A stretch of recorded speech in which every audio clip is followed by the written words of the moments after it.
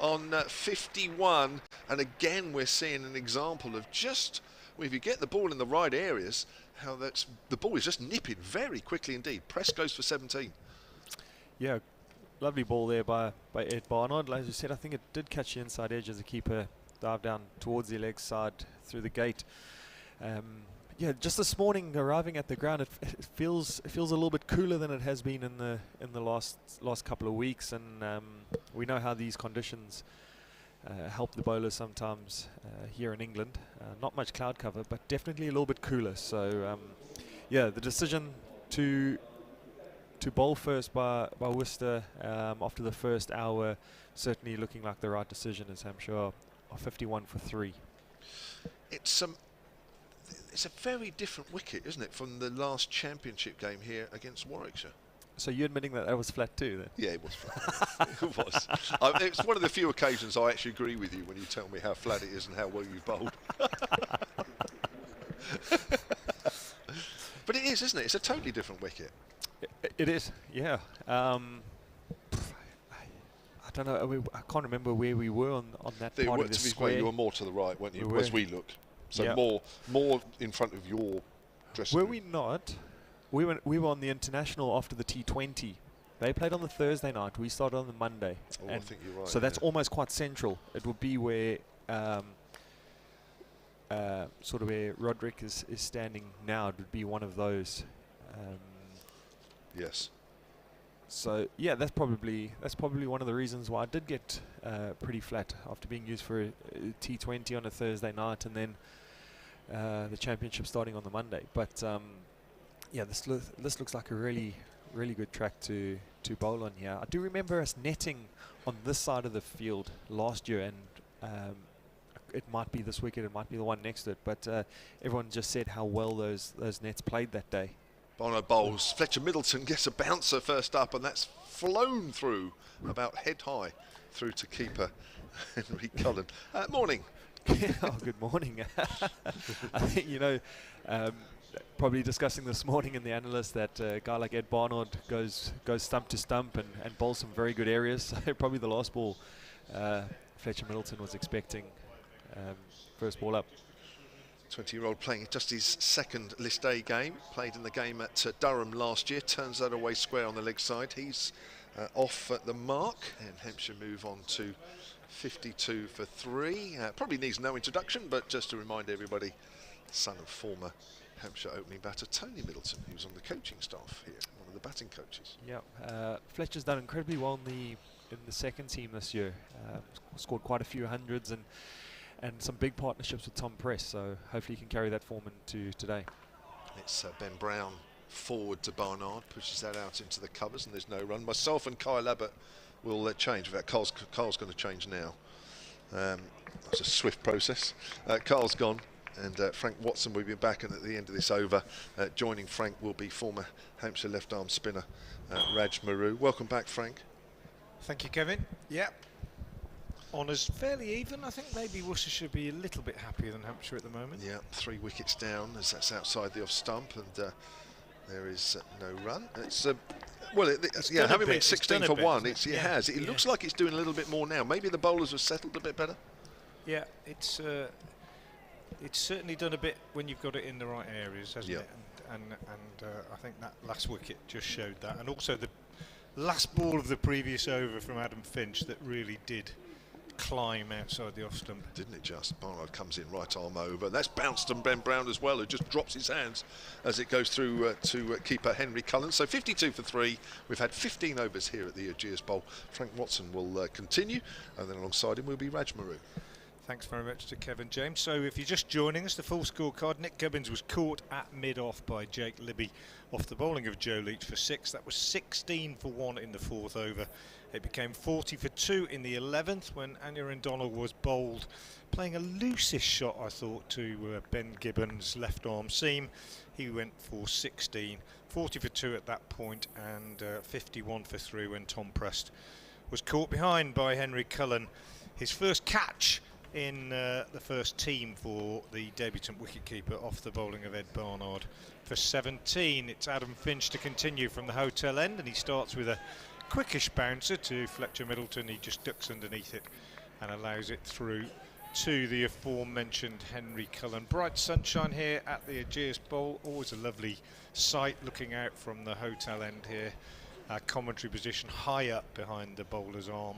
Well, kind of high over, long on really.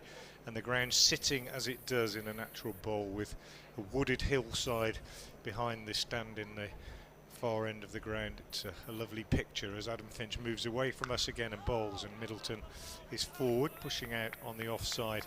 And there's no run. Good morning to Raj Maru for the first time. Raj, I would say possibly Worcestershire's first hour just.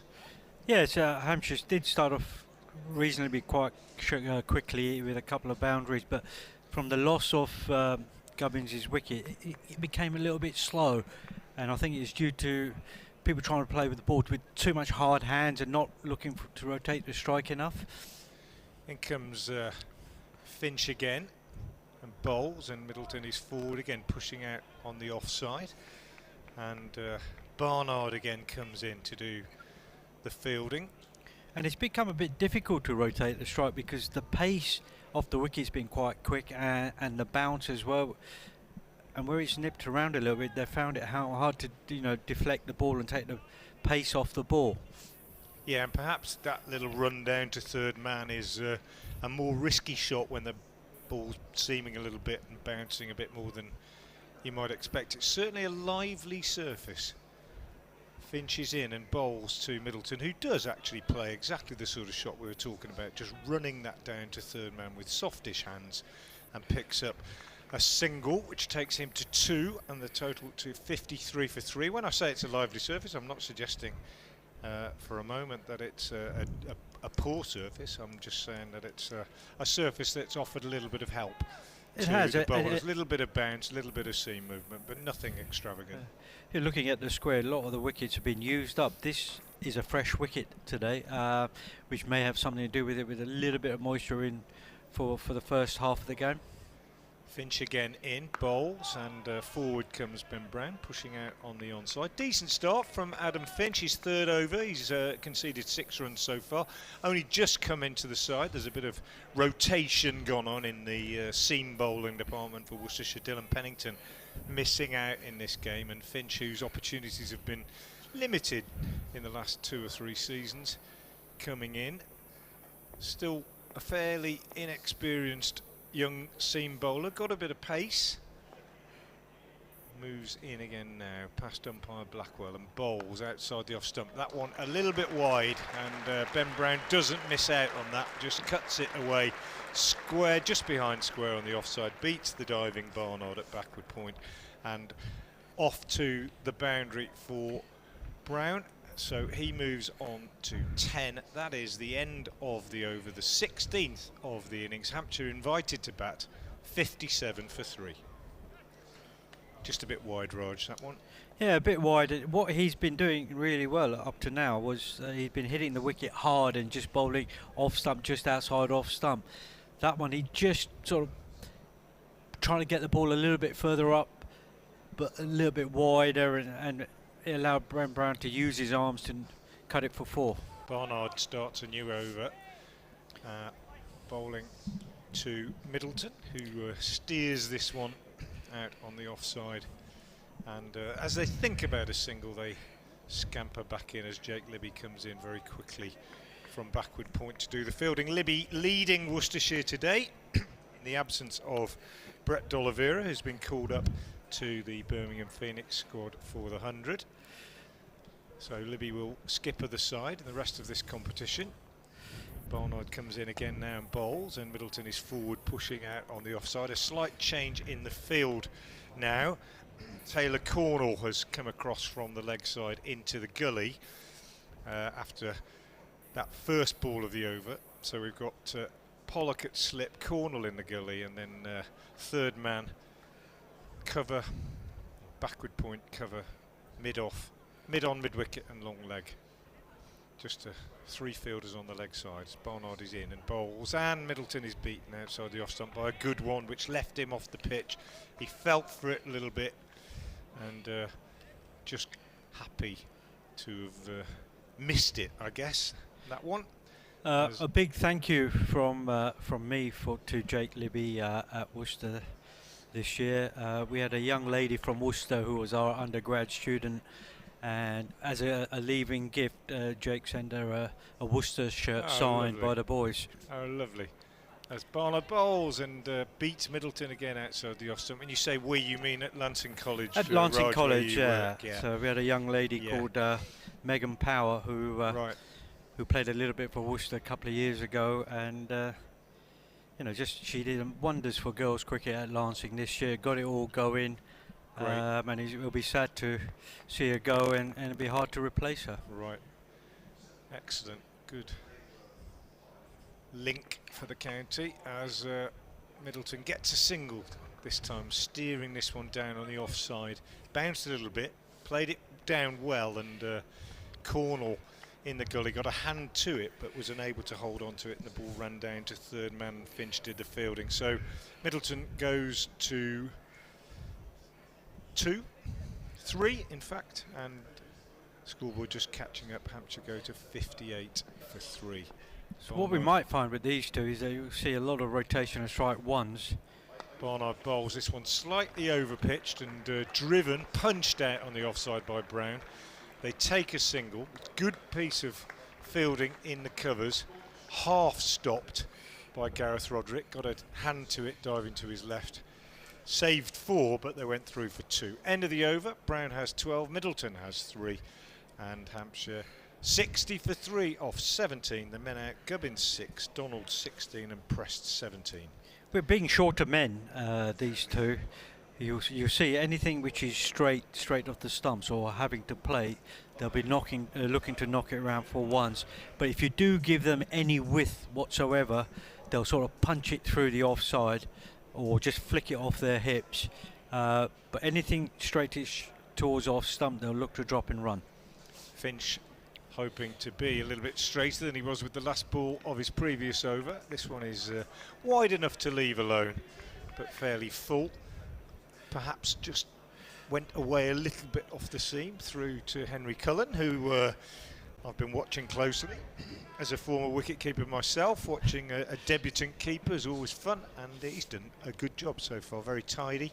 Picked up one nice catch off the bowling of Ed Barnard, and he's a very capable batsman as well, young Henry Cullen. So although he'll be down the order today, it's a big day for him, and he's kept well so far. Finch in again, bowls, and this one is nipping back and takes Middleton on the pad. Big shout for LBW. Looked straight but too high, I think, probably from what I can see from up here. We're in a very elevated position behind the bowler's arm, or down at long on, and not always easy to judge height on that basis. Have yet to see a replay of that one, but umpire Blackwell was not impressed, and it wasn't one of those appeals where you felt that they really believed in it, although it was taken up both in front and behind the wicket. Here's Finch again, right arm over, bowls to Brown, who plays that nicely. Middleton, I beg your pardon, plays that nicely down to third man. That shot that Raj Maru was talking about in the previous over from Finch, just letting the ball come and playing it a little bit later,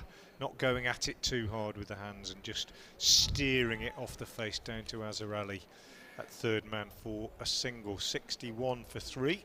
Middleton goes to 4. Most of those LBW shouts today have all been so high. Too high. Seems to be a bit of bounce in the wicket. Yeah, it's got to be pretty full, hasn't it, if you're going to get one today, I think. As Finch bowls, that one was full and is just turned on the onside by Brown. Fielded at mid-on, and there's no addition to the score. Worcestershire's team today showing 4 changes from that which lost to Kent the other day. Josh Baker, the left-arm spinner, is left out because of a slight back strain, I understand.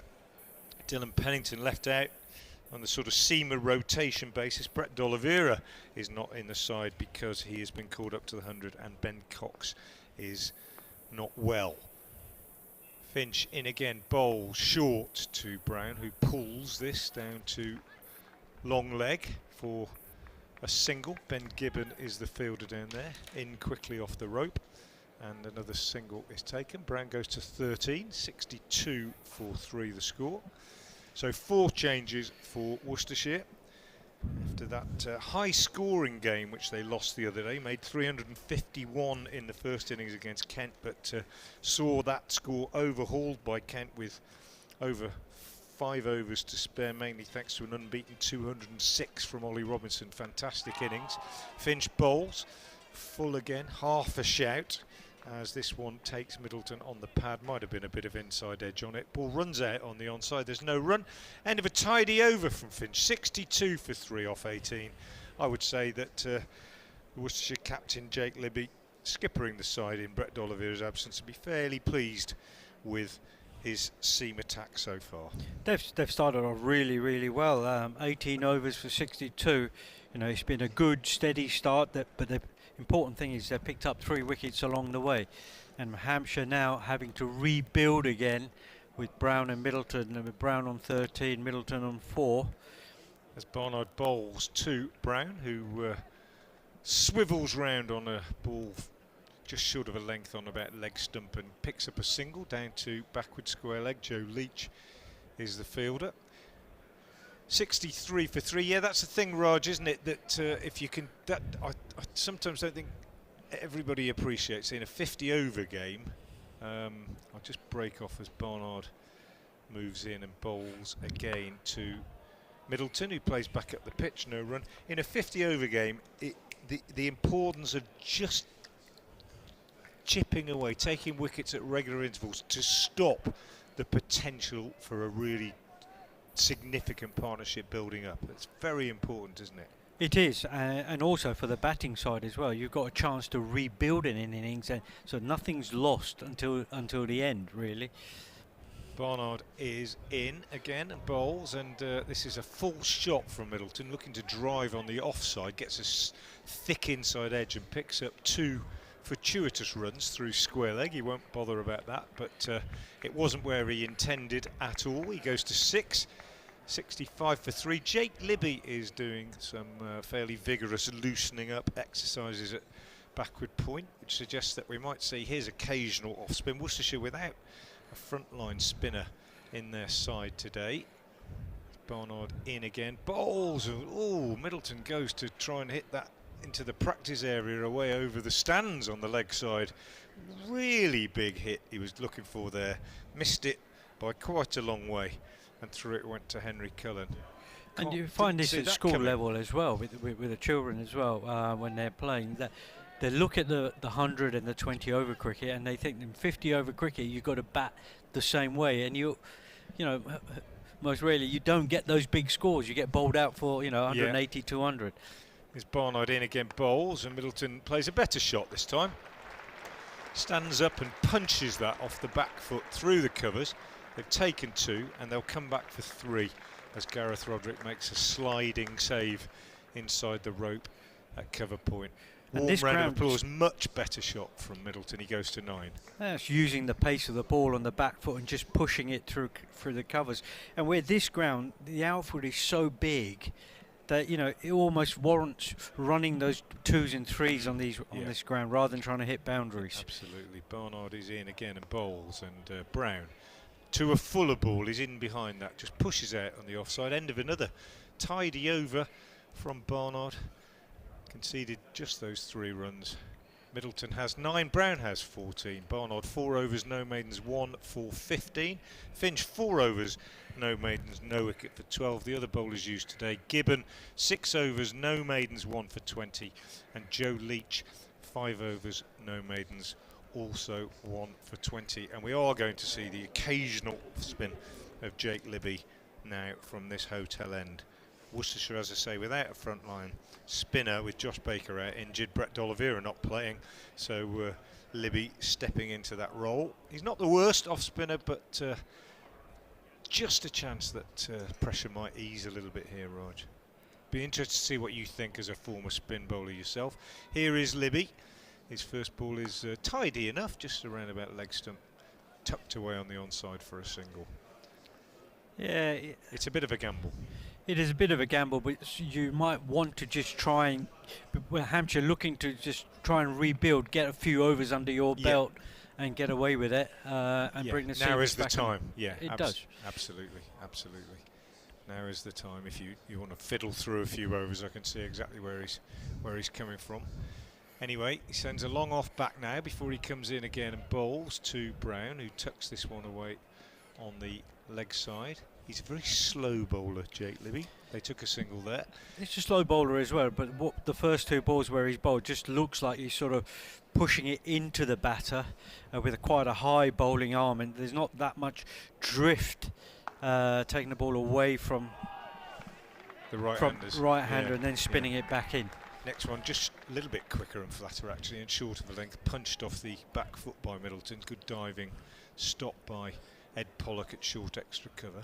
Here's Libby again, he's in and bowled. Nice delivery this time on a length, round about middle and leg, pushed back to him by Middleton. Libby in again, and a very slow delivery, loopy sort of off break, driven up to Adam Finch at long off, and they take a single. He's not a bowler like I've seen in the white ball cricket so far this season. Is that somebody who bowls it into the wicket? No. He's type of bowler who gets it up in the air slow. Yeah, he bowls again now, and this one's tucked away uppishly on the leg side past Barnard for a single. Gets through his over quickly. 4 singles came off it. End of the over. Hampshire are 71 for 3. 70. Ooh, scoreboard's gone backwards. Scoreboard's gone backwards. Now it's gone forwards again. 72 for 3. Middleton is 11. Brown 16. Yeah, tidy over. Yes, he is. He's an occasional off spinner, isn't he?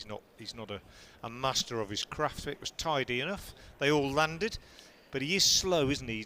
We see a lot of off spinners, particularly in white ball cricket now, bowling at sort of 55 miles an hour. If you put the clock on them, I'm guessing that over from Libby was a lot slower than that, Raj. Here's Barnard again from the far end, bowling towards us. Runs in, and his first ball is pushed out on the offside by Ben Brown, and there's no run. Raj, what sort of pace do you reckon you used to bowl if you were looking at the speed guns now and you see anything between around about 50, 55. Yeah. You want to try and get the ball up there. Barnard from the pavilion end, then in again, right arm over the wicket, bowls to Brown, who just nudges this one out to mid-wicket, where Taylor Cornell is the fielder, and there's no run.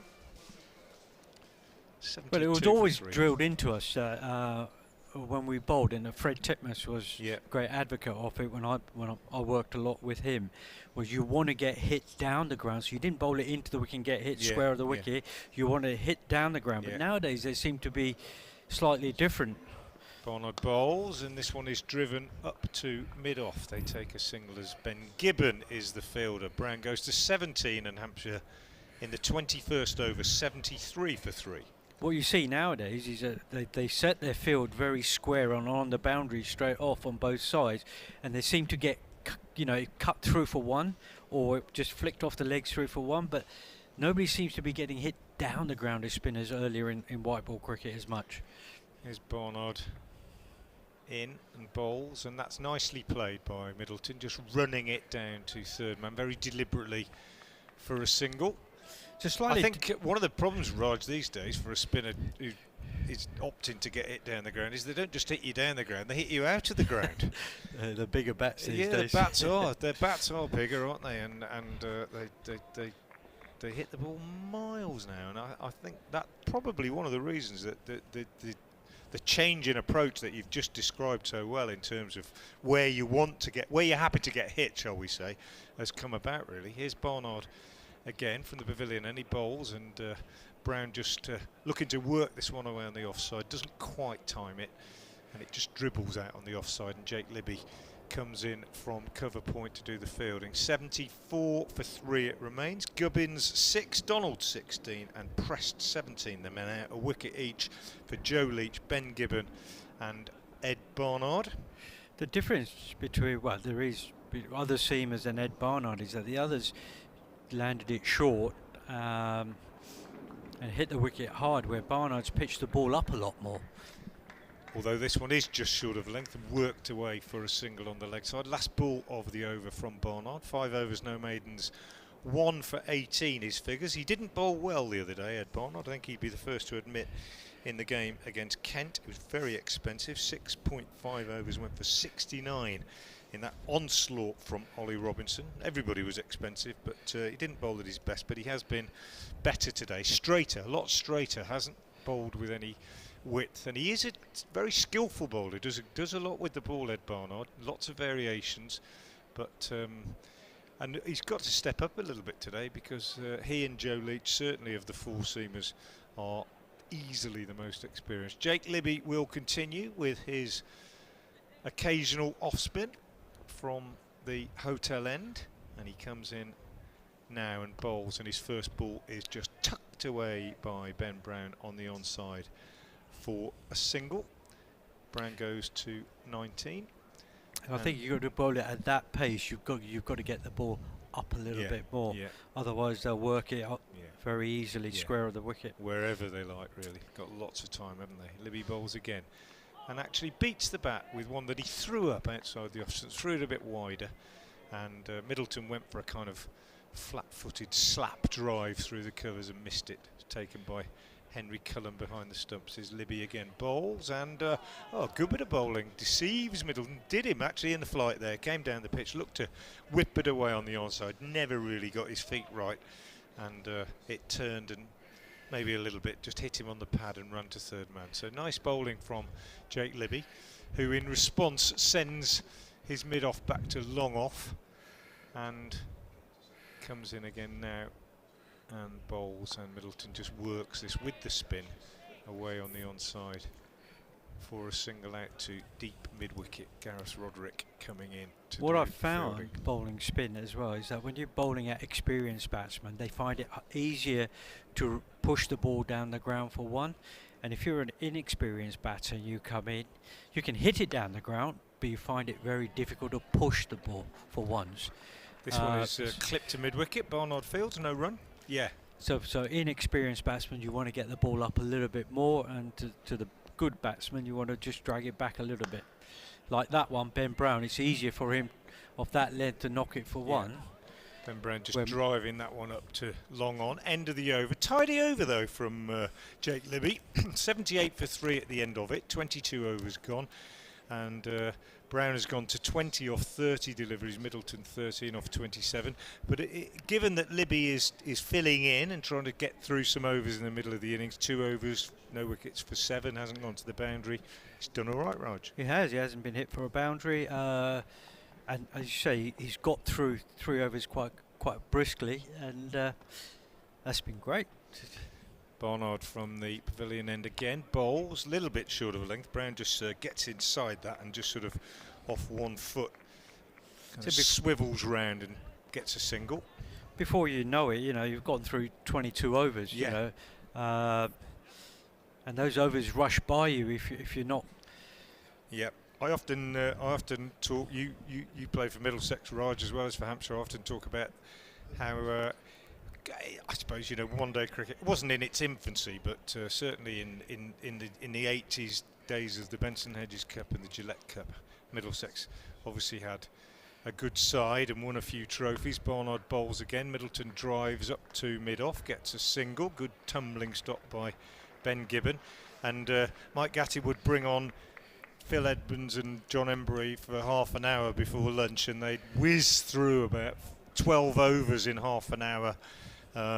And before you knew it, the scoreboard had gone from 25 overs to 30 odd overs, and it was a great tactic that paid off many times for them, didn't it? It did, and I enjoyed it when I came over to Hampshire. Barnard bowls, this one driven by Brown, but nicely fielded by Roderick in the covers, no run. Well, with our one-day success, with Sean Udall and I would come on just before lunch, and we'd get through so many overs so quickly that after lunch you only had about 8 overs left, 10 overs left for the opposition. I've got to nip off and do an update for BBC 7 Worcester. I'll do one more ball and then pass over to Kevin James. Ed Barnard bowling to Ben Brown, he's in now, and Brown just again swivels round and pulls it down to long leg for a single. 81 for 3. So these two batters have knocked the ball around for singles quite easily. Picking up 2s and 3s and over rather than the boundary. Boundaries, can't remember when the last time we hit a boundary. But because losing 3 wickets, it's been difficult for these guys, and the bowlers have bowled pretty well.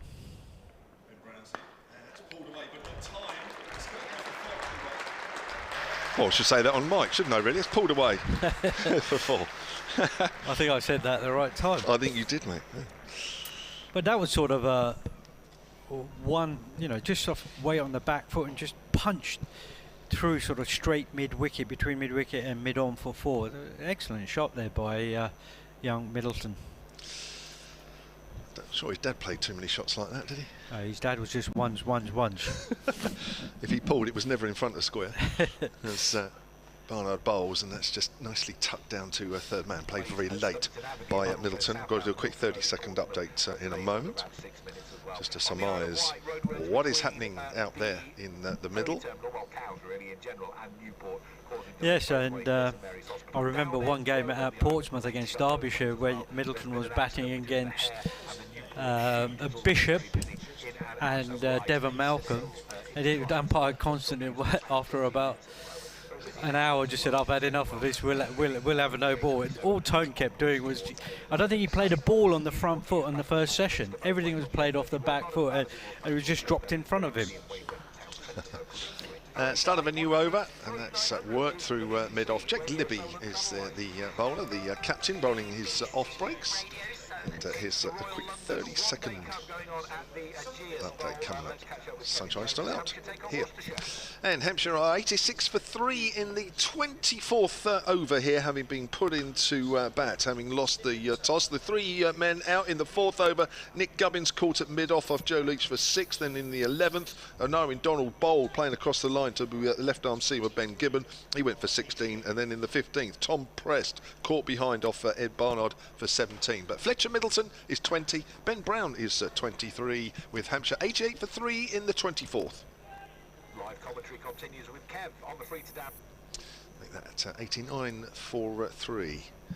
So, yes, Tony Middleton, of course, we played a lot with. But it's Ben Brown facing. That's flighted by Libby, driven out towards extra cover. Fielded by Ed Pollock, no run. I think that's where Tony was so good, and a good foil. He was. That's worked up to mid-on by Brown, moves on to 24. 90 for 3 now, Hampshire. It's good foil for somebody like Gordon Greenidge and Robin Smith, where he would go and just knock it around for ones and give them the strike, rotate the strike, and they would punish the ball. They certainly would. Here's Libby again, bowling commentary and the northern end, and Middleton just playing a little too early. Slight leading edge as it was played back to the bowler. He was looking to work that through the onside. And at 90 for 3 it is. 24 overs gone here at the Ageas Bowl. And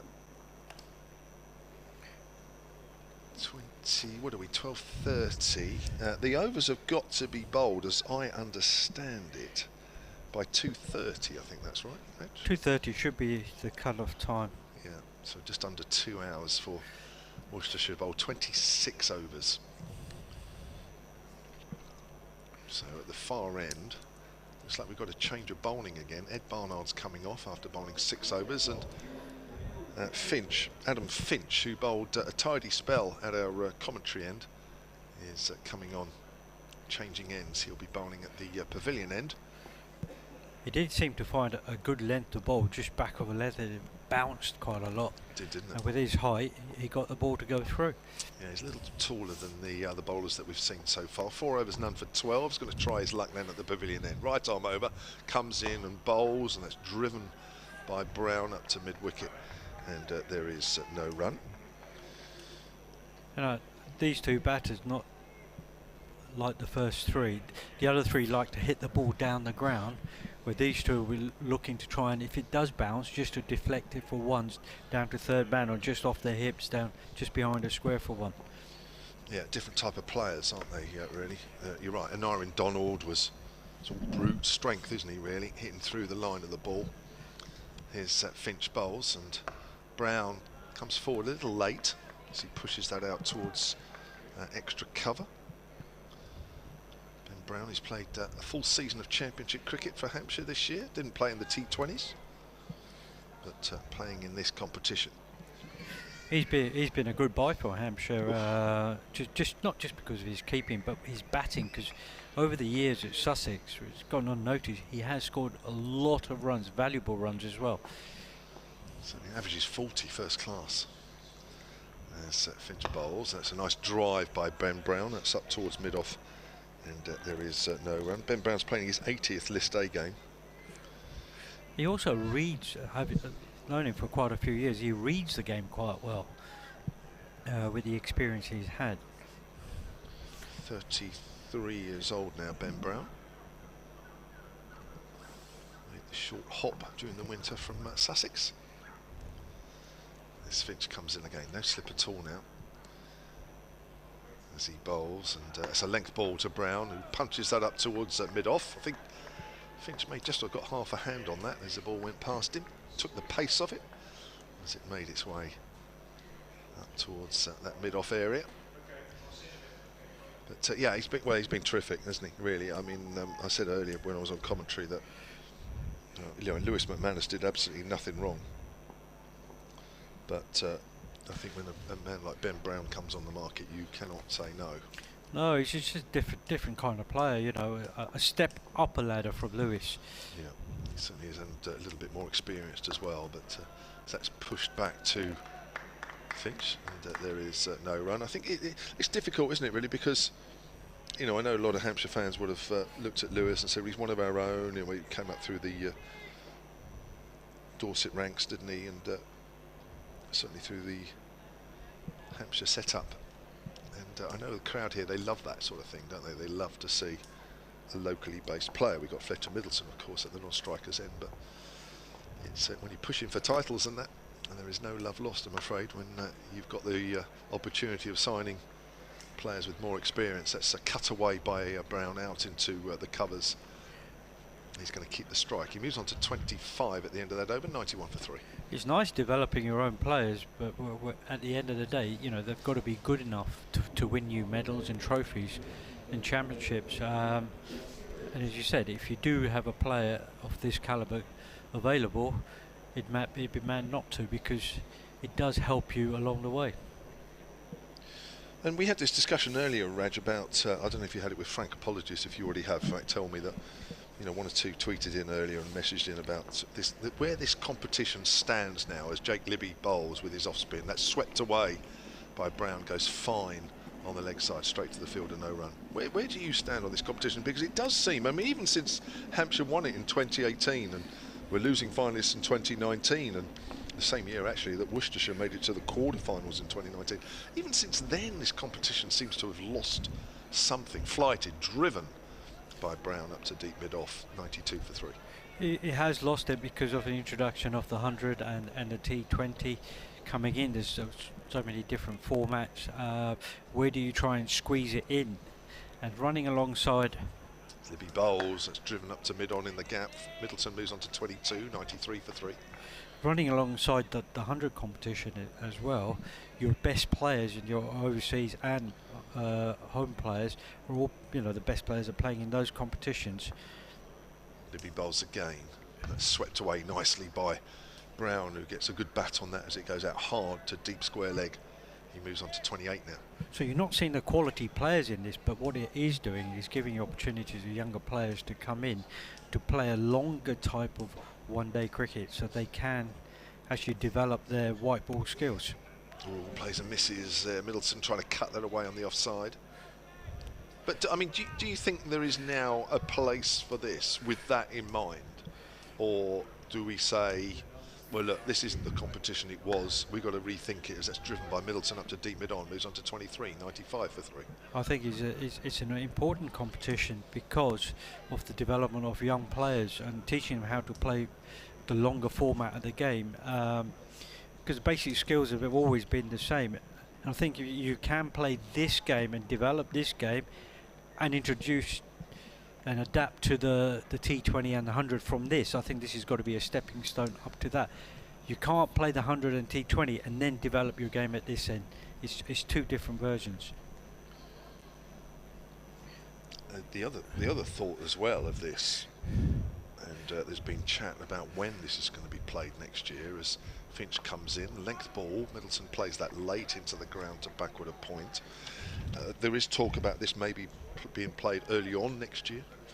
Yeah, you know, I'm an advocate. It doesn't matter when you play, what time of the year, this competition, as long as, you know, you have your best players available to play in it. That will bring more crowds back in, because you'll have better overseas players playing in it. You'll have your homegrown England players, international players playing in it.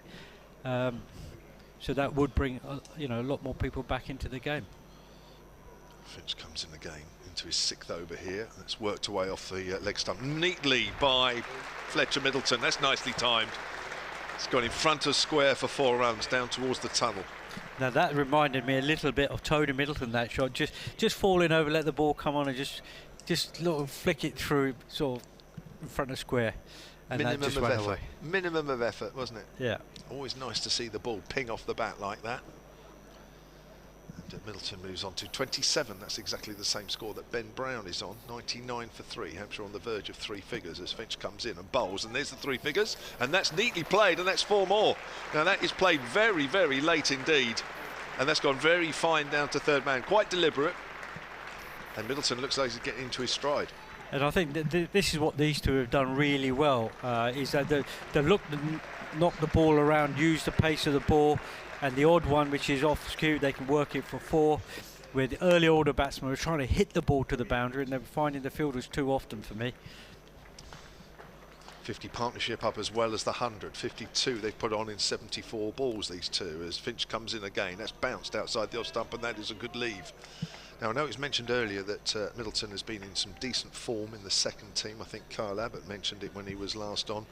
Just having a look here, got 124 and 55 in a second team game against Essex here back in June, and 92 and 78 in a second team game against Somerset down in Taunton last month. So, and he looks in good form. He looks in good touch. He does. He's facing Finch once more. The sunshine still out here at the Ageas Bowl. Works that ball from straight into the ground, and it bounces away just in front of square on the leg side. That's Taylor Cornell doing the fiend in there for Worcestershire, who made 4 changes to the side that lost to Kent in their first game. This for Hampshire is their first game in this competition. They made 1 change from the side that beat Dorset. All the counties were playing national counties in warm-up matches. Worcestershire inevitably playing Herefordshire, with whom they won.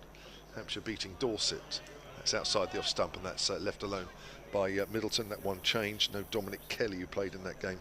Ben Brown, who we're watching now, into the Hampshire side. So Middleton 31, Brown is 27. These two came together when Tom Prest was caught behind in the 15th over for 17, 51 for 3 it was then. 27 overs gone.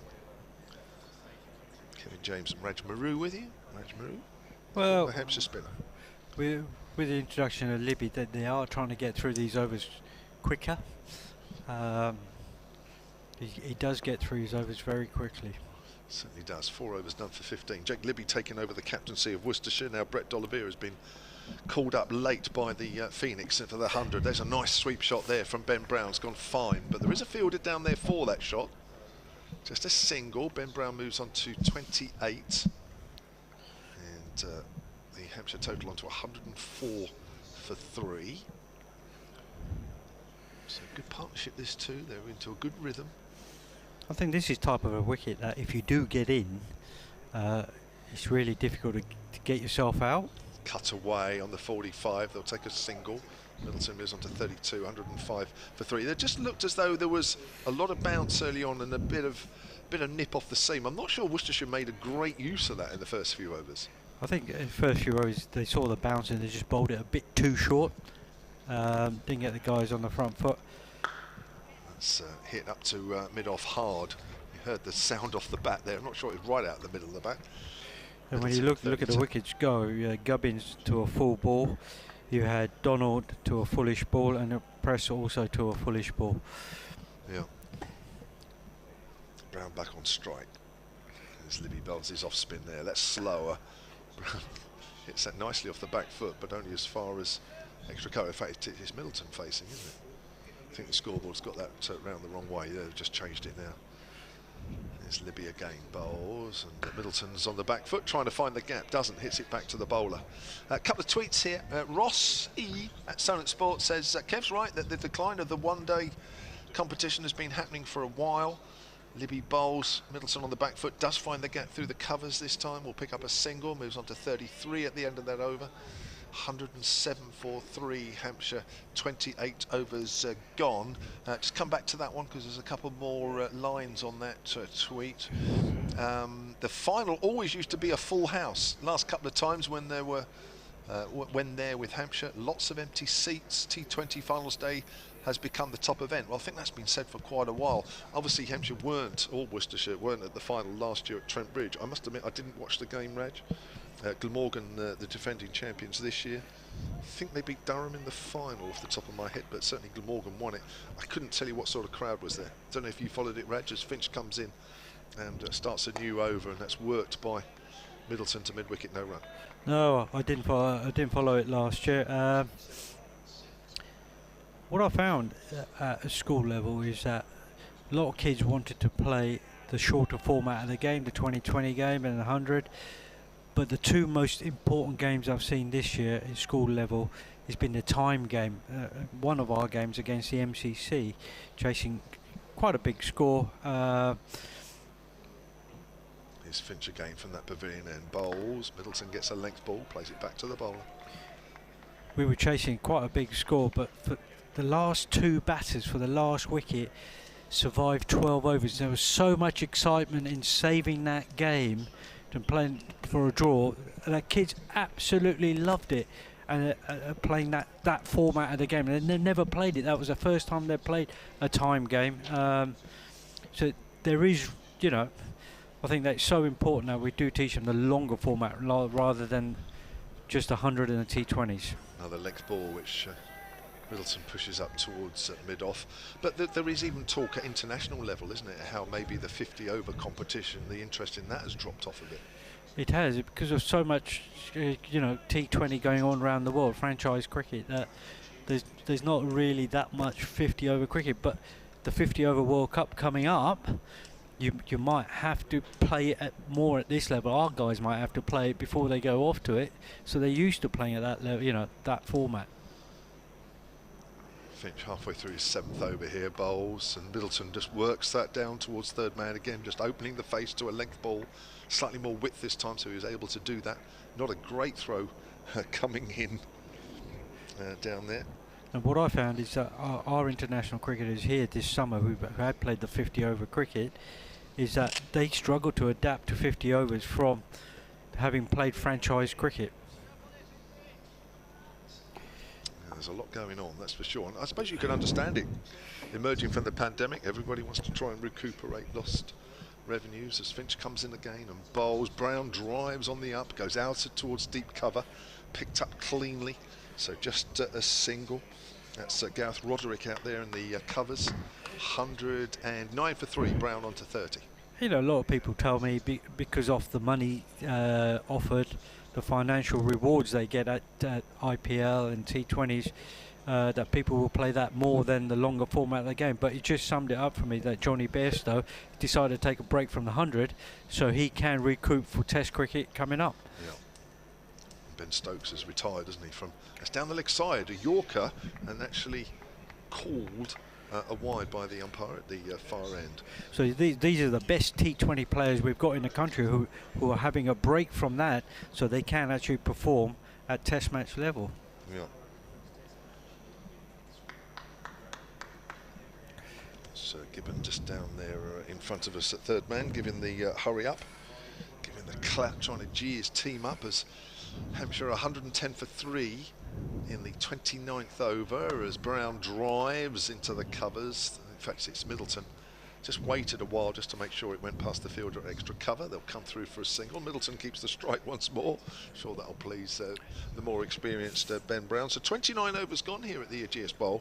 Hampshire are 111 for 3 with Fletcher Middleton, the 20-year-old. It's been a crucial partnership, this, for 35. Hampshire. Yeah, it has, isn't it, really? And yeah, Ben Brown 30. These two came together with a score on 51, so they've put on 60 so far. Yeah, precarious situation, weren't they, with Gubbins, Donald and Prest all going within, what, 11 overs of each other. 16 for 1, 51 for 3. Ball bouncing a little bit, nipping around a bit. Taylor Cornell is the new bowler for Worcestershire, and he has played 2 List A games before, both for Lancashire, and has been signed from that county for a year by Worcestershire, and he bowls some slow left armers. It's round the wicket, flighted, and that's driven up to mid-off by Middleton, who moves on to 36. So lots of new names. 23-year-old Taylor Cornell, one of the 4 changes that Worcestershire have made for this game. So he's playing just his 3rd List A game. Yeah, he's got a nice sort of steady approach to the wicket. This will be something you'll take great pride in, Raj, watching him. That's slapped away to extra cover. No run by Ben Brown.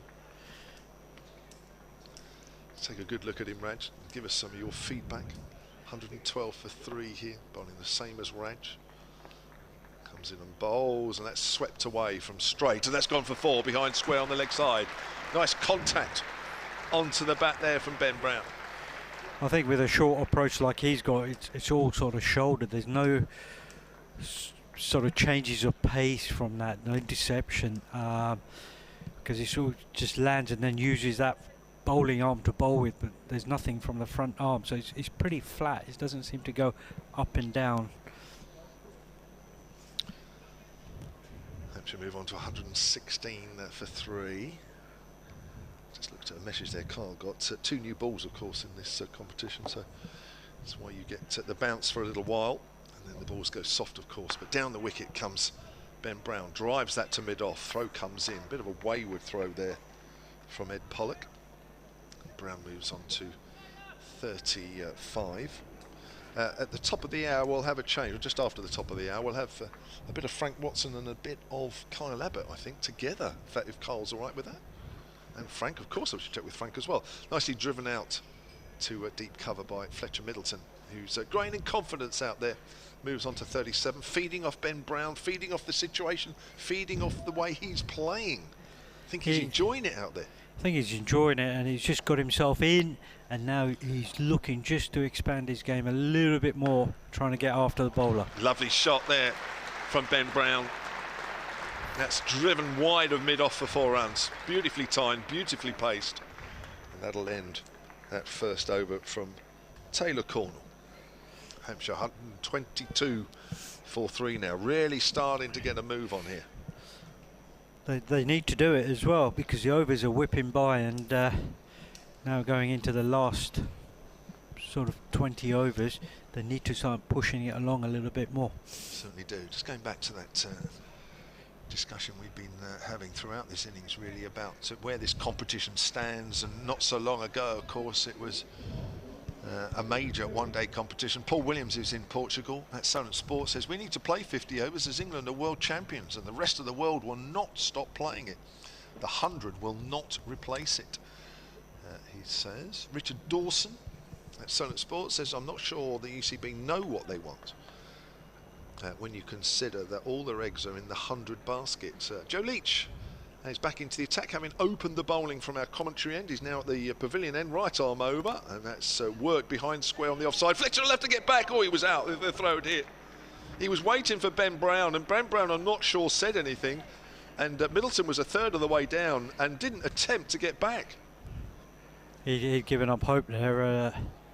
I think he didn't look at the fielder where he was picking the ball up. He was just looking at Ben Brown, and then when Ben Brown stopped running, turned round, it was too late by then, but for his fortunes, fielder missed. Ed Barnard with the throw there, just had his hands on his head there. I don't think he realised just how far the batter would have been out. I think we were all surprised. Anyway, Middleton's still there. Leach bowls, works it straight to Barnard this time. There certainly isn't a run there. Back to Richard Dawson's tweet. He says the ECB don't know what they want when they consider all their eggs in the 100 basket. The one format which no other country plays, and there isn't a World Cup. Seems bizarre that the clubs still don't know what the structure of the county championship will be next year. They might have half an idea, I don't know, but certainly for the rest of us we don't. But I know that thing, the argument about the 100, I know keeps coming up time and time again, and that's whipped away in the air, quite deliberate there by Fletcher Middleton, through mid-wicket, one bounce for 4. Lovely shot. Yeah, it was a great pick-up, that slightly overpitched there by Leach, and Middleton whipped it over mid-wicket with one bounce and 4. I saw some comments from Mickey Arthur a few weeks ago, the Derbyshire head coach, saying, why on earth is anybody playing the 100? It's not played anywhere in the world. I just don't think that's the point. I really don't. I don't know what you feel, Raj, but for me, I think the 100's great. When I work with people who are an awful lot younger than me, and when I talk to one or two people that know nothing about cricket, that's pulled away just over mid-wicket, and there's 4 more. Not as good as the shot before. It wasn't out in the middle of the bat, but it is a boundary. It was a slightly shorter ball this time by Leach, and Middleton pulled it just over the head of mid-wicket. And that ran away for 4. Didn't hit it as hard, no, but it just crept over mid-wicket for 4. Certainly did. I just wonder if the extra bounce there maybe just caught Middleton slightly off guard there, but he moves on to 45. That's come off 57 balls. Good strike rate, 78. Brown just behind that with 39 from 52, but it's Fletcher Middleton in good form here as he works that behind square. Again, it goes to Barnard. And there is no run. I just think, personally, from the 100, I think it's brilliant. And as I say, a lot of people that don't know anything about the game ask me about the 100 or mention it. People that you wouldn't even think would talk cricket. And I think that's what it's all about. Put it in its own compartment and then worry about everything else.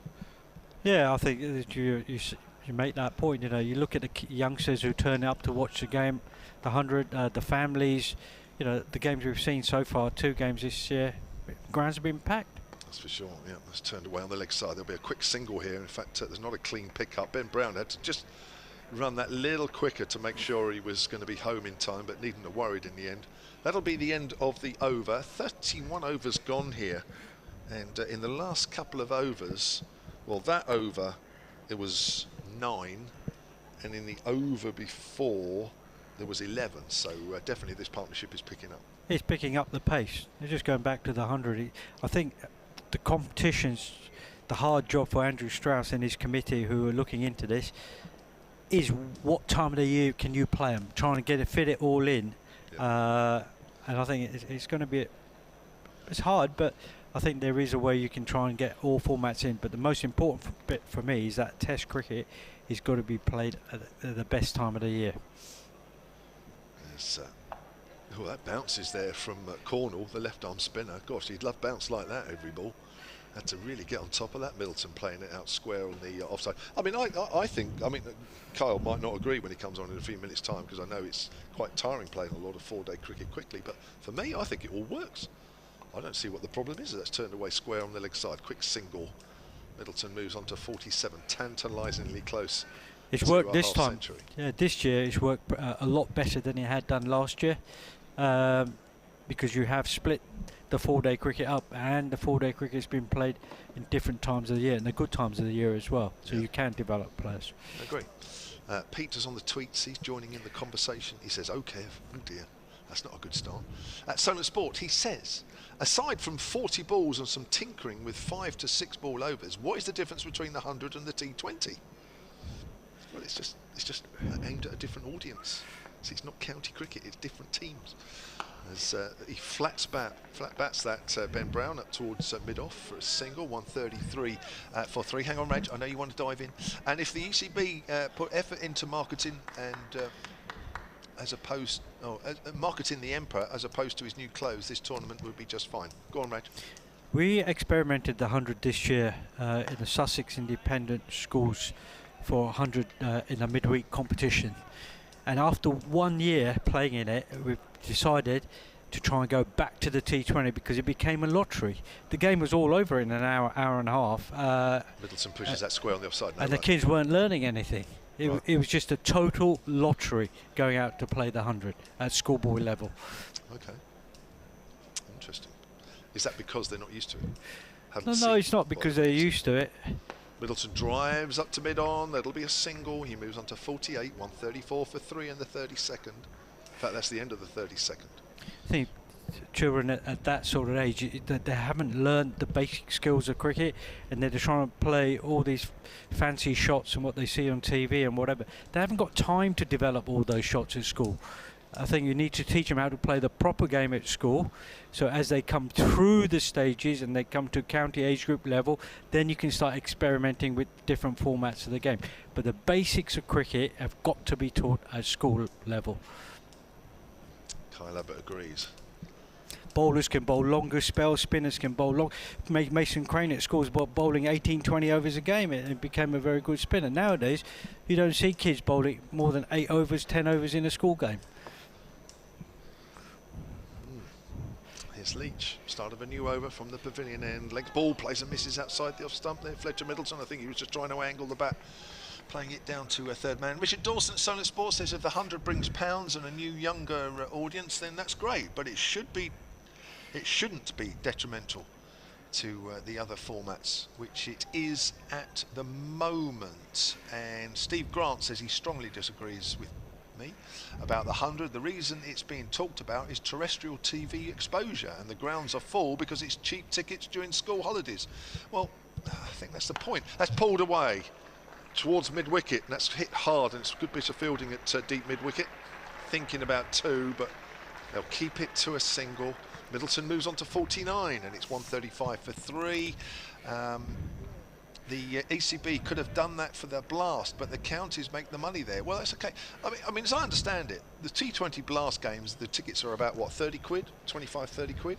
And for the 100, I think I've seen tickets at £12. Well, I mean, to be honest, if I had a family of 5 going or 6 going, what would I choose? Would I choose £12 a ticket? Would I choose nearly £30 a ticket? Just saying. 135 for 3 as Leach comes in, bowls. That's whipped away by Brown on the leg side. That'll be a single. He moves on to 41, 136 for 3. I don't know, Reg, you probably earn far more than I do, so that's different. I brought my son over for a T20 Blast game here this season. Yeah. And I'll tell you what, by the time we got here, we had a couple of drinks, we had something to eat, and then something to eat on the way home. I didn't get short of £100 for the day. Well, that's just the thing, isn't it? And that's the same up and down the country. And I think, so there's a different market there, and that's fine. I don't see what the problem is. Different markets.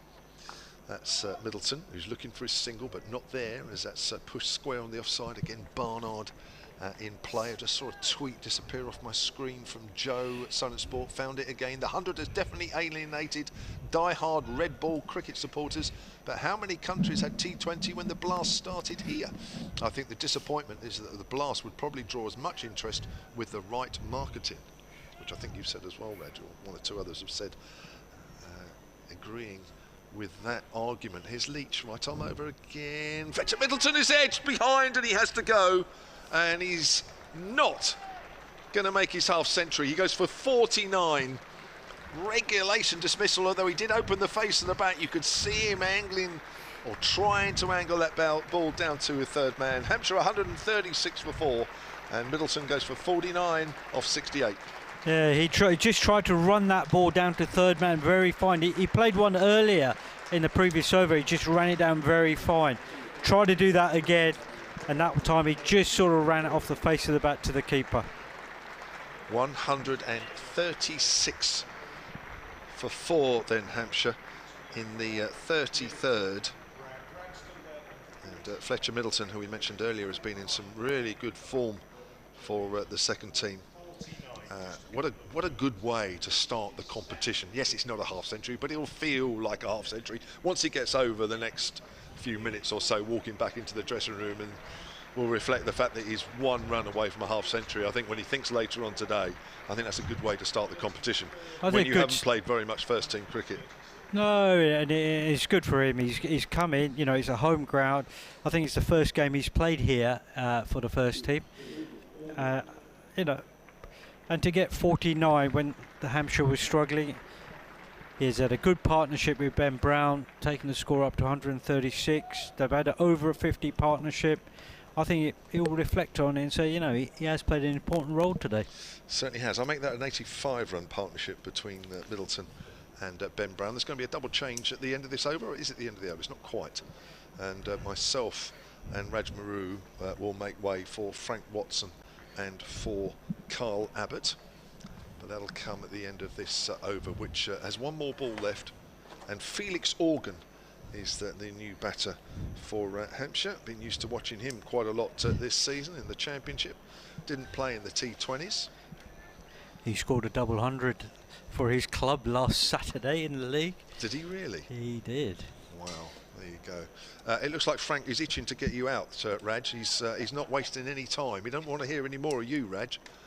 And he's whisked your headphones out of its socket. Well, he puts himself on. And I'll just keep talking for this ball. So 136 for 4. And Felix Organ to face Joe Leach. Last ball of the 33rd. As Leach comes in and bowls, he gets wrapped on the pad there. Half shout there from Leach. End of the over.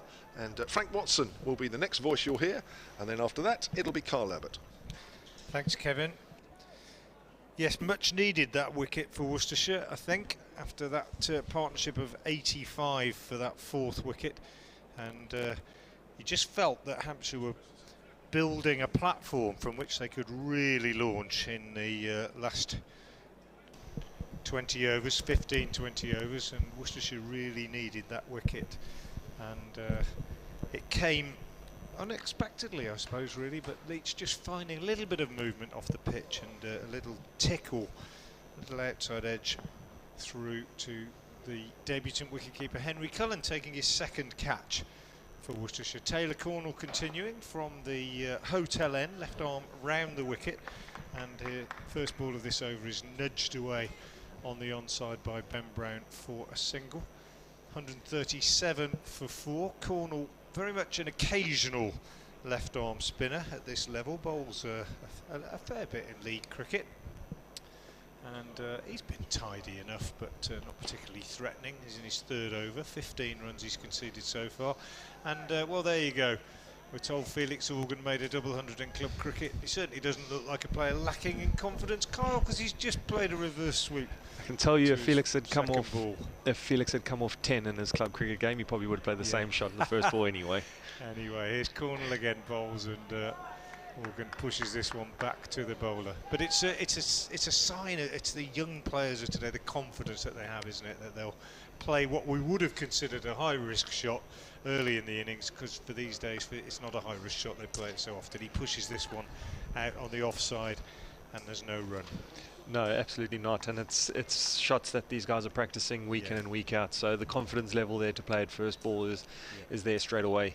Cornell bowls again, and Organ plays more conventionally this time, gets a run as he gets inside a ball that is just a little bit shorter and cuts it away out to Kashif Ali on the cover boundary, and they just jog through for a single. 138 for 4. 1 ball left in the 34th over. Cornell bowls, a little bit more air given to this one, and Brown mistimes his drive, looks disappointed with himself as he doesn't get that one away. Cornell fields, tidy over from the occasional spinner. 3 overs, no maidens, no wicket for 16. His figures now, but just stressing, as I was saying at the beginning of the over, Carl, how important that wicket was for Worcestershire, because it just means they can regain a little bit of control. It was just drifting away, wasn't it? Yeah, absolutely. Just getting a few reports back from the change room that it was quite difficult this morning in the first 10 overs with the 2 new balls, quite a bit of movement. So that was a crucial partnership between Brown and Middleton to get Hampshire back into a good position at 30 overs.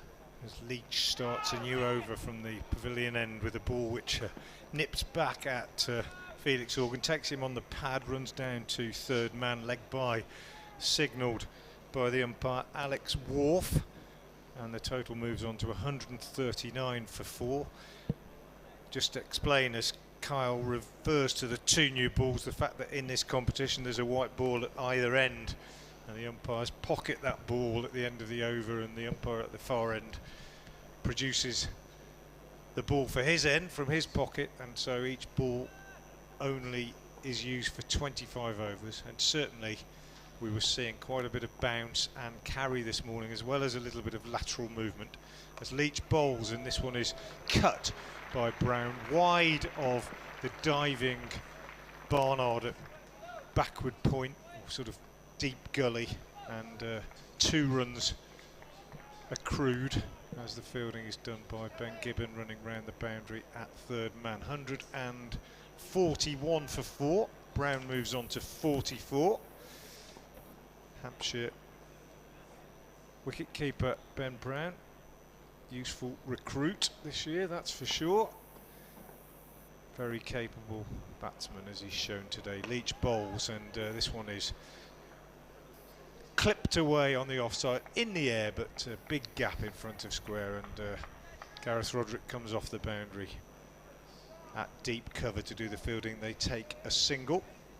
That takes Ben Brown on to 45. It's 142 for 4. If you're just joining us today on the stream, on the BBC Sports app, or on 5 Live Sports Extra, Hampshire put into bat by Worcestershire, and they are 142 for 4 in the 35th over as Leach comes in and bowls a bouncer to Felix Organ, who ducks underneath that. You don't see Joe Leach bowl many bouncers these days. He used to a little bit more in his youth, but just occasionally bends his back and whacks one into the surface, as he did there, and it cleared the ducking Organ's head by some considerable margin. The men out today.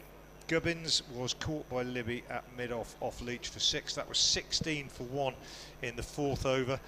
And Uren Donald then bowled by Ben Gibbon for 16, 40 for 2 in the 11th. I'll just break off as Leach bowls again now to Organ, who pushes this out on the onside, and there's no run.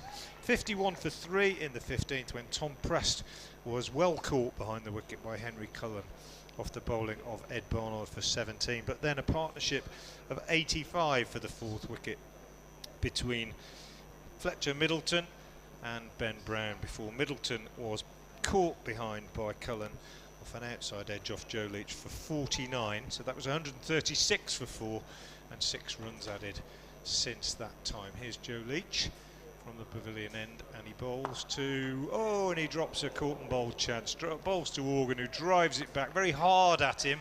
Leach got both hands to it, couldn't cling on. The ball escapes him, and he looks disconsolate as he takes his cap and sunglasses from the umpire. A real chance there for a sort of double strike from Joe Leach, having picked up a wicket in his previous over. 142 for 4. Kyle Abbott, the Hampshire bowler, is alongside me, and you'll know better than most, Kyle, they're not very easy to cling on to, those coming straight back at you like that. No, absolutely not. They normally the last thing you expect in your follow through. Suddenly the ball's right in front of your face, and sometimes it's just a reaction to protect yourself, and normally an attempt at a catch. But yeah, that one was hit straight at Leach, and almost clung onto it, but not quite. In comes Taylor Cornell, and bowls left arm round the wicket to Brown, who reverse sweeps him, but straight to Joe Leach at backward point, so there's no addition. 142 for 4 it remains here at the Ageas Bowl. Just clouded over a little bit, but it's a pleasant scene as we look out, and Brown picks up 2 runs this time, tickling a fuller delivery from Cornell just off his pads down to short fine leg, where it's pursued by Adam Finch, and they take 2 runs. 144 for 4. Cornell in again, bowls quicker delivery down the leg side, nicely taken by Henry Cullen, but signal wide by umpire Ian Blackwell. So Cornell, looking to correct his line, comes in and does so. This one's outside the off stump, and he's got a wicket because he's thrown it up wide, and of Ben Brown, he'll feel, I'm afraid, that he's thrown his wicket away there. He's chased a wide one, tried to sort of flat bat it through the covers, got it all wrong, and gave a catch to Jake Libby, I think it was, at short extra cover. bit of a strangle, really, Kyle, that one. It was a bit of a strangle, but credit to Worcester there. It looked like they had their field placed just right. Two extra covers quite close to each other, and a man out on the point boundary, almost inviting Brown to hit over those two men, but the Cornell went slow and wide there, and the ball just never looked like it got to Brown, and catching the toe end and presenting Libby with quite a simple catch in the end. Yeah, first ever wicket for Taylor Cornell in Worcestershire first team game, and he was delighted with it, as you could see from the celebrations. And I think, well, Worcestershire delighted with Joe Leach having put down that chance in the previous over, albeit not the same batsman. They've now got two newish batsmen at the crease at the same time, and an opportunity to get a bit of control when it looked just 3 overs or so ago as it was very much slipping the other way. So good breakthrough by Worcestershire, or good double breakthrough really, sending back Middleton for 49 and Brown for 47. Ian Holland is the new batsman coming out to the crease, and Worcestershire will hope that they can just well, get through these next 4 or 5 overs and just fairly cheaply and regain some control. But they'll certainly be happier out there than they were 10 minutes ago, Carl. Yeah, absolutely. Wickets are so key during the middle overs of a 50-over game, and just looking where Hampshire were at around the 30-over mark, obviously a wicket or two less than they would have liked, but not too far off 150. They're around 130 there, and that's kind of a benchmark. You kind of look at 150 for 2 around there, so they weren't that far off, but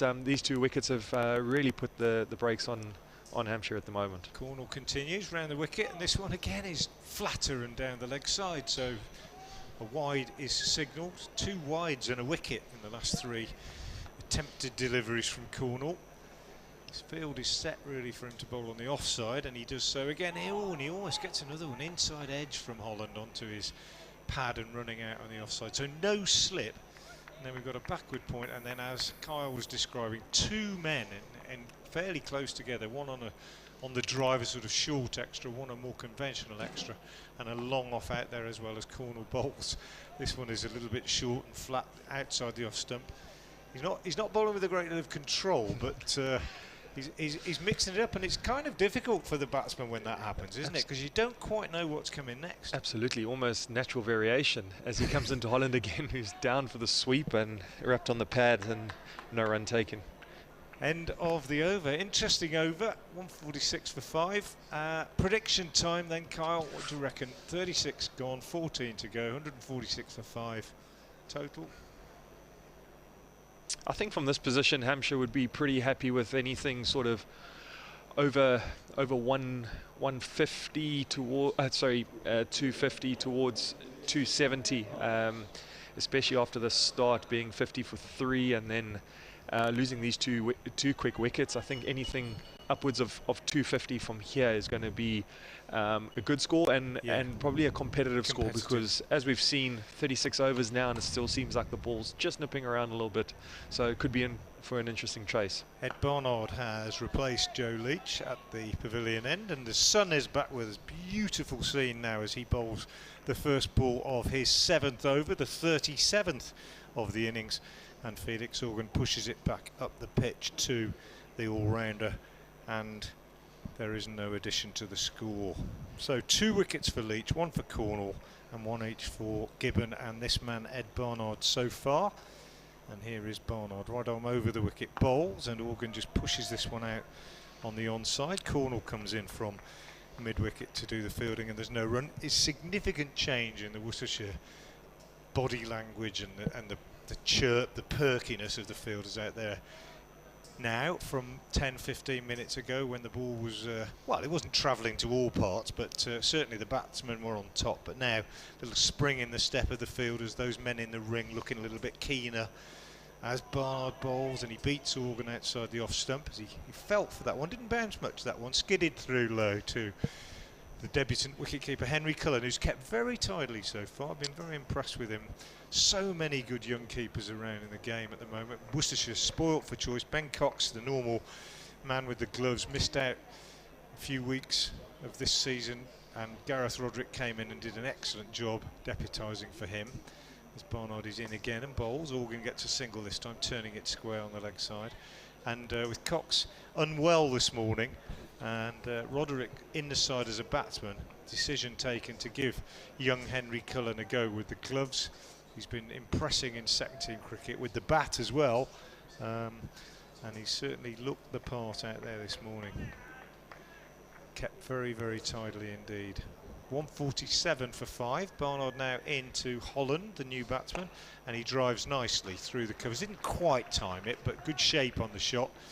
Beats Roderick, Pollock, I should say, at short extra, and Roderick runs round from his position on the cover boundary to do the fielding. Holland is off the mark with that single, and it's 148 for 5. You're listening to live cricket from the Ageas Bowl here on BBC 5 Live Sports Extra and on the BBC Sports app. Barnard in from the pavilion and down the leg side, and that's a lovely diving take by Cullen, but although there's a sort of half appeal, no interest from the umpire. End of the over. I'm Frank Watson, and alongside me is the Hampshire bowler, not playing in this game, mainly these days restricting his efforts to red ball cricket, Kyle Abbott. And lovely to have you here, Kyle, and I guess we'd say at the moment honours about even. Yeah, I would think so. And if you had to put yourself into Libby's shoes and into Worcester's shoes, you'd be thinking now we can get another couple of wickets here and restrict Hampshire to something around 200 or less. It would most certainly justify winning the toss and bowling today. Taylor Cornell continues. Ooh, and well, I thought he might have got another one there, as that one was flat and went on with the arm, and Holland giving himself room, looking to play it out on the offside, ends up just squeezing it down into the ground. It bounces up almost between his pads, and there's no run. Plays a reverse sweep. It's the third time that the reverse sweep has successfully been played against Cornell in the last couple of overs, and on no occasion has it resulted in a run, because it's gone straight to Joe Leach at short third man. So Cornell certainly profiting when he gets his line better outside off stump, as he does here, just driven down the ground by Holland to long off for a single. Pollock is the fielder there. Singles won't worry Worcestershire too much at the moment, and certainly Cornell and Libby between them just trying to get through a 10 over block, really, a 10 over stint, with Worcestershire lacking a frontline spinner today. Cornell bowls, this one's dragged down. Worst ball he's bowled probably. A real long hop, and Felix Organ isn't going to miss out on that, just slapping it through mid-wicket for 4. Got what it deserved. The 150 is up for Hampshire in the 38th over, and well, you don't get many free gifts in county cricket, Carl, but that was one. No, absolutely, and just what Felix Organ needed there. He's going a little bit slow here, just 6 or 15, and that might just be a little bit impetus in his innings that he needs. Well, he has chipped the next ball up in the air, and he's got away with it because it's dropped between Barnard at mid-wicket and Roderick on the leg side boundary. Went for the slog sweep, got a top edge, went a long way up in the air, and just hung there as the two fielders ran in. Well, one ran back, the other ran in, and it dropped between the two of them. So 2 runs for Organ. He goes to 8, and perhaps wisely decides to be a bit more circumspect about this one and just pushes it up to long on for a single. He'll keep the strike. End of the over. He's on 9. Holland is 2. 38 gone, 12 left. Hampshire put into bat by Worcestershire. 156 for 5. Just going back to Leach's drop catch earlier and asking me how you react in that as a bowler. There actually has been one bowler that I've come across who used to practice that. And if anyone's come across him, you understand he's quite quirky. Imran Tahir. Oh, right. Imran Tahir used to bowl in an empty net by himself and have the coach hit a tennis ball back at him as soon as he's let the ball go. Yeah. Barnard bowls a lovely shot now, this time from Felix Organ.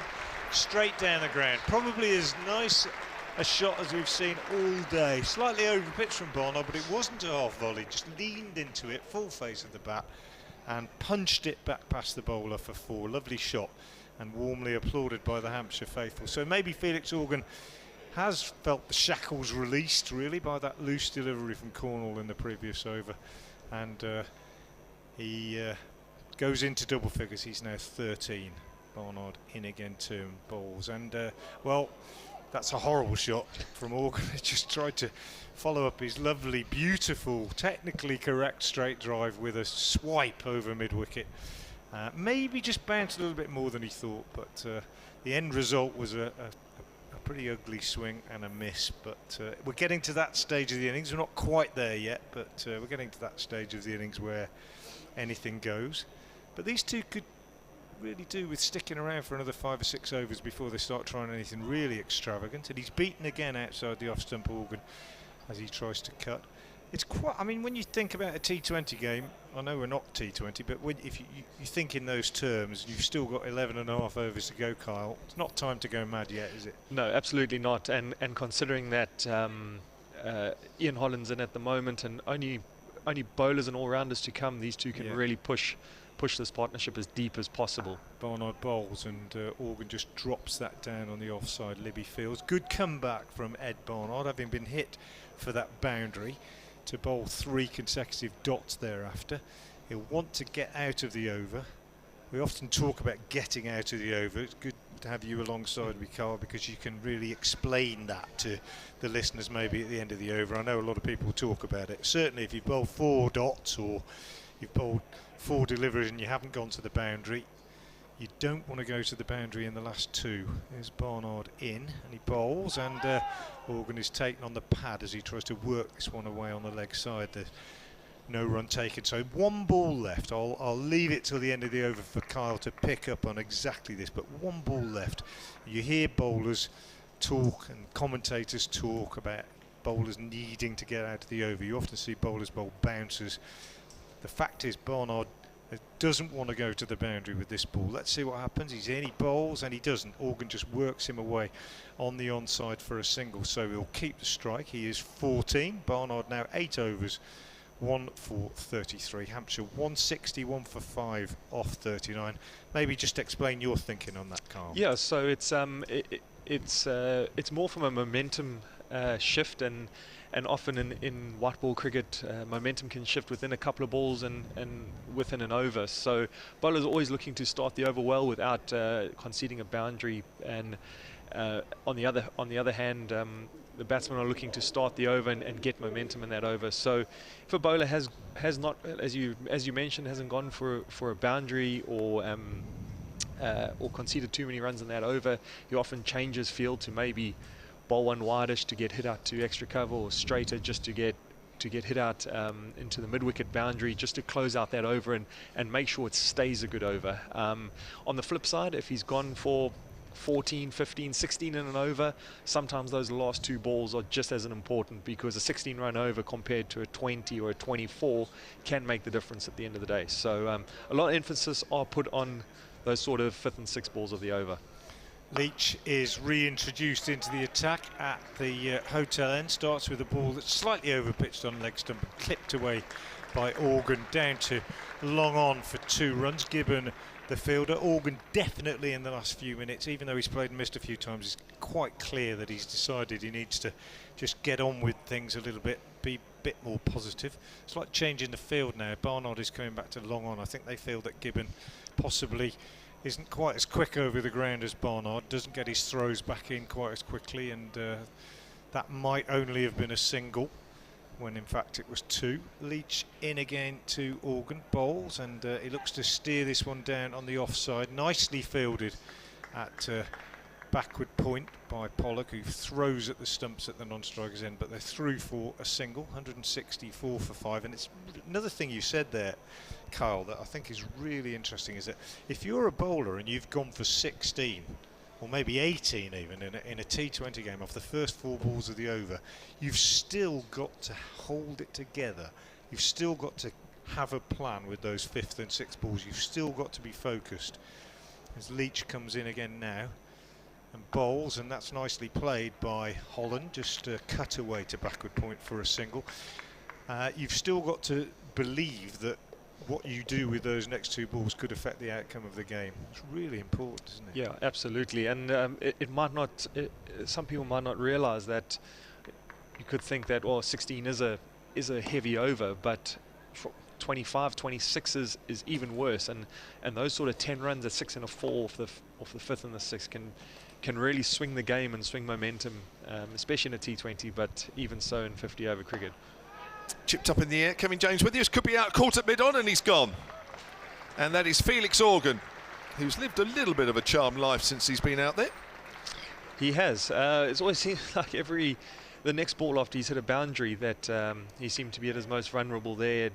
He'd pulled one off the back foot of the spinner for 4 and then nearly got caught, and straight after his straight drive, having a waft at Barnard. And yeah, I'm not too sure there if that one just got stuck in the pitch, if he was looking to just hit that down the ground too long on, but into the wind and to the bigger side. So yeah, not the greatest shot there for Felix Organ, who departs for 17 off 25 balls, and Hampshire 165 for 6 in the 41st over. I think the scoreboard's just gone off. I think it might be 40th. 40th over. Yeah.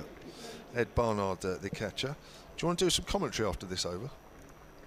Yeah. I'm good. I'm carrying. It's on. up to you. Well, Yeah, it's up to you. all I mean, good. I'll let you do it. We'll do an alternate over. Okay, perfect. For a few minutes, and then we'll. So we go. Put me under pressure. Yeah, mate. No, well, you're used to it. You're used to it. You've got another 2-year contract. You're under pressure for another 2 years. And you saw all those messages from all those Hampshire fans earlier. I didn't read them all out, but they're all saying, after that month's rest, you're going to come out and bowl millions of overs in September. There's no reason why Hampshire won't win the championship. 165 for 6. Toby Albert, who's coming in quite low down. In fact, I'll tell you what, I'll just have to double check, because coming in at number 8, that's lower than he did for the T20s. He was batting 6 and 7 in the T20s when he played, in the middle sort of group matches. I'll put my hand up, and I actually forgot he was playing. I really thought he would have been in sort of after Brownie at 5, 6 in our middle order, but perhaps the coaching staff just holding him back to finish the game. He is more of a T20 specialist, as Leach runs away from us to Albert, who guides that one down to a third man. He touches and turns looking for the 2, but Ali is quick onto that and returns it to the keeper. Yeah, played 9 T20 games this year for Hampshire in the middle of their group stages. This is his first 50 over game, first list A game. Only 20 years of age. Good talent, hits the ball really well. Got a 360 game, having watched him in the nets the last couple of weeks and during the T20. So diverse player for Hampshire. That one is off Holland's hip as they touch and go and turn for 2 and make it back quite comfortably in the end. Hampshire moving on to 166 for 6 at the end of the 40th over. I'll let you do the next one as well. Thank you. So yeah, 40 gone. So we got 10 to do, assuming Hampshire keep up or keep their last 4 wickets intact. The top scorer, Fletcher Middleton, with 49. Ben Brown, 47. In fact, I'll just have to interrupt because I'm going to do a quick 30-second summary of what's been happening in the game so far. So I'll just take over just for a minute, Carl, if that's all right. Kyle Abbott with us most of the day, I think, or if not all the day. Yeah. Obviously got nothing more important to do. Makes a change for you. He's normally away. He's normally jetting off somewhere when he's not involved. Yeah. Ben Gibbon back into the attack for Worcestershire, the left arm seamer. Coming in from the pavilion end. His figures so far, 6 overs, 1 for 20. Comes in again, and that's a length ball which is driven out into the covers by Toby Albert. He'll pick up a single, doubles his score onto 2. And Hampshire 169 for 6, having lost the toss and asked to bat first. And what has been quite bouncy wicket and a bit pacey at times. Certainly a bit of seam movement. Here's the quick update. coming up. As Gibbons is at the top of his mark. And we are into the 41st over of 50. Hampshire batting are 169 for 6. We've got two relative newcomers out there in the middle. Toby Albert, the 20-year-old, is on 2. The more experienced Ian Holland is on 5. The best partnership of the day was for the 4th wicket between Fletcher Middleton and Ben Brown. They put on 85 before Middleton went for 49, 136 for 4. That was in the 33rd. And then Ben Brown went 3 overs later. He went for 47, 145 for 5 it was then. So Hampshire 169 for 6 in the 41st. 1 second over. As Gibbon bowls, that's pulled away on the leg side. Oh, is that a drop catch? Is that a drop catch? No, it's not. I lost it in the brightness of the sun. Holland moves on to 6. I think that'll be, yeah, 170 for 6. All yours again, Kyle. Yes, I know. There you go, it's gone. Oh, there we go. Sorry, I had a lot of music happening in my ears there, right, Kev. yeah, I couldn't hear you. But this is all the part of, you know all the distractions when you're bowling. You know you get and you've got to put them out of your head. It's the same with this. All yours. As Gibbons in over the wicket to Albert, this back of a length, and it's cut out to extra cover just for the single. I've been really impressed with Gibbon today. He's bowled with good pace up front, swung that new ball, good bounce, and as his figures reflect into his 7th over here, 1 for 23. Under 4s in this format is pretty good, considering you're bowling in the power play and then bowling now towards the back end. Incredibly difficult times of the game to bowl, as he loses his mid wicket out into cow corner. 3 men back on the leg side, 3rd man and extra cover as Gibbon runs towards us to Holland, who cuts it wide and 1 bounce down to 3rd man. They come through for another single. Hampshire move on to 172 for 6. So how do you know, when you're bowling and you're in that zone, how do you sort of forget everything else that's going around you? I think I probably don't. It's hard to explain. So you don't really? I didn't realise the question was that hard. Yeah, it was quite hard. As Gibbons in again to Albert, who drives it straight at extra cover. No run taken. No. Okay. No problem. No, I kind of I try and relax as much as possible, and really I talk a lot to my mid-on and mid-off. Sometimes it's not really about cricket, and then as soon as I sort of turn and get back into the mark, I kind of switch on again. But I think you'd burn yourself out bowling 20 overs a day if you are just so focused and invested in sort of in every ball and every moment. You've got to switch off in those times. But sure. I think it kind of when you get onto a roll and get into a rhythm in that, and you kind of feel unstoppable, it's a great place to be in, and you kind of block everything out. Sure. And it's not something that happens consciously, it just sort of happens. Sure. Shall I do this over? Jake Libby, the captain, and Osborne, 5 overs, none for 19, into the attack from our commentary end. The northern end at the hotel comes in and bowls. There's a sweep shot there, Ian Holland, from fairly full and fairly straight. Quite deliberately played, behind square on the leg side. 173 for 6. I must read out this tweet. We were talking earlier about the 100, and of course this is being played alongside the 50 over, and the whys and wherefores of whether it's a good thing or whether it's a bad thing. Michael Hickman has tweeted at Solent Sport. I love this one. So that's worked back to the bowler, and there's no run. Why does Kevin James keep bigging up the 100? I was listening to the Hampshire game against Gloucestershire, and he was doing it then. There's more. As Libby bowls, that's cut away, backward ball. We'll have to hurry here. Actually, that's good running, even though it went straight to the fielder at point. Have you got shares in the 100, Jamie? No, I haven't. No, I just think it's good. Obviously. Right, here we go. He says, as an ex-county cricketer, he should concentrate on trying to save the red ball from extinction. Thanks to the idiots at the ECB. He's having a go at the ECB as well. Not made many friends with that tweet. That's worked straight to mid-wicket, and that is out. Ian Holland goes, having come down the wicket and just worked it straight to the fielder in the air. And he makes his way back to the pavilion, and Hampshire have lost their 7th wicket here with the score on 174. Holland goes for 8. Yeah, interesting bowling change here for Worcester, bringing on an off spinner in the last 10 overs, but probably just feel that with 2 new batsmen and having to make up that 5th bowler, it was probably the best time for Libby to come on and bowl an over. But yeah, Ian Holland just looking to use his feet and hit one of the sweepers. Might have just got stuck in the surface, as we have seen a few of the balls do that today. Presenting Ed Barnard with a pretty simple catch at mid-wicket.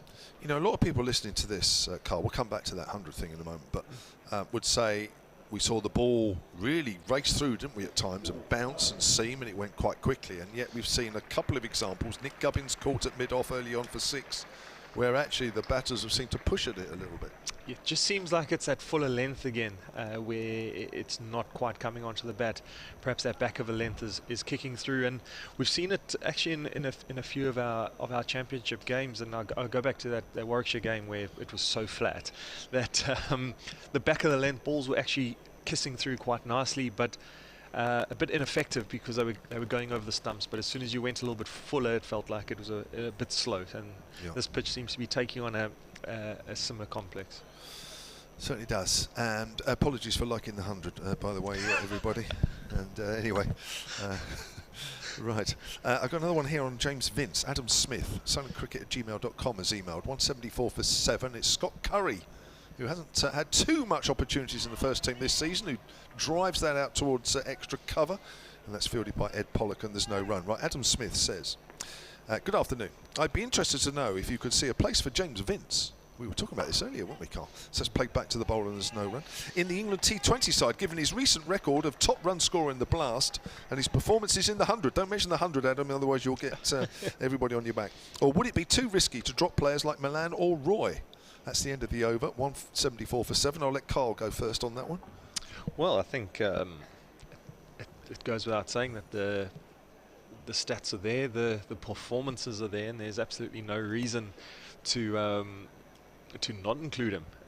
Some would say it's a no-brainer or common sense, but often common sense is not that common. And I'd love to know what he means by risk of dropping either a Milan or a Roy. No one's indispensable in this game, so I'd like to know what the risk is. As Gibbon runs away from us, and Albert looks to run that one down to third man, but bounces past the outside edge and through to the keeper. That's right. Professional sport, as we know, is not there to indulge your ego. Absolutely. In fact, it's there to exactly the opposite. Absolutely that.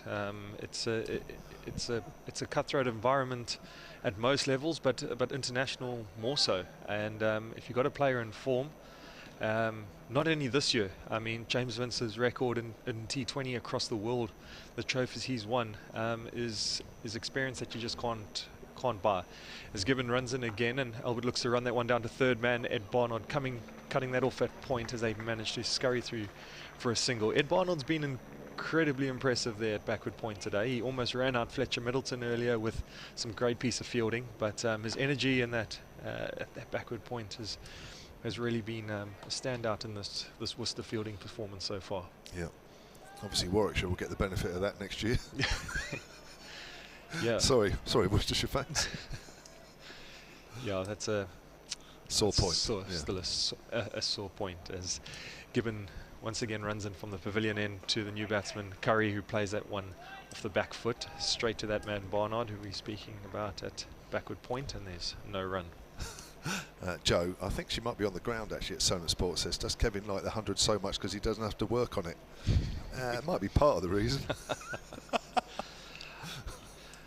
I must admit, I've tried to watch the first 2 games, and I had a similar feeling last year. I just can't seem to get in the rhythm of it, of the 10 ball overs or whatever, and the score coming up on the screen. I still don't think I quite understand how it all works, but it seems like it's good fun. You see a break in play here. I saw the umpire Alex Wolf on the radio and signalling towards the groundsman's shed. Ooh.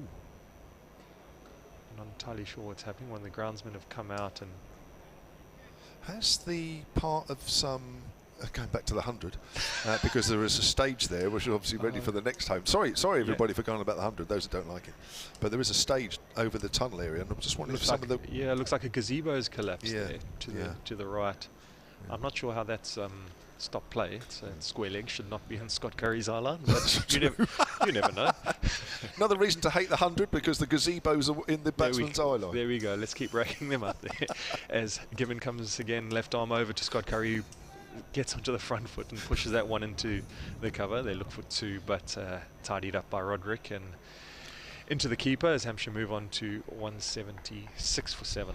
Did you put yourself in the draft for the 100, by the way, this year? I did not. I was in the original draft, Jamo, when I was still under a coal pack. Back when was the original? End of 2019. Yeah. Obviously, then COVID hit and Brexit hit, and the rest is left unsaid. As Gibbons in again to Albert, who hits that firmly off the front foot, just in front of square on the offside as they touch and turn for 2. Good running by Hampshire out to that big boundary. There's a short boundary out towards the nursery ground, towards the east side of the ground, but the boundary towards the west is quite a lot bigger. So it's going to be interesting to see how the teams use this boundary, particularly towards the death overs, as Warwickshire have got 3 men out on the leg side towards that shorter boundary. It's given in back of a length and squares up Albert as the ball just trickles to backward point.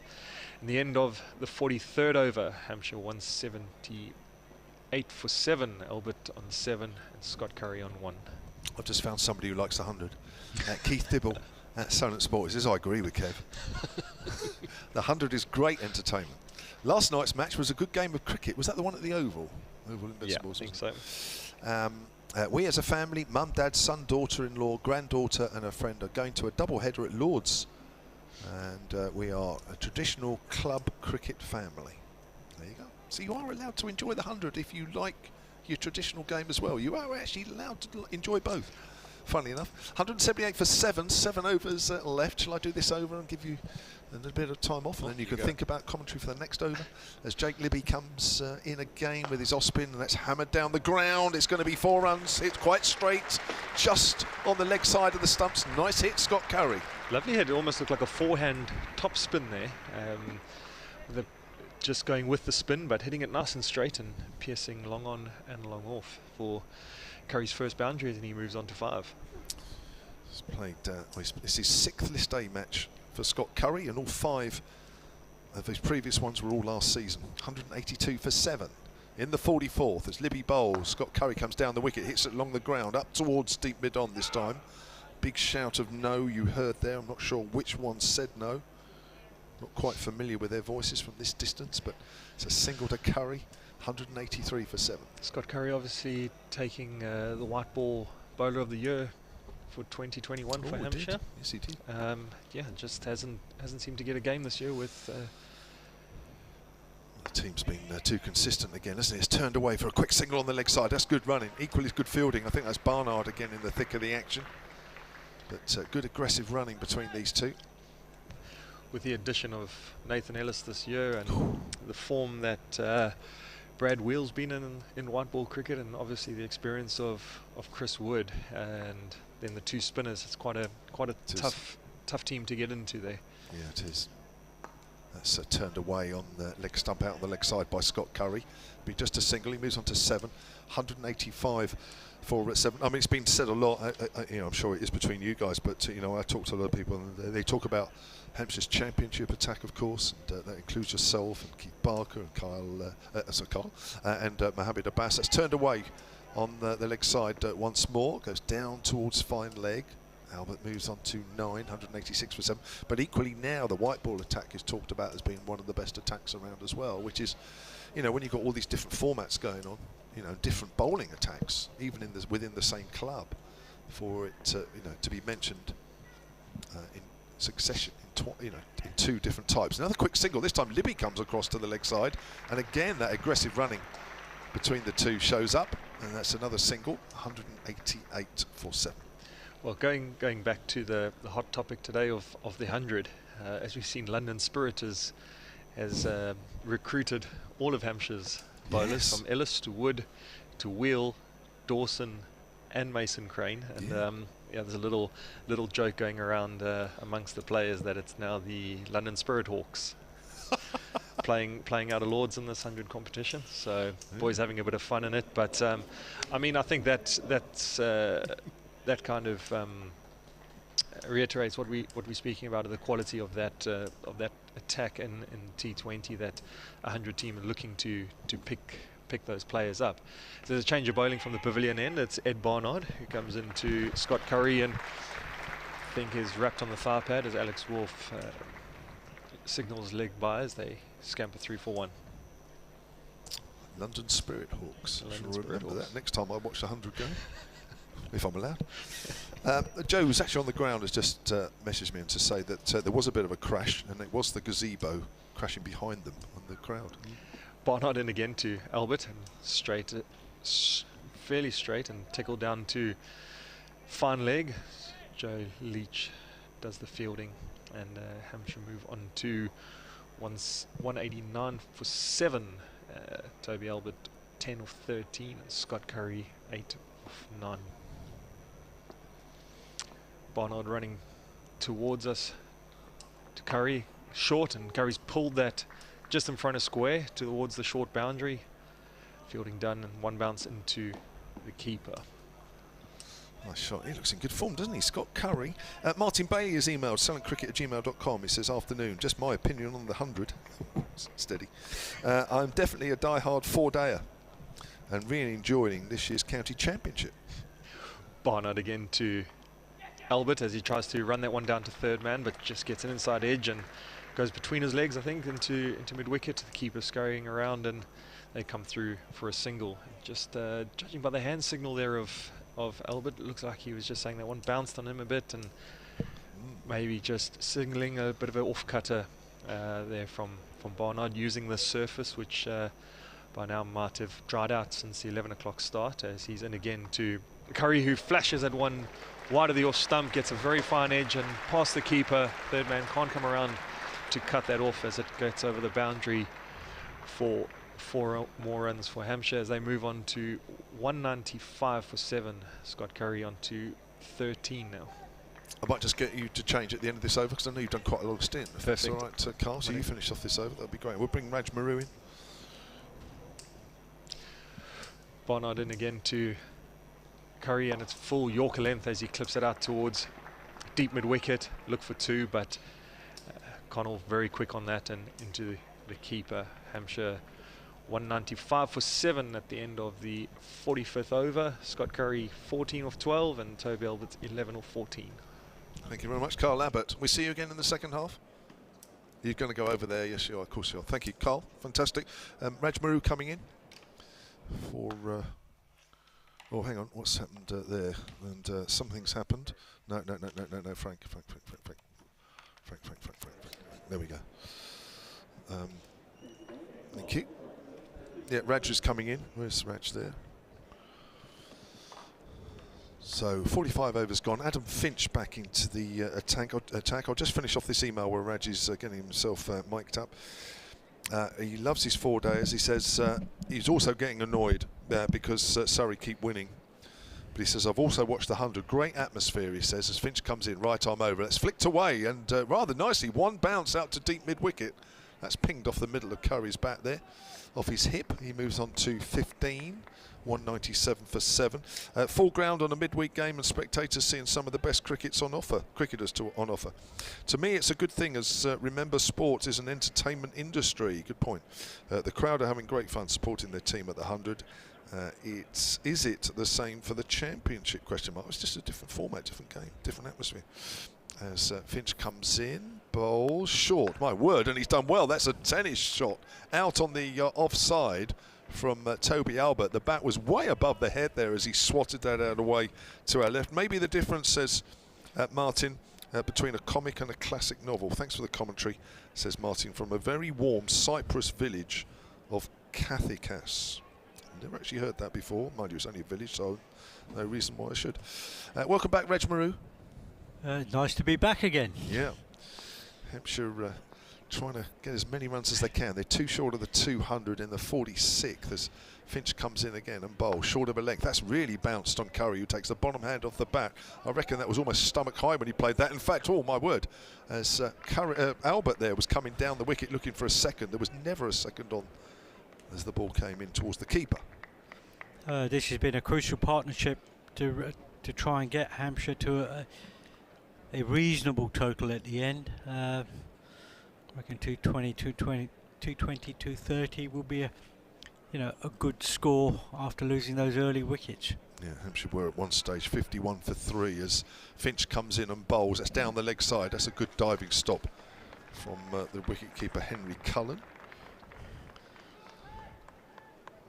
So 199 for 7, Hampshire. They were 51 for 3, as I mentioned. 136 for 4, partnership of 85 between Fletcher Middleton and Ben Brown. Fletcher Middleton falling just one short of a half century there.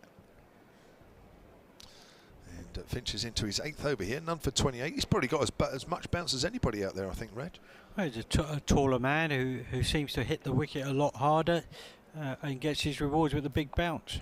Just give himself a little bit of room there, Toby Albert, as he cuts that one, goes to backward of point, and there's the 200 up for Hampshire. This is quite a good crowd. We were talking, weren't we, off mic, Raj, about the sort of the crowd and how you compare it with sort of the championship and what have you?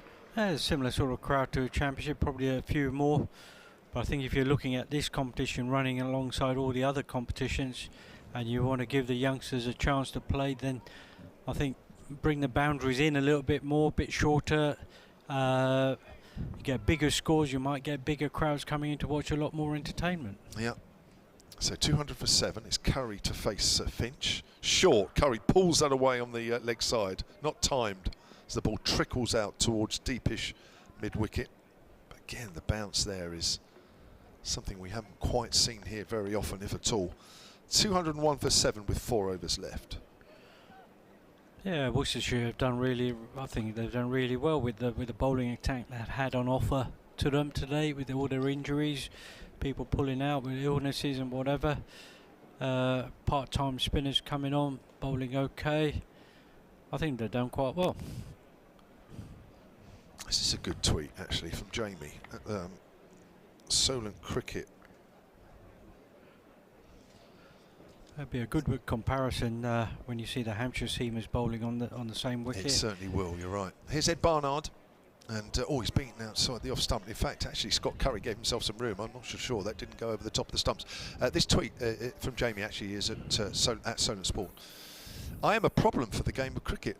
I love the sport, but spend no money on it. No TV subs, no visits to county games. The 100 is great for me.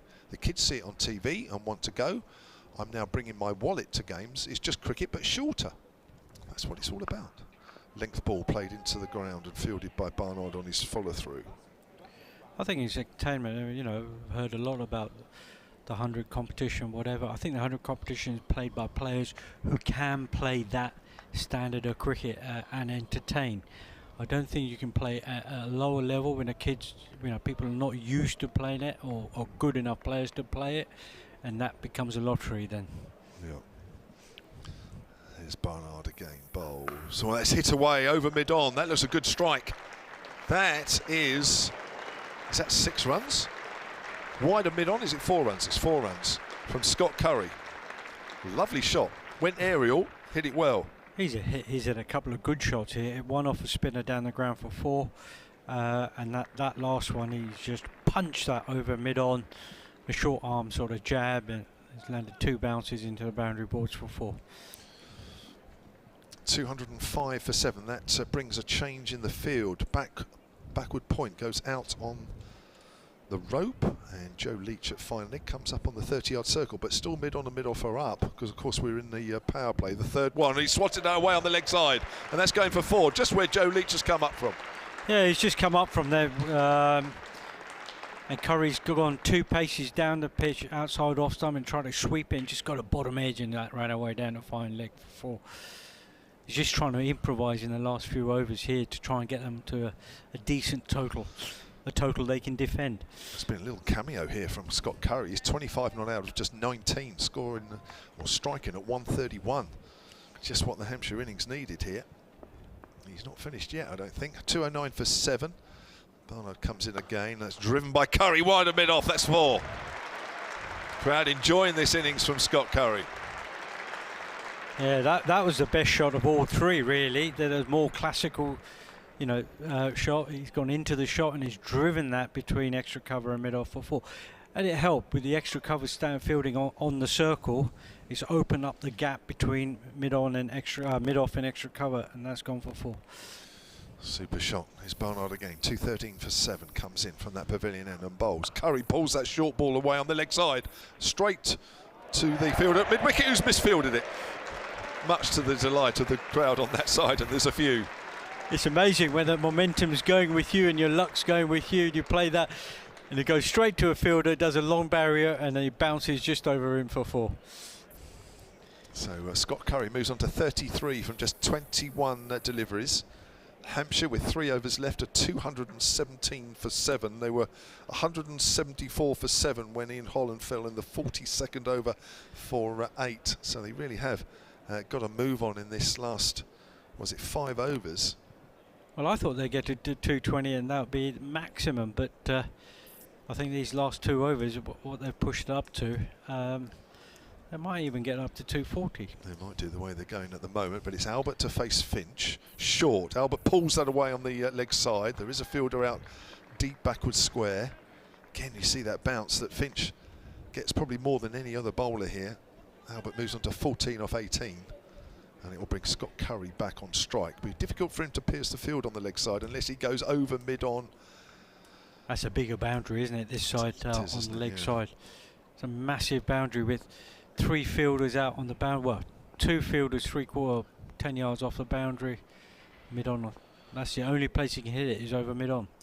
There's Finch. That's short again, swatted away by Curry. Doesn't really time that. It goes out towards deep backward square leg. He's almost waiting for that short delivery now. It's almost being telegraphed here by Finch, who's making sure he gets the ball high. I think that's the sort of theory nowadays in one-day cricket, is that you stick people on the boundary on the leg side. There's nobody saving one.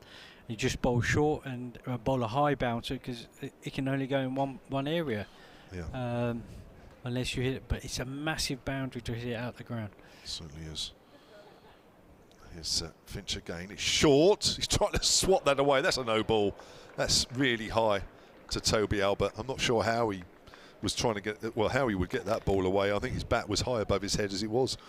I think the only way to get that one away is just to ramp it over the keeper for 4. Yeah. But I think there would have been a lot of luck involved. I think Morgan played one last night. It was a magnificent shot. Oh, beautiful in 100. Just ran it over the keeper for 4. Beautiful ramp shot. 221 for 7. Albert to face Finch once more. Is he going to pitch this one up? No, it's short, and that's pulled away off his hip. It's gone quickly down to fine leg. Single to Albert takes him on to 15. 222 for 7, halfway through the 48th over. I don't think you'll see him pitch any balls up anymore. I think every ball he's bowled so far has been halfway down the wicket. Hasn't it? I think he trusts it with the long boundary on that leg side. But I think the batters know it's coming, but it's just a matter of trying to get either underneath the bounce and hit it over the rope, or as they try to do, it seems at the moment, trying to get on top of the bounce, which is not easy. Field's going to change again here. Third man is going a little finer. So suggests that it's going to be another short ball, and here we go. Shortish, swatted away down the leg side. That is a wide. It's just getting carried away a little bit, I think, coming to the end here. It's just trying to bang everything into the wicket, and it's becoming a bit too predictable. But he's not going for 4s. He's not going for boundaries. That's true. So Finch, who starts his run up from just outside the 30-yard circle. They'll get their overs in time. 2:30 is the cut-off. Finch bowls on the line of leg stump. Short again. I think that's hit him on the glove rather than maybe the bat handle, as Curry was trying to pull that away. Again, didn't really get hold of that on the leg side. But that's a 50 partnership between these two. It's come up off just 37 balls, and they've been together for just under 25 minutes. Yeah, as I said, it's been a crucial 50-run partnership, this. just to get them to a competitive score. I think 220, 240 probably, 240, 250 maybe a winning score, but 220 a bit competitive. Yeah. Finch again bowls, it's short, it's cut away, that's a great shot. Gave himself some room there, Albert, knew the short ball was coming, and just cut that away behind square on the offside. So it's just become too predictable. Every ball's a short ball, you know. I don't know if Frank wants to come in at the end of this over, or does he want to break until lunch? Do you want to have a break until lunch? Yeah, he's happy. He wants to think about lunch. I've got some news about lunch for you too, actually. You might want to rethink that, but anyway. They've had to change the order for you. And I've only just got the notice, and I'm afraid it might be too late to worry about. 2:28 for 7. Finch bowls it short, and it could be called to extra cover. It is. Albert trying to cut that away, again giving himself some room, just swats the ground. He's disappointed that that didn't come out the middle of the bat. He goes for 19, 2:28 for 8. Yeah, Toby Albert, he's just trying to give himself room again, trying to cut that ball down to sort of square point or just behind square, but the ball just followed him a little bit. It didn't. It was slightly slower as well because it took the pace off it. They call it the slower bouncer now, I think, which you've got through the shot a little bit too early and just punched it to extra cover for an easy catch. Taylor Cornell taking the catch there. The 48th over. Just going to give you one or two bowling figures actually, because I've mentioned the batting scores in the last few overs. The top wicket taker for Worcestershire so far, Joe Leach, who still has an over to go. 9 overs, 3 for 41. A wicket apiece for Ben Gibbon, Barnard, Jake Libby, and for Cornell, and Adam Finch joins that list as well. So all the bowlers that have been used by Worcestershire today have all taken at least 1 wicket. Jack Campbell is in to bat at number 10. Now again, this is a new name for me, 22 years of age, was at Durham, even though born in Portsmouth. Right. And he's played 5 matches in the List A competitions. This is his 6th, and all 5 were played for Durham last season. He's also played a couple of T20s for Durham as well. Signed by Hampshire. Bringing him back south, basically. Come home? Yes, he's come home. I haven't heard that phrase for at least a week. A week, yes. Well, that was a fantastic game last Sunday. Did you watch it? Oh, I watched everything. I thought they played really, really well. Ben Gibbon, the left-arm seamer, is into his 9th over. He's got a couple of overs to bowl as that's swatted away by Scott Curry. Wide of mid on 4 runs. Well, he looks, I wouldn't say quite $1 million, Scott Curry, but for somebody that really hasn't had much of a look in, if any, in the Hampshire first team this year, having featured prominently in the T20s last year. Well, he's looking to push himself up the order. Isn't he? If he does come in. Yeah, no, I thought that game last Sunday, I thought it was a great game, but both teams played so well with aggression, control, power. Do you know what I mean? It was really good. Here's Gibbon again then, 232 for 8 short. Curry pulls that away. There is a fielder out at deep mid-wicket, not quite out the middle of the bat though. But Curry moves on to 40 of just 25 deliveries. We're in the 3rd power play. Now this is one of 4 overs, just to remind everybody, where only 3 players are allowed outside the circle, so there are a few more gaps. So in fact there's 4 players outside the circle, so we can't be. Hey, the important thing for Campbell here is just with 4 balls left at the over, just drop it, get a single, we'll get Curry back on strike. Yeah.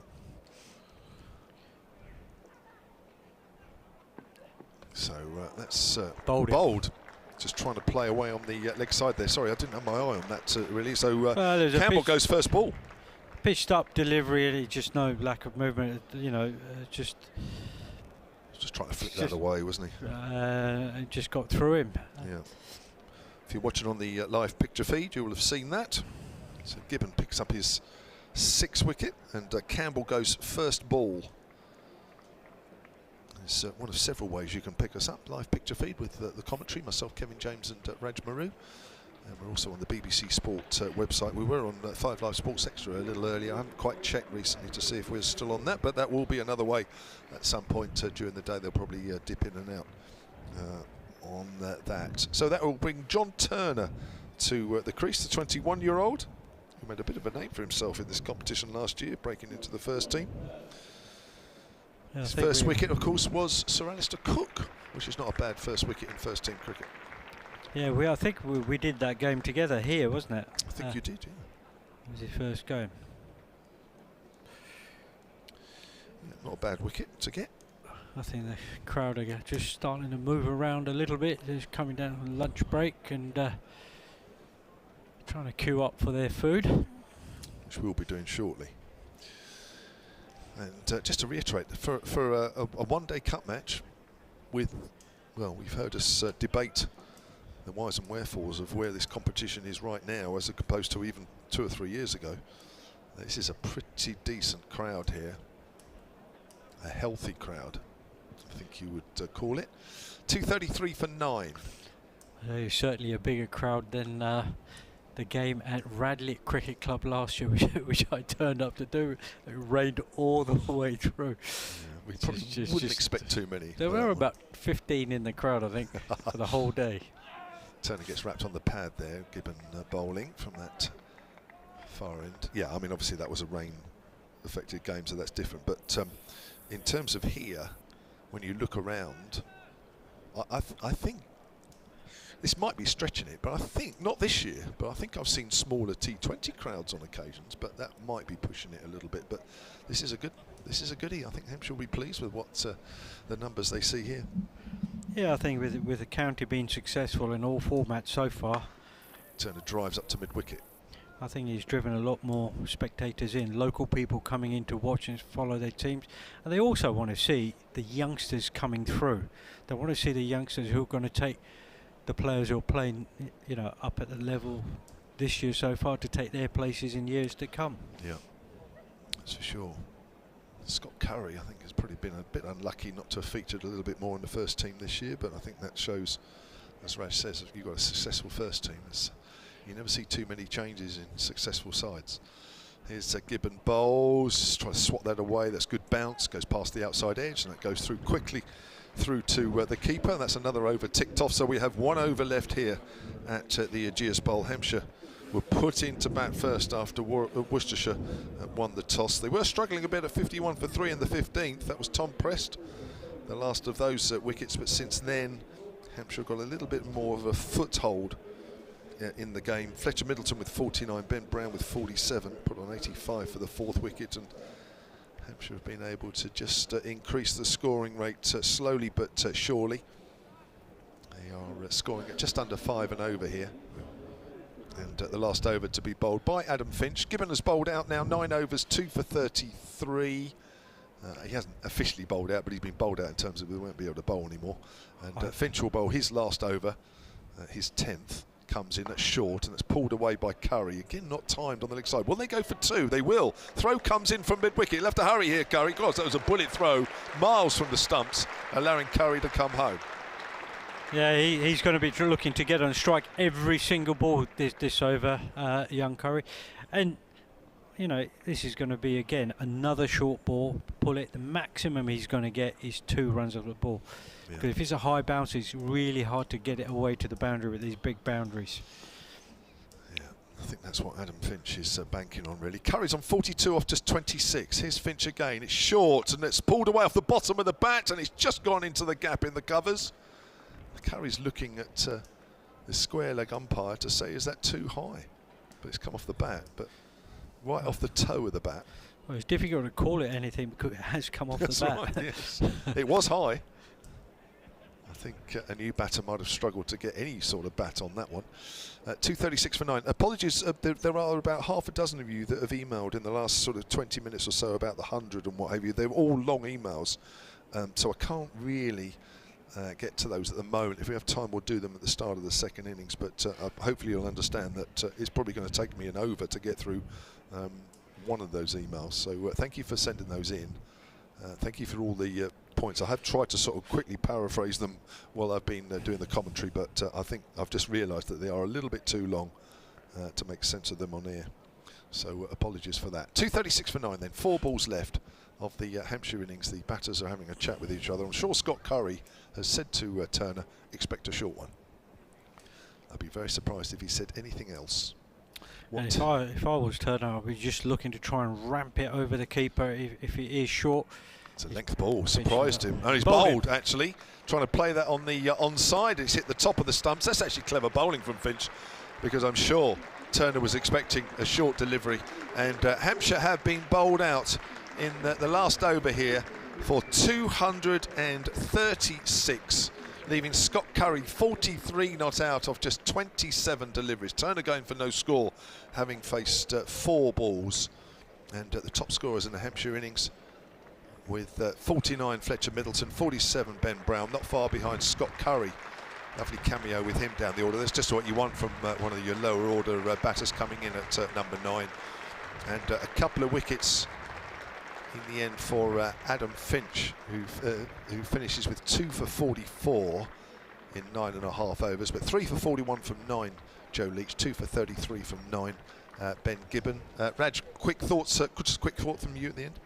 Yeah, quick thought. You know, Hampshire, I think it'll probably be about disappointed with 236, probably looking for 260, 280 on this wicket, but there's a little bit more in the wicket for the seamers, and they'll be looking for early wickets to set them on a good start. They will need those early wickets.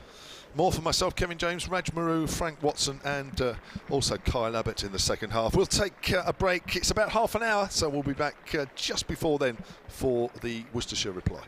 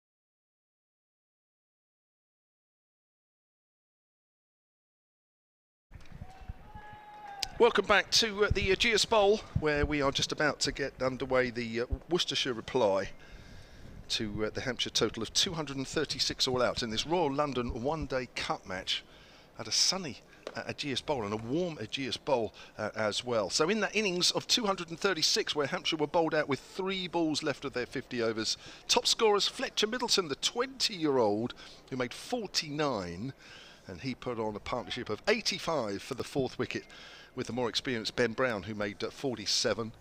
Hampshire in trouble at one stage at 51 for 3. And then there was a cameo from Scott Curry coming in at number 9, 43 not out of just 27 balls.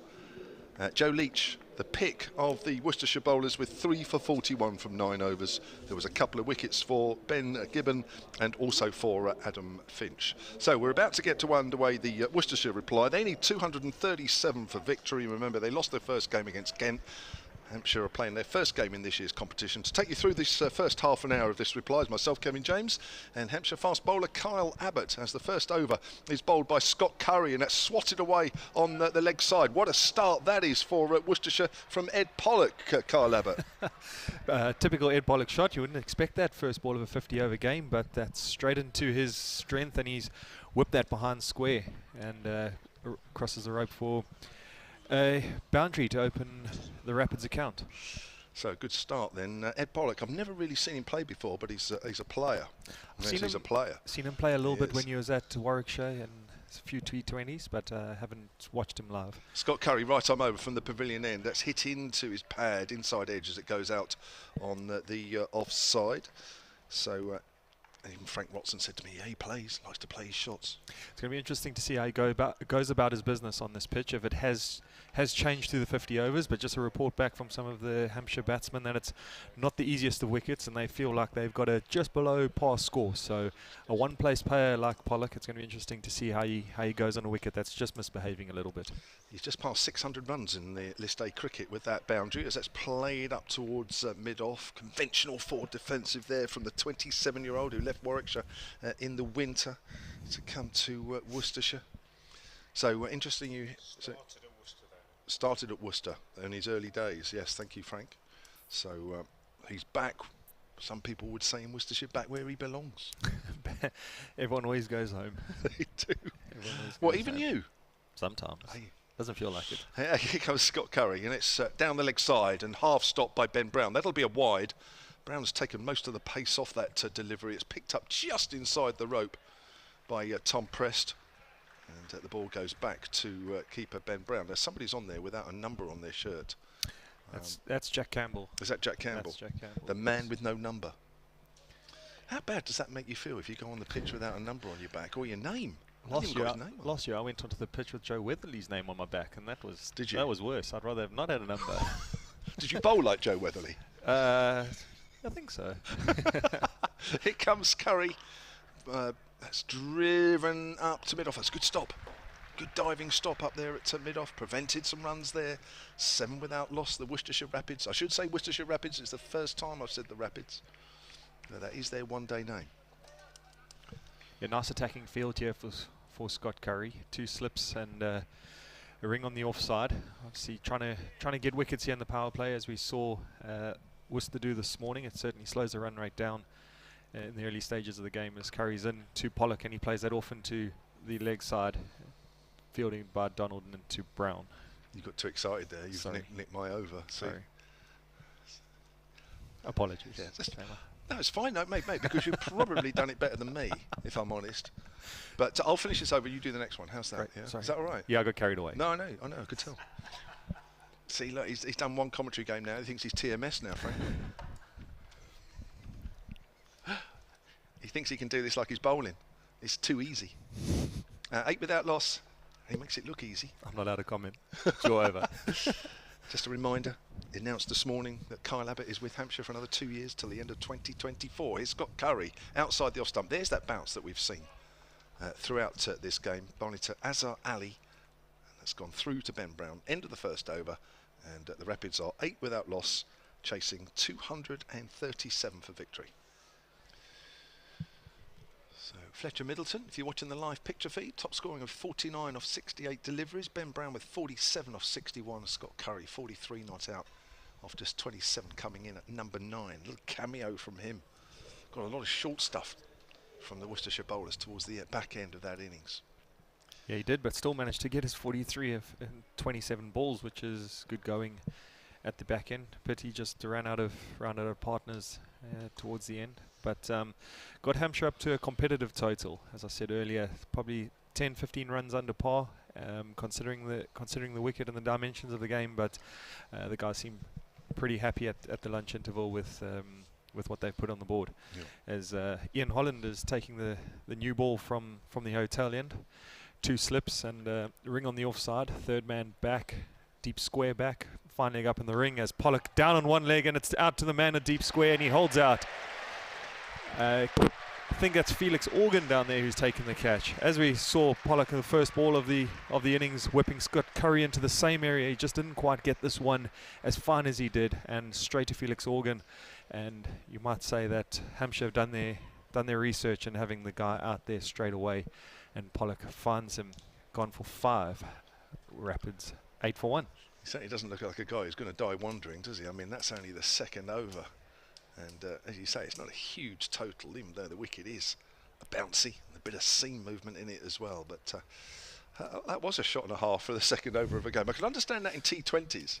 But maybe 50 over, is that a little bit too ambitious? Well, it's an interesting point of discussion, because you kind of see where England are going with their Test cricket and where they've been with their white ball cricket over the last 4 years. Obviously, World Cup champions, having played aggressive cricket at the top of the order. But I know the coach here, Adrian Burrell, always speaks about Hashim Amla and the way he went about 50 over cricket, being the fastest batsman in the world to 2,000, 3,000, 4,000, 5,000 runs, and it's an unlikely batsman that you would think who would get that. But there is room and there is time in this 50 over game to get yourself in and really build an innings and accelerate it at different times. But we don't know what the Rapids tactics and that and brand of cricket, and they might have given Pollock license to go and play his game, but that's a risk, and I suppose the day that it does come off, the rewards that you have to gamble with. Yeah, so nearly cleared the rope. Gareth Roderick is the new batter for the Rapids, 30-year-old, formerly of Gloucestershire, left there at the end of the 2020 season. I think talking to one or two, and Frank, and one or two of the Worcestershire media who are over the other side of the ground and that, surprised that Roderick wasn't perhaps keeping wicket today. Of course, most of us better know him as a keeper. Yeah, he's South African also. Yeah. He is from Durban. Yeah. Yeah, same part of the world as you. Yep. Just making sure. Yep, born in Durban, KwaZulu-Natal. Yeah. Went to Maritzburg College, same school as David Miller, as Ian Holland is away from us, and bowls to Roderick outside the off stump and left through to Ben Brown, the wicketkeeper. Just trying to work out, I'm going to guess now, that's about an hour and a half out of Durban. Maybe a bit more? No, maybe a bit less. It's probably less. Yeah, depending on traffic, but yeah, around about. Well, they run the Comrades Marathon from Pietermaritzburg to Durban, which is 89 kilometers. Okay. So into miles, I'm not very good, but not that much. As Holland in again, it's to Roderick, and he goes straight, and that's tickled down the leg side, down to fine leg, where Campbell comes around and does the fielding back into Brown, as Worcestershire Rapids move on to 10 for 1. It's great to see Ian Holland getting an opportunity here with the new ball. He's an invaluable cricketer for us in the 4-day format, and often bowls some horrible overs and horrible spells for us uphill into wind, but always wants to do the job. As he runs away from us here too. Roderick again, and it's a good length outside the off stump to left and through to Brown, and always seems to have that knack of taking a wicket for us in 4-day competition. Produces some really unbelievable balls sometimes, excellent to left-handers, but as I said, often does some ugly work for us at difficult times with an older ball uphill into the wind. But he certainly loves his bowling as much as his batting. And again to Roderick, back over length and left once again through to Ben Brown. 12 wickets so far in the championship for Ian Holland, but of course he's not bowling the same amount of overs as you guys are, as you keep reminding me. On flat wickets. On flat wickets. How well you bowled on flat wickets. Well bowled this season, by the way. Thanks, Jamie.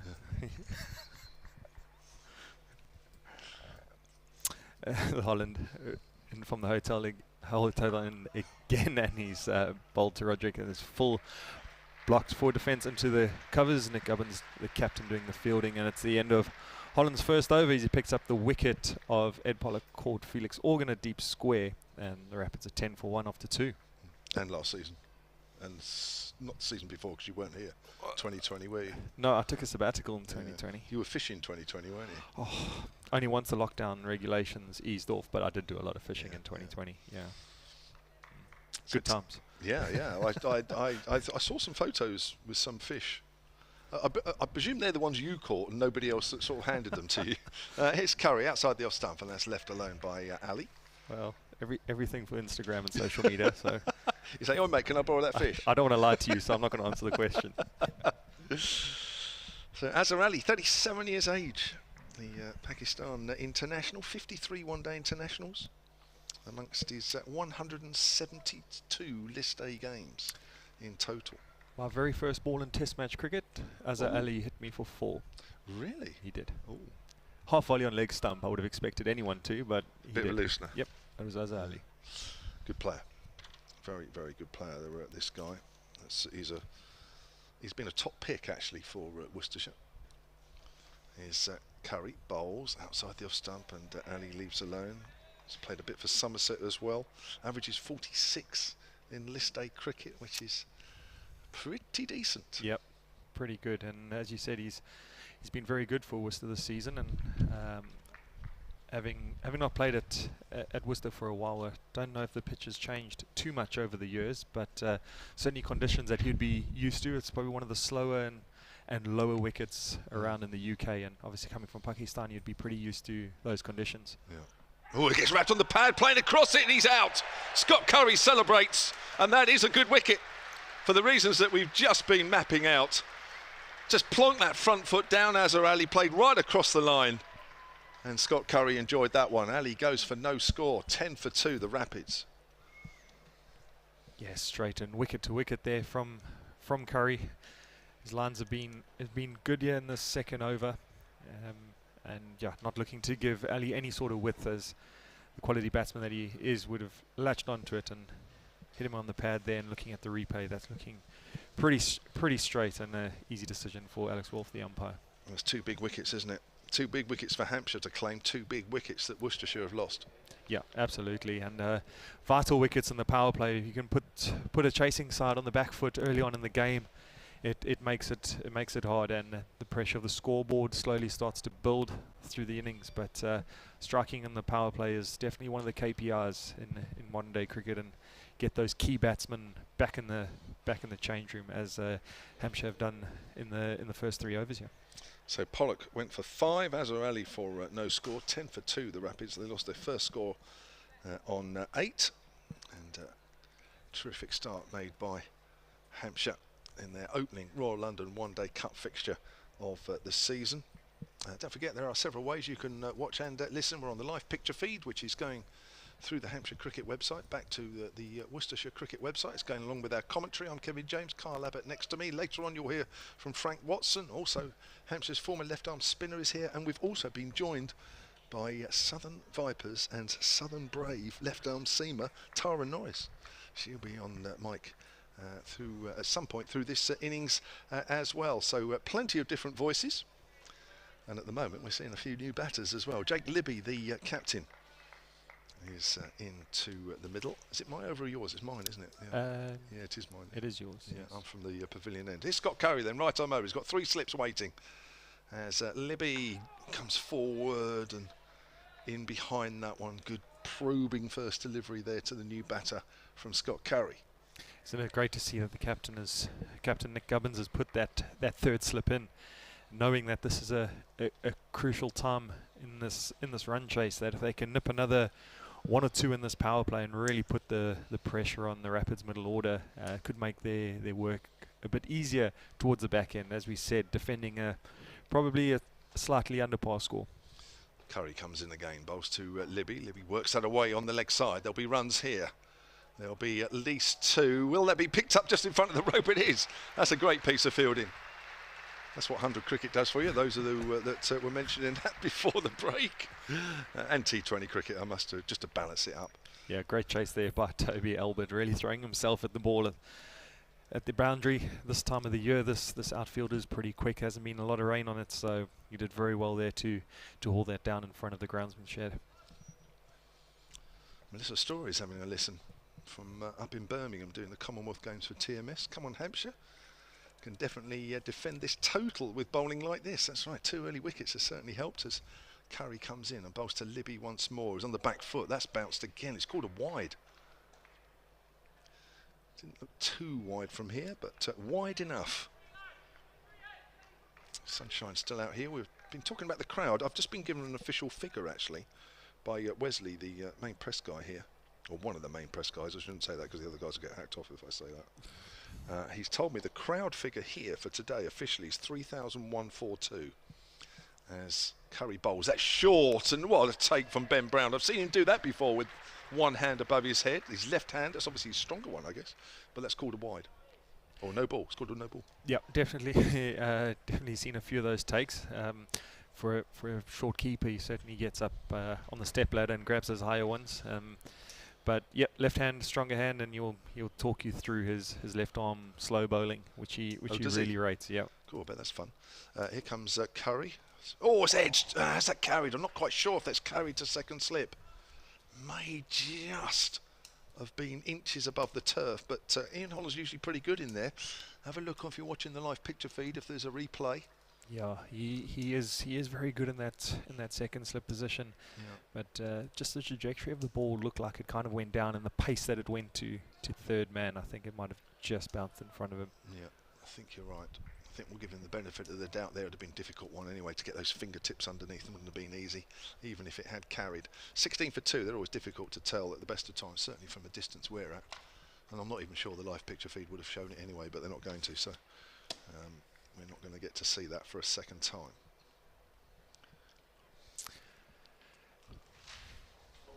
As Holland continues here from the hotel end, 2 slips as he comes into Roderick. Full from Holland and blocked into the leg side, no run. 2 slips, third man and a final leg. What length would you bowl on this, Carl? Because this has got bounce, hasn't it? Yeah, I think with two new white balls, you got to have a first class 4-day thought in these first 10 overs. Looking to bowl that hard back of a length channel.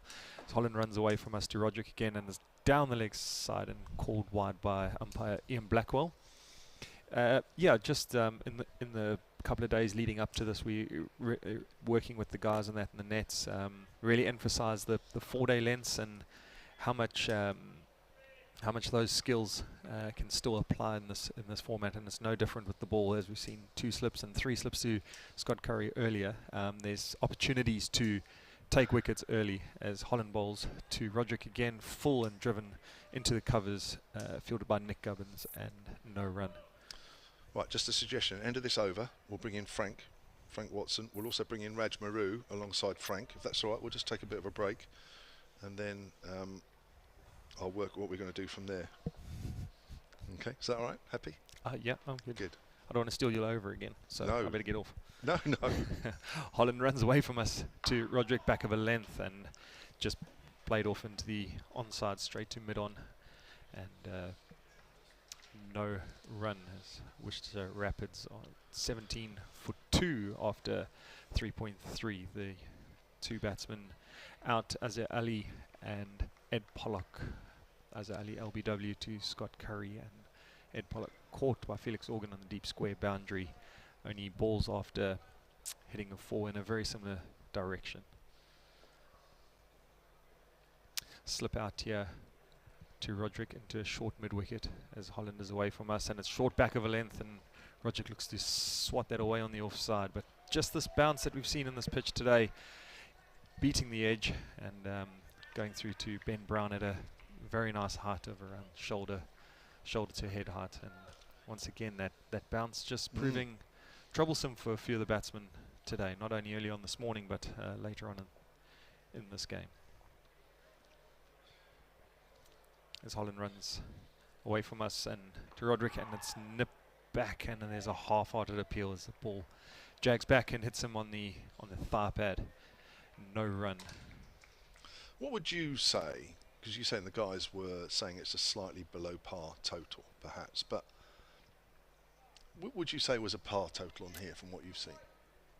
I think judging by that partnership of over 85 between Ben Brown and Fletcher Middleton, I thought maybe 270 was probably par.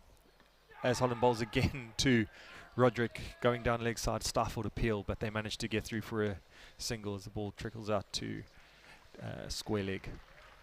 And end of the 4th over, Worcestershire Rapids are 18 for 2. So Kyle Abbott is saying 270, that's what he thought. Carl, take a bit of a break, thank you very much. He'll be back a little bit later on. The next voice after mine you'll hear will be from BBC Harrier from Worcester, Frank Watson. Got so many different headphones here at the moment. And then alongside him, after I finished, 18 for 2 then with 4 overs gone. Remember, 237 is the victory target. Hampshire's left-arm spinner, Raj Maru, will join him. Thanks, Kevin. Yep, first ball of the next over, ball by Scott Curry to Jake Libby, pushed out on the offside, and there's no run. Oh, I think I've got the wrong headset on. No, I haven't, I'm all right. Thought it sounded okay. Yeah, no run. So 2 wickets down, Ed Pollock and Azhar Ali, the men out. Ed Pollock perishing, caught at deep square leg, not for the first time. Curry bowls outside the off stump, left alone. Not for the second time, and probably not even for the third time in recent games. It's just the way that Pollock plays, and it's the big problem, I suppose, that he has, is that he just can't resist that ball in at leg stump, and if he doesn't clear the fielder and clear the ropes, as he often does, to be fair, he has been caught there many times, and the analysts that work for the various counties are beginning to work that out. Curry bowls, and on the back foot Libby pushes up to mid-on. The extent to which he does play that way, Raj, which people who are listening to us on 5 Live Sports Extra and people who are around the country don't follow Worcestershire and don't really know the way that Ed Pollock tends to play, a good indication is that in a championship game against Middlesex 2 weeks ago at Northwood, in the 4th innings of the match, as Worcestershire chased 230 odd to win. I'll just break off as Curry comes in and bowls to Libby, who defends, no run. Pollock made 113 off 77 balls with 11 fours and 7 sixes, and won the game, basically won the game for Worcestershire. Came from nowhere in a championship game, but he will play exactly the same way here as he will in a T20, and it's kind of the license that he's been given, and if he wins you a championship game like that, it's worth it. But there have been a string of low scores as well. He was out to the first ball of the match earlier this week in the first round of this competition, and made just the 5 today. Curry in again, bowls, and Libby pushes up to mid-on off the back foot again, no run, and it's it's reaching a point where people are saying, well, you know, it's great when it works and it does win you the game, but if it only happens every 6-7 games or whatever, then, you know, can you really afford to persevere with Pollock? Don't get me wrong, lovely guy, we all wish him well. It's absolutely breathtaking when it comes off, but somewhere there must be a middle ground, we're thinking. We had a player like that at Middlesex in the 80s called Roland Butcher. Yep. Curry bowls down the leg side. That'll be 4, I think. Libby just gets a little inside edge on that one, just tickled off his hip. 4 to end the over then, and at the end of that over, with Jake Libby moving on to 7, Worcestershire are 22 for 2 off 5. Yeah, Roland Butcher would win you 3 or 4 games a year with amazing innings to, you know, from nowhere, but then he'd have a string of low scores. But they used to persevere with him because they knew that there was, you know, 3 or 4 games a season he was going to win for you. If he, you know, the way he played. But what's different nowadays is that now you've got the cameras and you've got all the analysts and whatever, people work you out. So Yeah. The message does get around there, and then people do plan ahead now, and they do try and they work you out, basically. Absolutely. Ian Holland starts a new over from the hotel end. First ball is pushed out on the offside by Gareth Roderick. And it works the other way as well. Yeah. Because you know that they've worked you out. And you can work opposition bowlers out and find out their weaknesses and strengths and improve your game a little bit more as well. Yeah, absolutely. I'm sure Kyle would be able to tell us a lot more about the input of the analysts. I know players receive little video packs and had some good insight into that in my discussions over the winter with former Worcestershire batsman Daryl Mitchell. Told me all about how the analysts work and what sort of impact it can make, particularly in a white ball game. It's amazing, even in school cricket now. Yeah, Holland again bowls outside the off stump, left alone by Roderick. Yeah, where many of the games are now streamed, aren't they, of course? That's right, they're streamed and people are watching and people working people out, and you work out who's their main run scorer and what their weaknesses are and their bowlers and stuff and how they play. Club cricket is exactly the same as well now. They do work people out. Here's Ian Holland. Right arm over the wicket, number 22 on his back, moving away from us. Past umpire Blackwell, bowls wide outside the off stump and picks up a wicket. Loose shot from Gareth Roderick. Threw the hands at it and got an edge which flew high to slip, and it was well caught at slip. Very, very sharp chance. Worcestershire lose their third wicket in the 6th over. Remember, they've been set 237 to win this. I heard Kyle on air with Kevin just a few minutes ago saying that he thought that was a little bit below par. I must say I kind of sort of agree, but it's a surface that has offered assistance to the seamers throughout. Bit of carry, bit of bounce, little bit of lateral movement, particularly when the ball's new. And the power plays are important. Worcestershire picked up the first 2 Hampshire wickets quite early, but this time round they're 3 down in just the 6th over. It's a weakened side. Azhar Ali, one of the key men, was out without scoring, of course, and Gareth Roderick now gone, and Worcestershire are, well, they're in a bit of trouble now, it must be said. Tom Press, the catcher there of that slip catch, good sharp one at first slip, and well, 6th over, 22 for 3. Somebody needs to play well, Rog. Somebody needs to play well, and I think the key for this pitch, and Carl will probably played on these wickets more, is if you get that back of a length on here where the people, you don't know whether to come forward or back, and you're actually pushing at the ball, you're going to get your rewards. What you don't want to see is when the ball's bouncing that you get carried away and bowl too short over and over again. But Carl, when he comes back on, he'll be a lot happier if they get pressed back into the first team in championship games to stand at slip and take catches like that. Yeah, it was a good sharp one, wasn't it? He took it very, very easily, as the best slippers do. It was high above his head, it was travelling. But I think most slippers would prefer that to a really low one. Saw it all the way, of course, as well, because it was a kind of wide delivery as well, and he would seen it all the way off the top edge. But it was a good sharp catch. Positioning at first slip as well, where he's standing now. He's quite wide, isn't he? He's sort of 1.5 slips, 2.5 slips. I always remember Malcolm Marshall telling me to go 1.5, 2, and he never wanted me to go any finer than that. Kashif Ali is the new batsman, plays his first ball up to mid-on. He's something of a new name for many listeners, I would imagine. It's only his 2nd List A game for Worcestershire. He's come into the setup this year from the South Asian Cricket Academy. He originally started at Kent in their academy, and he's come in, played some little cameos in T20 games, but made 100 at New Road the other day in his first game in this competition against Kent. Pushes forward to this one, pops up in the air off his pad.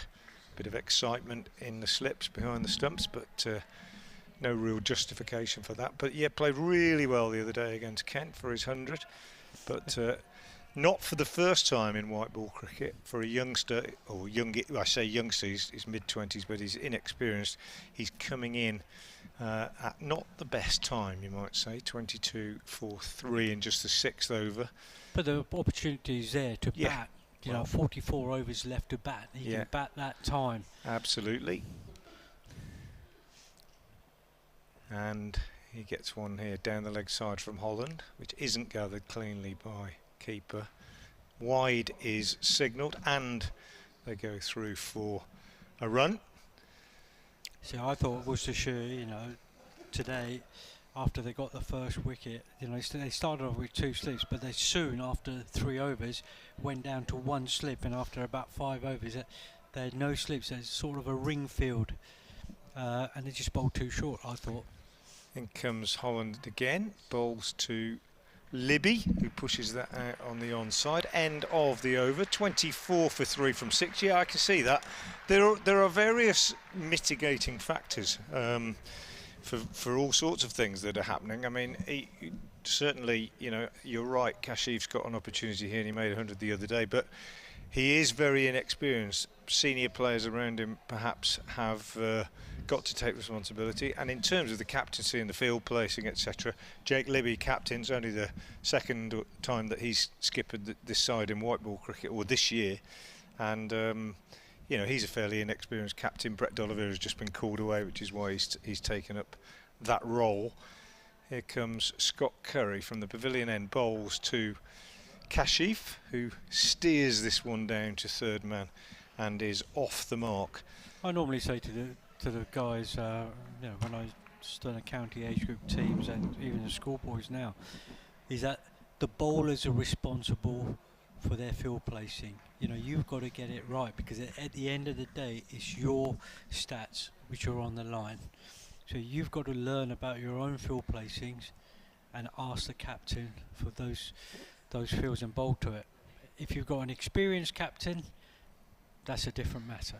Scott Curry in from the pavilion end, bowls, and this one is forced out square on the offside by Jake Libby, who takes a single, takes the score on to 26 for 3. He goes to 8. I would agree with that in principle, Raj, of course. Combination of rookie bowlers and rookie captain, which is what we had a little bit this morning, given that, you know, Ben Gibbon and Adam Finch were amongst Worcestershire's 4-seam bowlers, and neither of them has a great deal of experience. It's just the way things fall out sometimes. Curry bowls down the leg side to Kashif. He obviously feels that the batsman had moved across his crease a little bit, because he was taken on the pad. It ran away down the leg side, and unsupported by Ben Brown behind the stump, Scott Curry launched into quite a vigorous appeal, but umpire Alex Wharf was unmoved. The men out, if you're just joining us, for Worcestershire, having been set 237 to win. Ed Pollock caught at deep square leg by Felix Organ off the bowling of Ian Holland for 5. Curry in again, bowls, and Azhar drives nicely off the back foot, but straight to the field with extra cover, no run. And then he was followed by Azhar Ali, LBW to Scott Curry, without scoring. Azhar does play a little bit round his front pad. It's the way he plays, and he does it a million times a year perfectly satisfactorily, but on the odd occasion when he misses it, as he did today, he's going to be in front, and that happened on this occasion. He was out without scoring. Gareth Roderick caught at slip off Ian Holland for 2. Kashif on the back foot plays that down on the offside, and there's no run. Azhar reminds me, Raj, I've said this a few times on air, but I've never been on air with anybody who's been around as long as I have to verify it, but he plays very, very much like a guy that I played a lot of league cricket with, Mushtaq Mohammed. Who just plays a little, you know, you see a lot of bowlers bowl, Kyle, I don't know whether you've bowled at him, but you see a lot of bowlers bowl at him and they throw their hands up because they think there's going to be an LBW shout. I'll just break off as Curry bowls again to Kashif, who drives to mid-off, and there's no run. And then they strangle the appeal, because at the very last minute he just brings the bat down so late and just clips the ball round to the leg side, and that's exactly what Mushtaq Mohammed used to do, exactly the same. But of course now and again he misses it like he did today, and of course that's what happens. 26 for 3 at the end of the over. I think Rahul Dravid mentioned once that, you know, he tries to get out to the pitch of the ball with his hands, and then he can work it wherever he wants from. Then they play all around it. And he said if it comes off, it's great, but if you do miss it, Yeah. then you get stuck in front. I found myself, sometimes you just watch a player and they just remind you so much of somebody else. And There's mainly Asian watched players. Azhar a lot and just think that's just so like watching Mushtaq. Ian Holland continuing, excellent figures so far, 2 for 5 from his 3 overs, and he bowls this one outside the off stump and it's left alone by Jake Libby and gathered, skidding through quite low by Ben Brown. It's almost, sometimes when the ball's full on this pitch, it keeps a little bit low, and then obviously, as we've seen throughout, back of a length, it can climb quite steeply. So it's a matter of getting that length Yeah, right. You don't want to be too full, too short. You just got to be in that in between length. Yeah, and Ian Holland's been that for most of the time, and Like that's that an absolute jaffer there. Gets that length exactly right as you were talking about, Raj, and it just probably nipped away a little bit off the seam as well. You know, most county grounds, if you get that back of a length, you can hit it on the up and get away with it. Yeah. On this wicket where he's nibbling around a little bit, I think if you bowl that back of a length, it's really hard to push at the ball. Yeah. Just did well to miss that one, I think. Sometimes that's the best thing to do, isn't it? Here's Ian Holland again, he's in, he bowls, and again, Jake Libby is half forward, just feeling for that one. Perfect length again from Ian Holland, just a little nibble away, and well, unlucky from the bowler's point of view that the batsman doesn't get a nick. But I'd say early on, while the ball's new, you're entitled to a little bit of fortune on here if you're going to stay in. Jake Libby settles again. Ian Holland on top, comes in, moves in and bowls, and this one Libby does get a bat on, just gets on the back foot and pushes it out on the offside. What you don't want to do on this wicket is to bowl too much width. Yeah. If you bowl too much width, you're going to get punished, whatever length you bowl. But if you bowl stump to stump line, middle and off stump to off stump line, back of a length, you will get your rewards. Yeah, I think that's right. And I think we probably saw that in the first innings, didn't we, that it was width that got punished just a little bit at the end, as Libby just pushes this one out on the onside. Ed Barnard got a bit loose, didn't he, towards the end, his last over, and he went for 3 consecutive boundaries, didn't he, at the end of his spell, having bowled tidily early on. Adam Finch bowled pretty well. Ben Gibbon, 2 for 33 from 9 in the circumstances, bowled pretty well for Worcestershire for an inexperienced bowler. But generally speaking, seamers who've got the ball in the right areas on this pitch have been difficult to score off. Holland doesn't this time, bowls down the leg side, and Jake Libby misses out, just gets over a little bit too far inside the ball and doesn't get a bat on it. He tried to push that ball in, but he started it too straight and just went down a lot. Calder wide. 27 for 3 in the 8th. Worcestershire, one ball left in this 8th over. Ian Holland bowls it now to Jake Libby, who just pushes defensively up to mid-on, and that's the end of another very tidy over from Ian Holland. 4 overs, no maidens, 2 wickets for 6 his outstanding figures. The other bowler used, Scott Curry, 4 overs, no maidens, 1 for 20, and Worcestershire 27 for 3 off 8. You know, the longer they go on without hitting boundaries, the more pressure the batsman will feel and want to start taking risks, and that's when you're going to get your rewards as a bowler. So you just got to be patient, got to be calm, and just keep bowling the way you're bowling. Get the ball in the right areas. From a Worcestershire point of view, these two just, I'm sure, will be saying, let's just get through the next 4 or 5 overs without further damage if we possibly can, and just start to lay the foundations for some sort of recovery. Curry bowls, Kashif is forward, driving sweetly up to mid-off, but no run.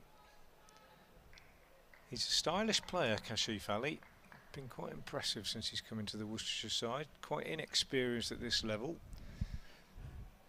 Probably needs to improve his fielding a little bit, but that's to be expected. I think it's quite a step up, isn't it, for somebody who's come from sort of minor county, second team cricket. There's Curry again in bowls, and he's taken on the pad this time as he again tries to work it away on the leg side. Curry appeals vigorously, but I think the giveaway there, Rogers, that Ben Brown was setting off down the leg side. He's setting down the leg side, Yeah. and I think Ali was just sort of head fell over Yeah, slightly towards the definitely, offside, yeah. trying to work the ball too square, Yeah, rather than trying to hit the ball between mid-wicket and mid-on. Yeah, absolutely.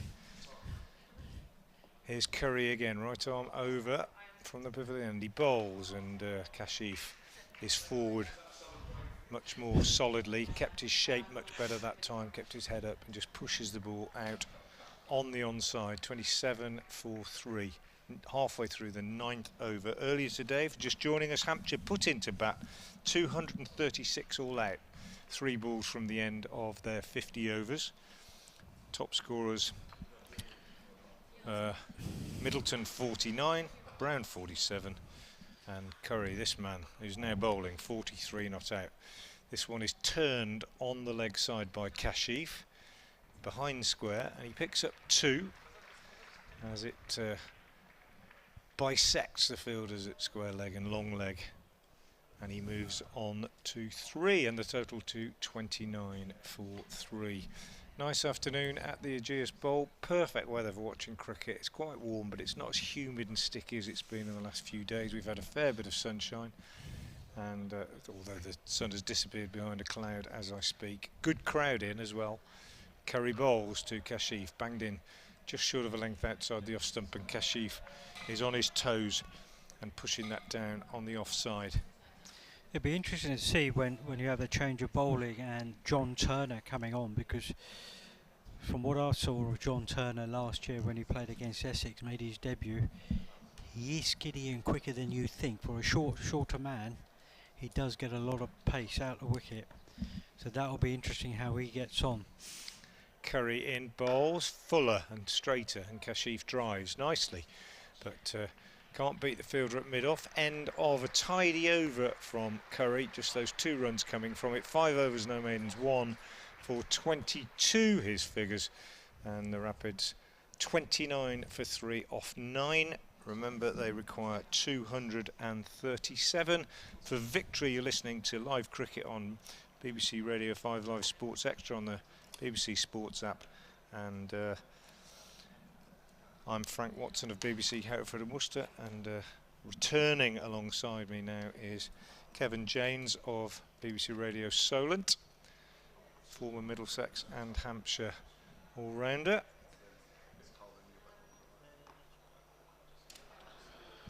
And we're going to watch Ian Holland continue from the hotel end, Kevin. Yes, right arm medium pace, runs away from us, and that's driven up to mid-on with the bottom hand off his bat. Jake Libby, who's on 8, 3 to Kashif Ali. My first look at Kashif Ali, who I know you're all getting a bit excited about there, Frank, with quite some justification with his 100 in the last game. Yeah, not too excited, but he's waited a long time for his chance in county cricket. I think he's trialled all over the place and started at Kent in the academy, and he's come in and he seized his opportunity at Worcestershire. But it's the captain facing. That's outside the off stump. We've seen a couple of great leg cutters from Ian Holland in the last few minutes, haven't we? Yeah, absolutely. Beauties. I mean, I was just saying, the best thing you can do with those is miss them, isn't it, if you're the batter? I think there's a good chance you would do, wouldn't you? Yeah. They've been that Unless good. you're Sachin Tendulkar, isn't it? Might Yeah. have nicked it. Yeah. They might have middled it. Yeah. Just adjusted himself, Frank, and just probably found the gap and just edged it. Well, not edged it, but nudged it for 4. Yeah. Just went with and then said, well bowled. Yes. 29 for 3 in the 10th. As Holland comes in and bowls, and that's edged, and that's called second slip. There's the extra bounce, and this time it's Jake Libby that falls to it. Good catch at second slip, and Worcestershire have lost their 4th wicket, and they are in real trouble here at 29 for 4. Yeah, really good catch. Ian Holland, well, just every now and again, and well, I say every now and again, 2 for 6 in his 3 for 6 now in his 5th over. Another good catch by Tom Prest. Ian Holland, not every now and again, regularly finding that perfect length outside off stump, makes the batsman play. This time Libby went on the back foot, got the ball just nipping away, took the edge. Softish hands, didn't really fly into the slips like the one before, but a low one this time, and very, very nicely gathered by Tom Prest. I'm going to have to nip off to give the bad news to listeners to BBC Hereford Worcester's FM frequency that things are falling apart a little bit. I'm sure you'll dress it up though in a positive way, Frank. That's the skill of the commentator, but you're right. Yeah, Worcestershire in real trouble here. We've got for the very first time on air. I'm looking forward to this very much, these next 20 minutes. And Kyle Abbott certainly is, because he's moved in next to us. We've got from the Southern Vipers and from the Southern Brave, Tara Norris. How are you? Hello, thanks for having me. Yeah, I'm just going to do it there. Yeah, that's good. Lovely. Yeah, first time on. First time, thanks so much. That's all right. How does it feel? Yeah, it's brilliant. It's great to be here. Seen from a different angle. I guess you haven't been up in the camera gantry before, this high. No, I haven't. It's a great view, actually. I wish I'd known about this earlier. We are on the 4th floor, for anybody that's not quite sure. There's 3 floors to the hotel, but there's an extra stairs for us to come up and climb, and we have these big windows which are just pushed to the side, and we have, unfortunately, we're not quite down the line of the wicket. The wicket we're playing on is slightly to the left, but it's a good view. We've got the live picture feed, which helps us as well. And, well, you get a good view from the dressing room, but it's not quite as high, is it? No, a little bit different. Yeah, I can geek out on all these screens as well. I can see everything. You can. There is no excuse for us to miss anything, although we do. I can't speak for everybody, but I'll speak for myself. I do. Ed Barnard is the new batter, the all-rounder for the Rapids, and he's going to face Ian Holland, who has 3 for 6 in his 5th over. Bowls outside the off-stump. Nice shape. Goes through to Ben Brown, and there is no run. Now, 100 started. I know 1 or 2 people this morning were sort of saying, oh, they're great with 100. 1 or 2 people saying not, and blah, blah, blah. Anyway, leaving all that aside, you're in your Southern Brave kit, bright and shiny. You practiced this morning. Of course, the ladies are a little bit behind the men. Looking forward to the start of the competition. Yeah, absolutely. Yeah, like you said, we're 2 games behind for the men due to the Commonwealth. That's for sure. Here's Ian Holland, comes in and bowls, and Barnard just pushes that out into the covers, and there is no run. I'll be doing a quick half-hour update in a moment. Half-hour update? Half a minute update to try and get everything that we've seen so far into 30 seconds. Won't be easy. I'll just take over for a minute, Tara, if that's all right. Well, Tara Norris will be back on with us in a moment. There's Ian Holland, looking for his 4th wicket of this Worcestershire innings. They're 29 for 4. Comes in now and bowls outside the off stump, and that's left alone. He's just found a little spot just on and around off stump, bringing the batters forward, bit of extra bounce, and he gets a warm round of applause. I gave the official figure out earlier for the crowd. It's just over 3,142 officially here watching this Royal London One-Day Cup game. Holland 5 overs, 3 for 6. Absolutely terrific figures, being backed up by Scott Curry, who's picked up a wicket. Right, here we go. 30-second quick update coming up. Well, a good start for Hampshire in the field, because earlier they were bowled out for 236 with 3 balls left. So Worcestershire chasing 237 for victory haven't started particularly well. They're already 4 wickets down. They are 4, if I can just find my screen, for 29 after 10 overs, and 3 of those wickets have fallen to the medium pacer Ian Holland. He has 3 wickets for just 6 runs. The other wicket taken by Scott Curry. He got the former Pakistan Test opener Azhar Ali out for no score. So Hampshire in a good position here. Rapids 29 for 4 in the 10th. After 10 even. As a new bowler is John Turner. Now, how much, Tara, have you seen of these bowlers? John Turner, for instance. Have you seen him bowl when they're in the nets and you're practicing? Yeah, obviously we don't cross over too much in training, but see the guys in the gym quite a bit, and yeah, it's brilliant to watch them, and obviously been up to date in the T20 Blast, and yeah, just how successful their campaign was. Certainly was, yeah. T20 winners. Of course, not so long back as Turner right arm over from the pavilion end, comes in. Oh, he hasn't let the ball go. What on earth was happening there? What happens there? Have you ever done that? I've caught my thumb in my pocket. I don't know if that's what's happened, but or if a batter moves around quickly. I know a lot of bowlers tend to stop. Yeah, I would say that probably is the case. Maybe you just got caught in the. I tell you what, it's a pain when that happens, because by the time you run in, you're knackered. So it's almost like bowling an extra ball. Comes in again then, Turner, bowling to Kashif Ali. Ali gets a full delivery, just guides that with an open face down to third man, down to the man with no number on his back. That's Jack Campbell, and that'll be a single. Somebody screaming down the bottom there. Somebody might have seen you, Tara, screaming up to the commentary position. Yeah, I'm not sure it's that one, unless they're asking me to get off. Either or. I don't know what was happening there, but anyway, one of the more unusual sounds. Normally you don't get anything like that from down there, so I'm not sure what was going on. John Turner in his first over then. Comes in from that pavilion end and bowls to Ed Barnard. Ed Barnard drives, and that's off a thick inside edge, and that goes quickly down to fine leg, and there is no run. So, Southern Brave women, your first game is when? It's next Friday at the Ageas Bowl, double header with the men's. Good. That's will that will be the first double header here then, I guess. Yes. Because obviously the men started before you guys. Yeah, this year. they're 2 rounds. Well, they will be 2 rounds in by the time we start. Yeah. So how do you feel about playing slightly less games as Turner comes in outside the off stump, left alone by Ali? Yeah, look, I think last year was brilliant, and obviously we had many more games. I think this year the scores will be much closer. I think a lot of it will be down to net run rate as well, especially if there's any rain that's impacted. So I think, yeah, for a very short tournament, 6 games, momentum's key, really. Yeah. And yeah, we've got to get off to a really good start. Certainly have, yeah. Beaten finalists last year at Lords.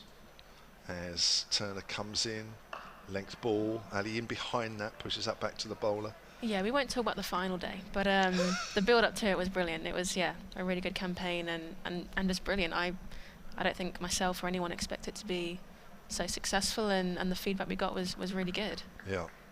Is it difficult losing a final? Yes and no. Probably a highlight and a low light in my career, I think. Yeah. And Turner again bowls. Ali pushes forward again. There's a bit of bounce and just nips back a fraction as that's turned away, not confidently, square on the leg side by Ali. End of the over for Turner. His first over costing 3 runs, and the Worcestershire Rapids are 32 for 4, chasing that total of 237 for victory. Tara Norris in alongside me here. First time on air for Tara. There's the 100 seems to divide a lot of people, doesn't it, really, in terms of whether they like it or whether they don't. Obviously you like it because you're playing and you've got a contract, which is great news, but as players, are you aware of that? Yeah, and I think initially going in, a lot of players were very sceptical. A lot of traditionalists, let's say, over the longer format, were very sceptical, but I think majority of people that I've spoken to, or people who have never watched cricket before, have loved it, and I think particularly for the women's game it's been brilliant in terms of just, yeah, I suppose more exposure.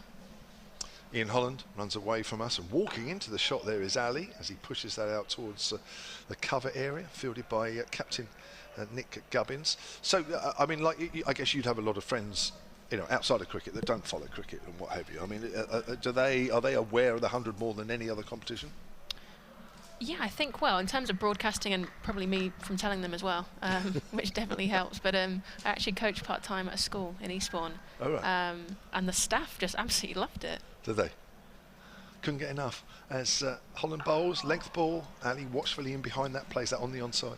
Yeah, I had the headmaster and the receptionist come to a game at Lords, and yeah, the feedback from everyone was really positive. You know, people who'd never watched cricket before, but all of a sudden, yeah, they've seen this game on TV. It's easy to watch, it's easy to follow, bring their kids. Yeah, no, it was really nice to hear. Good stuff. And of course, in terms of 50 overs, you're in the middle. Well, you are in the middle of the Rachel Hayhoe-Flint Trophy. It's in 2 parts this year, isn't it? First part has been completed, as that's a nice, pleasant drive out into the covers by Ali, but can't find the gap. The Vipers dominating the Rachel Hayhoe-Flint Trophy again this year. Yeah, we're 4 from 4, which is, yeah, just fantastic. You know, 50 overs predominantly been our strength here. Obviously really happy to have come home with the CEC Cup. So yeah, I think post 100 we've got 4 50 over games left, and then hopefully a Lord's final. Yeah, it's funny actually. I did ask 1 or 2 of your teammates the other day, as Ali's on the back foot this time and pushes it out into the covers. Nice accurate stuff here from the medium pacer Ian Holland, and I did sort of say, oh, of course this year it's the Lord's final this year, but of course a lot of you have played at Lord's, of course, through the 100. Yeah, we were lucky enough to play there twice last year. But I think a final, and it being at Lords as well, makes it even more magical. Yeah. So yeah, like you said, the 100 final was a good and a bad day. Obviously, playing at Lord's brilliant, having your family there. As Holland comes in again, and he gets one, it bounces, takes the bottom hand off the bat as it goes out on the leg side. For that, were you in the home or the away dressing room for that last year? We were away. Anyway, at the top of the hill. Right in the top balcony, yeah. 32 for 4 here, the Rapids in the 12th over. Still 205 runs away from winning this game. Ali might have to produce another 100 here if the Rapids are to get even close. As Holland bowls. Oh, he plays and misses outside the off stump. There's another leg cutter there from Holland. Beautiful delivery. They're almost too good. End of the over maiden. 6 overs, 2 maidens, 6 for 3. Almost too good, those leg cutters, aren't they? Yeah, Holland's been exceptional. His 6 overs is brilliant to watch from up here. It certainly is. So what? So last winter, because you play for the USA. I did. And conversely, for the men, I've seen Ian Holland. Yes, he plays. So you're both USA internationals. We are. I don't know if he's got a bit of Italian in him as well. Is that right? I don't know. Oh, I didn't know that. I might have just made that up. Have you? Because he was born in Wisconsin, I think. Yeah, he's got quite an unusual background, hasn't he? Yes, and then sort of went out to Aussie and then won that Aussie talent show for cricketers a few years back. That's edged. That's a great diving stop at backward a point from Fletcher Middleton. What a game he's having with his 49 in the Hampshire innings. Great athleticism. Reminded me of you at backward point there. That was very kind. I didn't get the same vibe, unfortunately. So, so when you played for the USA last winter, didn't you? Was that the first time? Yeah, first time. Yeah. I should know this because I remember asking, that's bounced as well, and it's hit high on the bat as that goes out square on the leg side. He's trying to drive on the up there, Barnard. Gets it almost on the shoulder of the bat. 33 for 4. Do you sort of mix teams? I mean, not mixed teams, but when you train or when you're preparing for tournaments, do you train with the men, USA, or is it totally separate, men and women? It was very different. We both had different competitions coming up. But yeah, the USA thing actually came out from the 100, really. Here's Turner again, just guided into the covers by Ali, no run. And you got to go to Mexico, didn't you? I did. I played cricket in Mexico City, which is something I thought I'd never say nor would ever happen, but there we are. So, because that's right, I remember speaking to you I think you'd come back from that as well. So you were playing in America's T20 World Cup qualifying, weren't you? Yes. And what happened? So did you get through that bit? Because I can't remember, you'll have to remind me, as Turner bowls and he's having a swat at that one. There's a thick outside edge down towards third man, and Campbell uses his feet to try and stop that and misses, and the ball goes over the third man boundary for 4. Very bizarre shot, and almost a bizarre piece of fielding as well to end that one. But 4 runs it is, 37 for 4. So how did you do in that? So that was the America's qualifier. We won the tournament. I think we won 3 from 4. So it was Argentina, Canada, and Brazil. So we won that, so we've now qualified for the T20 World Cup qualifiers this September. All right, now, September, that's an interesting one because edge through to slip, and that's another edge, another catch. And that's Tom Prest again, bucket hands, Tom Prest. Hang on, Raj is trying to tell me something. I'll come back to that in a moment, but it's another wicket, and it's Kashif Ali who goes for 9. 37 for 5 here. The Worcestershire Rapids in all sorts of disarray here. And again, it's that extra bounce. There he is, pacing the wicket. Certainly Every is. bowler's dream. It is, isn't it, really? John Turner benefiting from the bounce this time. And right, so now September. Now I'm looking at my fixture list, and I think you've got some Vipers games in September. So what is going to happen with you? Sadly, I think I'll be missing out on the World Cup qualifiers. Oh, really? Yeah, unfortunately, I think due to domestic cricket, and obviously I'm a contracted English cricketer, and obviously not contracted with the USA. Plus, I'd hate to miss out on Lord's final.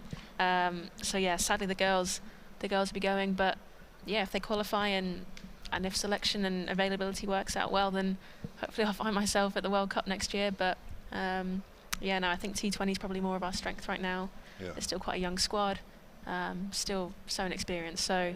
Yeah, gutted to miss out, but it'll be amazing, I'm sure. So sorry, just remind you might have said that because I was just writing something down as you were talking. So where are these games in September for the USA? The qualifiers are in Dubai, I believe. Dubai, 4 weeks in September. Yeah. Gosh, that awful missing out on that.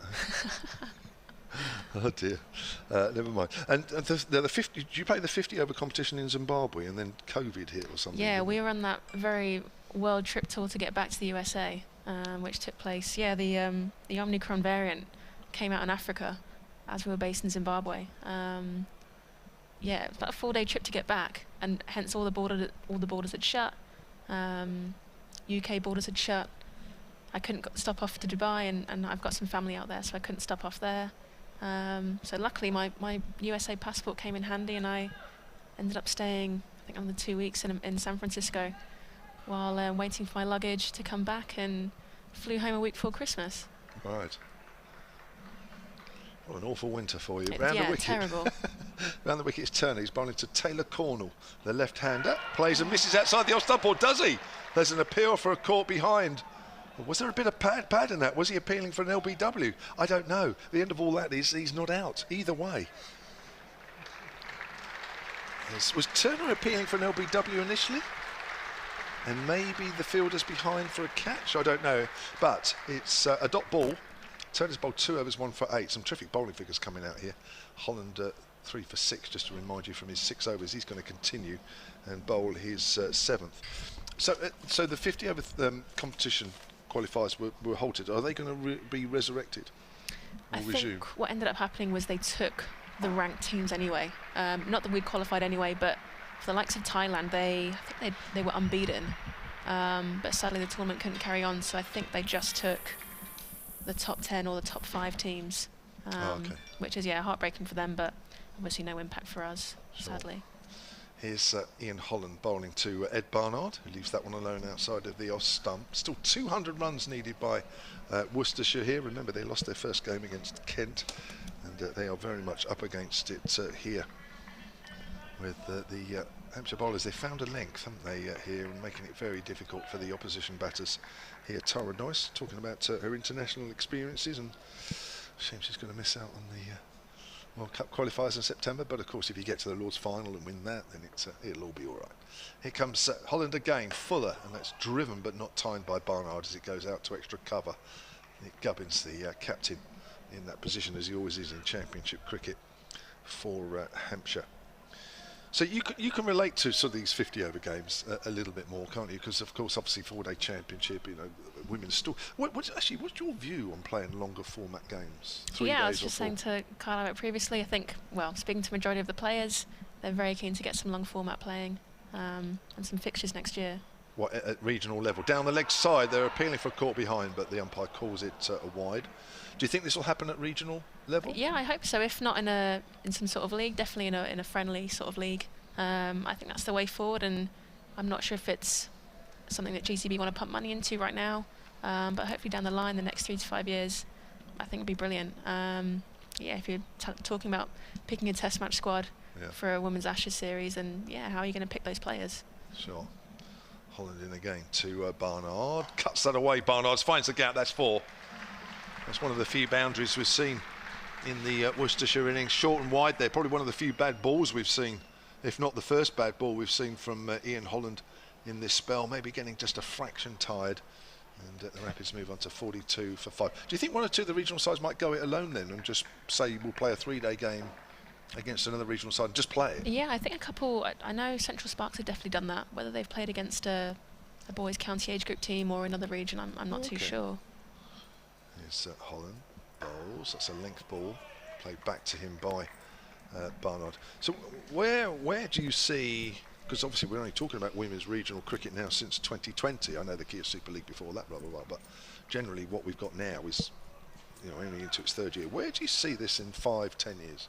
Yeah, I think, like you said, it's been 3 years, and I think, the growth has been amazing, and the crowd we've attracted has been really good. So Holland comes in and bowls down the leg side, wraps him on the pad.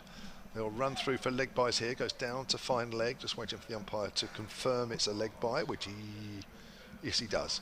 Just about gets his leg up there, not very high. 42 for 5. Yeah, so you see it moving to... Yeah, sorry, I think it's going to get just bigger and better, really. In 5-10 years, honestly, the talent that we've got coming up from the youngsters is ridiculous right now. and particularly from a Vipers point of view, we seem to be breeding England players at the minute. So it's a good and a bad thing, really. So yeah, I think 5-10 years time, hopefully we'll have everybody contracted and a wider squad contracted, and yeah, I think it'll be a really, really amazing thing. Here comes Holland again to the left-hander corner, who plays it back to the bowler. End of the over, 7 overs for Ian Holland, who's bowled all his overs since the start from his commentary end. 3 for 11 with 2 maidens. The Rapids are 43 for 5 with Cornwall yet to get off the mark, as though he's only faced 2 balls. Ed Barnard is 6 off 11, and none of the Worcestershire Rapids players who are already out, and there's been 5 of them, and nobody has yet reached double figures. So you're a contracted player. You're one of the contracted players at the Vipers, aren't you? I am, yeah. Yeah.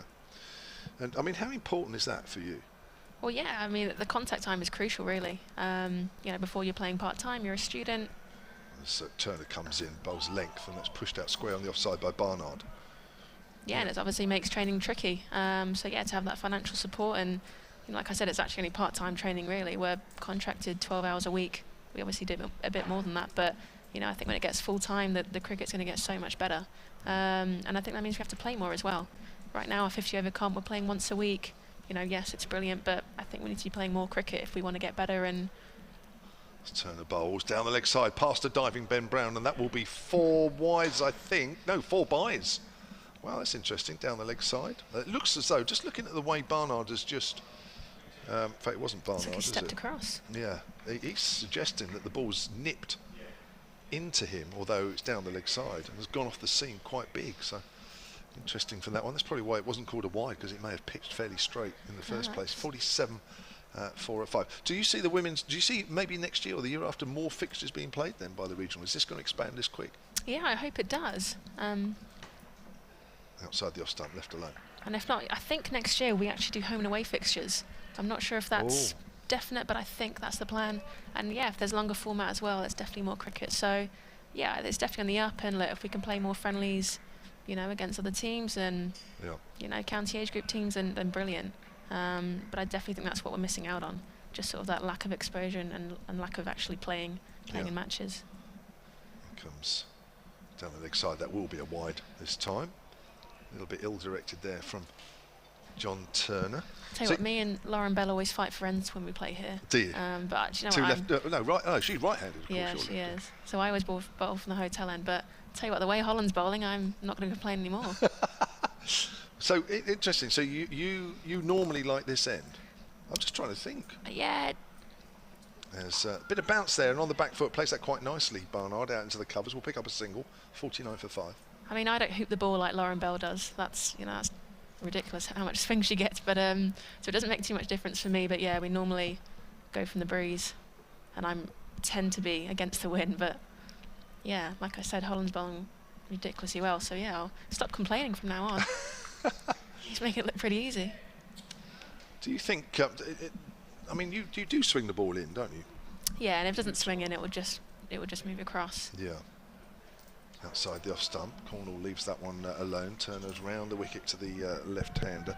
So you would normally prefer this end, the hotel end, because of the breeze? Slight breeze, and I suppose it depends if I'm coming round or over the wicket. But as well, there's obviously not too much difference in it. It's pretty flat, and I suppose which side of the ground you want to get hit to. Sure. We tend to play it well. Obviously, if playing a bit more central, doesn't make too much of a difference to the boundary side. Turner from that pavilion end, round the wicket again. That's straighter to Cornwall. He just pushes that up quietly to mid-on. That's 15 overs gone then, 49 for 5. Do you want to do one more over? Let's do it. All right, so Tara Norris will be here for 1 over. Then we'll bring, should we bring Carl Abbott in after that? He's chatting at the moment, but I'll get his attention. Yeah, I'll watch Holland bowl 1 more over, get some tips. Just amazing that the leg spin. I think he's coming off actually, Tara. Oh no! He's not going to bowl anymore. Right, we'll save his 3 overs. 3 for 11, and it looks like we've got the man with no name, Jack Campbell, the 22-year-old who was playing for Durham, but Hampshire have brought him back south. He's actually Pompey born. He bowls left arm medium quick. Now this will be worth watching. Bowl similar to you, Tara. Get my notes out. Yes. So we've got some left arm. I've not seen him bowl at all before. Played also a couple of T20 games for Durham last year. It's quite tall. So here we go, left arm over. Comes in and bowls to Ed Barnard. Bowls. Good start. Yeah, that's all right. It's a good start, isn't it? Nice and straight. Well, Durham's a long way up north for a Pompey boy. Well, it is, isn't it? I must admit, I don't know the story of why he was up there in the first place, but I guess sometimes some counties will take a punt a bit quicker than others. And was it university? That might be. Yeah, that might be one of the reasons. Yeah. He's obviously intelligent as well as a good cricketer. Good combination. I wouldn't know myself, but on either front, as he comes in From what as I've a heard, leg ball. I can only imagine. That's pushed out on the offside. My first impression of him is he's a little chest on, would you say? Yeah, a little Just bit a front on. fraction. But nice start from him. Just 22 years of age. Bowling from our commentary end. 49 for 5 then the Rapids. Really struggling to make an impression with their reply. As he comes in and bowls, and that's a nice drive up to mid-off. And there is no run. It looks as though the wrist position's okay. I mean, we're not really going to see too much swing here, are we? Because the white ball especially. Yeah, I don't know what ball they're going to be bowling with, but I know when we play, it stops swing by about the third over. Mind you, have they got a new ball from each end? Or They is have it the a new same ball each end with this. Do you play with one? No, we have two. Oh, One you have from two each as well, end. yeah. Here he is again, bowls, bit of bounce, just played on the leg side, slightly middle and leg, that one from Campbell. That's the 50 runs up for the Rapids. More of a sympathetic applause more than anything. That's come up in the 16th over. It's been tough going for them ever since Ed Pollock was out in the second over, caught on the boundary by Organ on the leg side off Holland.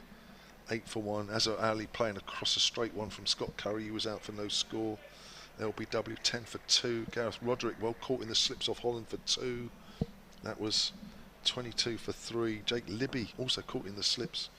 29 for 4. Here's Campbell again. Oh, a bit of bounce again as the bottom hand comes off the bat. Hits the body deck, as well. Yeah, he does. Hits the deck. Yeah, we like the look of him. 5 balls of his first over. Be able to swap tips, both of you.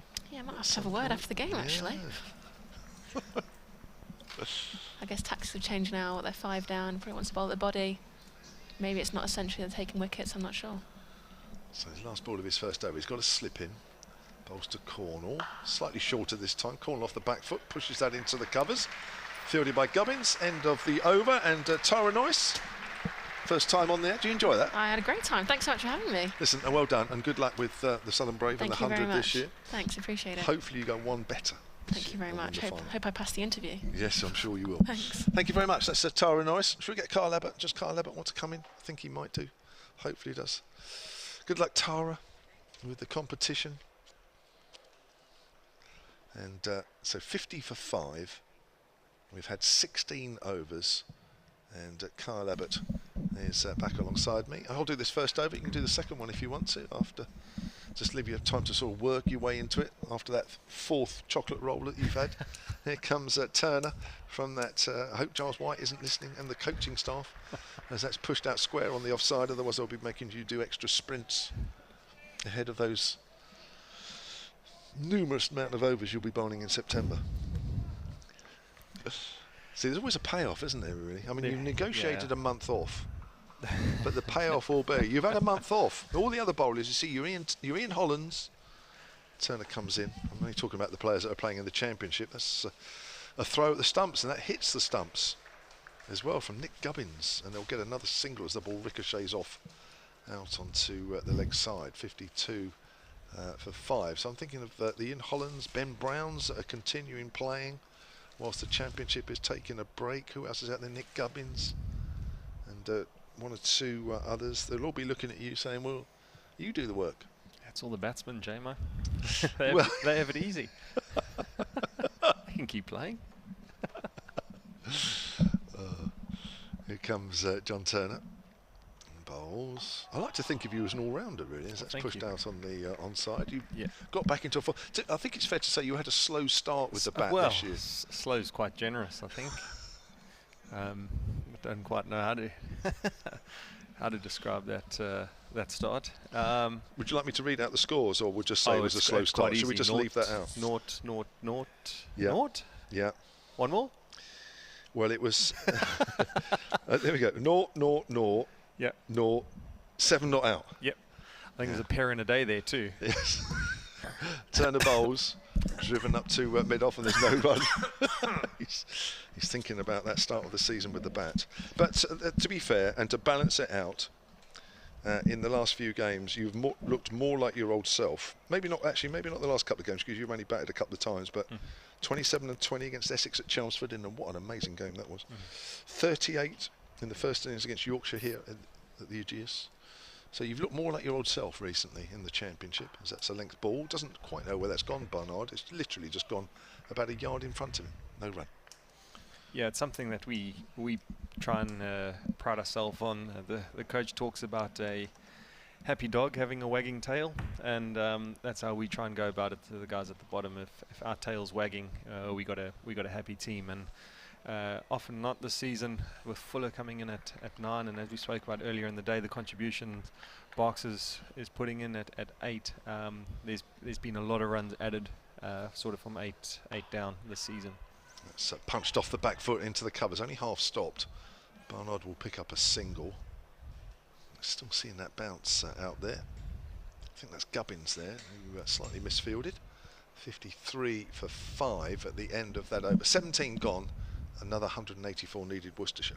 Yeah, great start by Hampshire here in the second innings. It's definitely what you're looking for early on in a defence of a total of what we think is slightly under par. To pick up wickets and to pick up 5 within the first 17 is excellent. So this is the time where you really want to turn the screw on the Rapids and get them sort of 7-8 down and kind of put this game to bed. But they're going to have to still bowl well here. Ball maybe getting softer and might get a little bit easier to bat, as we did see Brown and Fletcher, as Campbell in a short, very good bouncer over the shoulder of Barnard through to Ben Brown, the keeper. That really took off from back of a length. Uses bouncer well there. Big leg side boundary out towards our right, out towards the western side of the ground, and he's got the field set backward square and a fine leg. So using his bouncer, we haven't seen a lot of them today. Although the pounce in the pitch, we haven't seen too much, as Campbell's in again and Barnard turns that one off his hip into square leg. Toby Albert does the fielding, and the Rapids move on to 54 for 5. Got an email here from John, sonatcricket@gmail.com. He says, is Joe Weatherly injured? Just wondering why he wasn't picked today. Not sure he's been released by Southern Brave. I doubt that any of them are going to be released. No. So that's he would have been last year, of course. Yep. He was available, but his one-day cricket has improved so much that he's been picked up by the Brave. Yep. Campbell runs away from us to Connell, and it's short back of a length again, rearing up to Connell, but he managed to get on top of the bounce, and the ball goes down to the third man and taking a single. Joe on the ground says, fabulous effort from Ian Holland. Certainly was.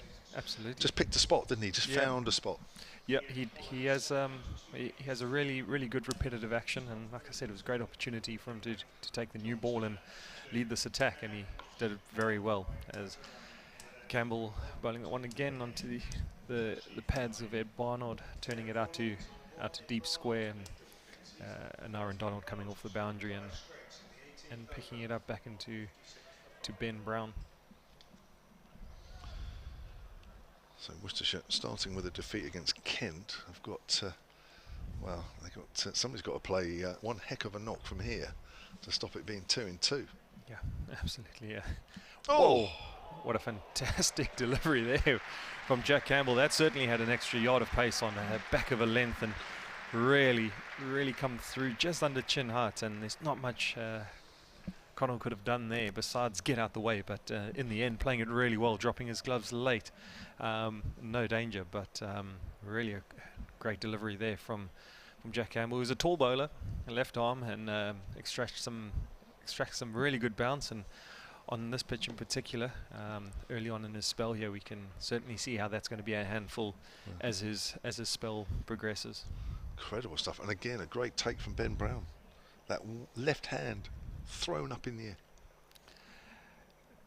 And then that one is full and wide of the off stump, left by O'Connell, and it almost double bounces through to Brown as Campbell finishes his second over with figures of 0 for 4. It's a good start from the debutant and his Hampshire debut. As you said, he played a couple of games for Durham last year, Hampshire born and then up to Durham, but back here and looking to stamp his authority on this game and hopefully take this opportunity in the first team.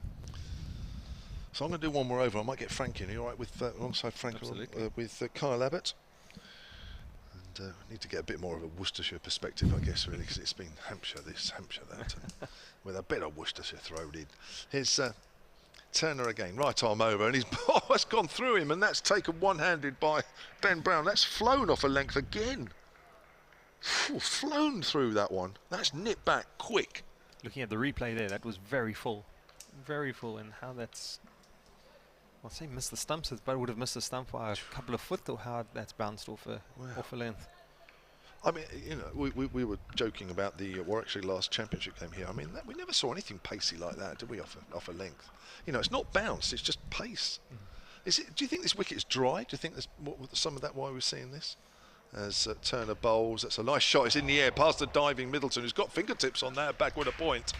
He's gone down towards square, his third man, where Campbell Fields absolutely threw his bat at that, did Ed Barnard. I had a chat to Aaron Donald at the lunch interval, and he actually said this morning it was quite wet, and there were quite a few divots that had started to appear already in the first 10 overs. So perhaps those divots have maybe got a little bit harder under the sun, and there's a breeze blowing. So possibly that crust is just hardened up, and a couple of those ones are taking off those divots. Round the wicket to Cornell is.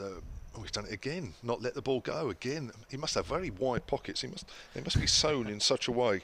You know when you have those trousers that stick out a little bit in your sides, that and the finger gets caught in the pocket a little bit. It's the second time he's not let the ball go as the hand comes over. Ian East at Southern Sports says this lad Campbell looks decent. What sort of pace does he bowl? That's a question to Kyle. Sure. Carl will attempt to tell you, hopefully in miles per hour, Carl, as that's pushed towards mid-wicket that we can all relate to rather than kilometres. Yeah, it's a tough one. I reckon he's over 80 mile an hour, probably early 80s, I would say. But just with this extra bounce in the pitch and in his height, it's kind of that one that he bowled to Connell almost looked like it was 95 mile an hour, just the way it took off. But I would say hovering around the mid to low 80s. It's on the line of leg stump, just worked to mid-wicket where Middleton does the fielding again. Turner into his fifth over here, 1 for 14. I just get the feeling generally, we're talking about sort of pace of the wickets, but just talking about the bowling, that without sounding too biased, I think Hampshire have hit a better length. I think certainly since, you know, when you look at Worcestershire early on, it looked like they took a little while just to find the right lengths. As Turner bowls, and that's played a miss outside the off stump there, a bit of puff of dust as it goes through to Brown. I suppose that is an advantage of batting first in the morning and getting an idea of what works on the surface and what doesn't. But yeah, the Hampshire bowlers have certainly come out here and really haven't put a foot wrong. There's been a wide here and there, and but generally their lines and lengths, and they've used their bouncer very well. Turner again then, bowls, and that's worked up to mid-on, and that'll be the end of the over. So 19 overs gone here at the Ageas Bowl. The Rapids are 57 for 5 with Cornell on 1. Ed Barnard is on 14. The Rapids still need another 180 to win this game. Kyle Abbott will be sailing on, saying on, even sailing along, but I'm not sure how much sailing you do, but he'll be staying on, and Frank Watson from BBC Hereford and Worcester will come in alongside him. Well, as Kevin James leads us, after talking Jack Campbell's first 2 overs up, he's been pulled out the attack, and Felix Organ replaces him from the hotel end. Interesting change here by the captain, Nick Gubbins. I just wonder if with the left-hander in and just the state of the game, the Rapids now 5 down, it's a good time to introduce some spin, and possibly with John Turner coming towards the end of his spell from the pavilion in that Jack Taylor will take over from there. But yeah, Frank joins me, and how have you seen this first 18 overs? Well, I just heard what you were saying, really, and about the Hampshire bowlers, and couldn't agree more. I mean, they've used the conditions really, really well. They've bowled very few bad deliveries. There've been very few scoring opportunities. And what that means on a pitch like this is that you're not getting that release, are you, every 2 or 3 overs of a 4-ball or whatever. I just break off as Organ starts with a foolish delivery which Barnard plays, just like when we were on together last time. We talked about the ease with which these guys play the reverse, and that's a perfectly executed reverse sweep there from Ed Barnard, and it brings him 4 runs to backward point. The only player that's reached double figures. He's 18, and that's 61 for 5.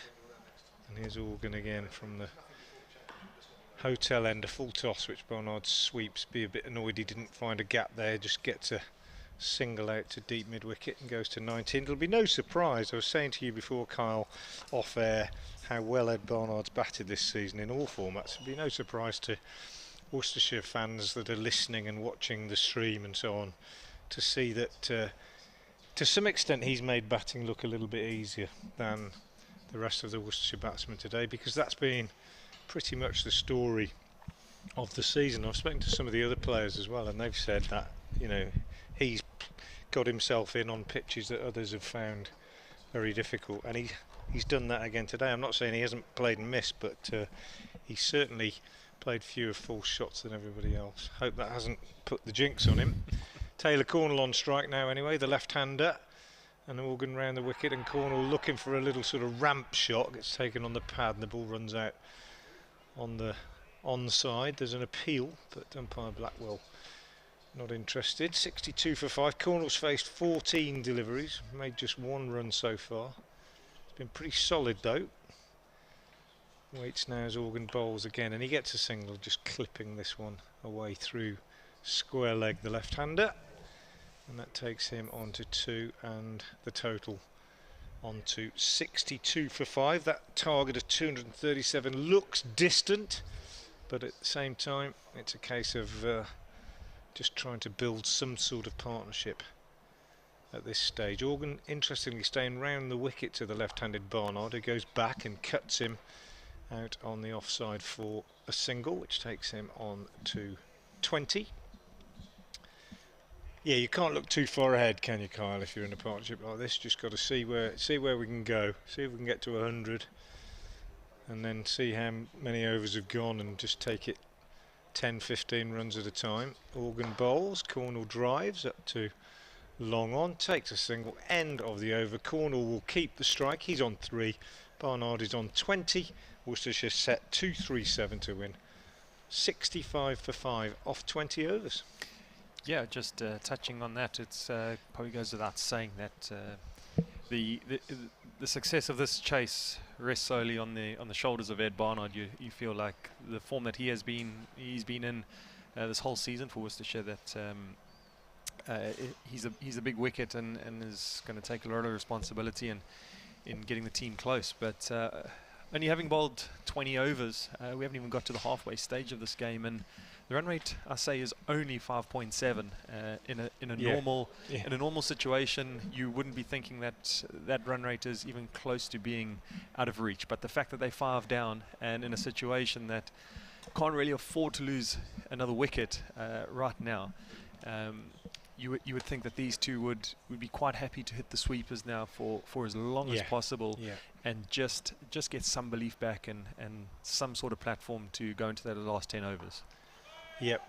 Jack Campbell switching to the pavilion end. Do you want to do some commentary, Carl? Sure. I've just had a text that I ought to publicise, really, come from the man who would be skippering Worcestershire in this game if he hadn't been called up to the 100, Brett Dover, and it says, "Don't let Kyle get away with calling himself an all-rounder."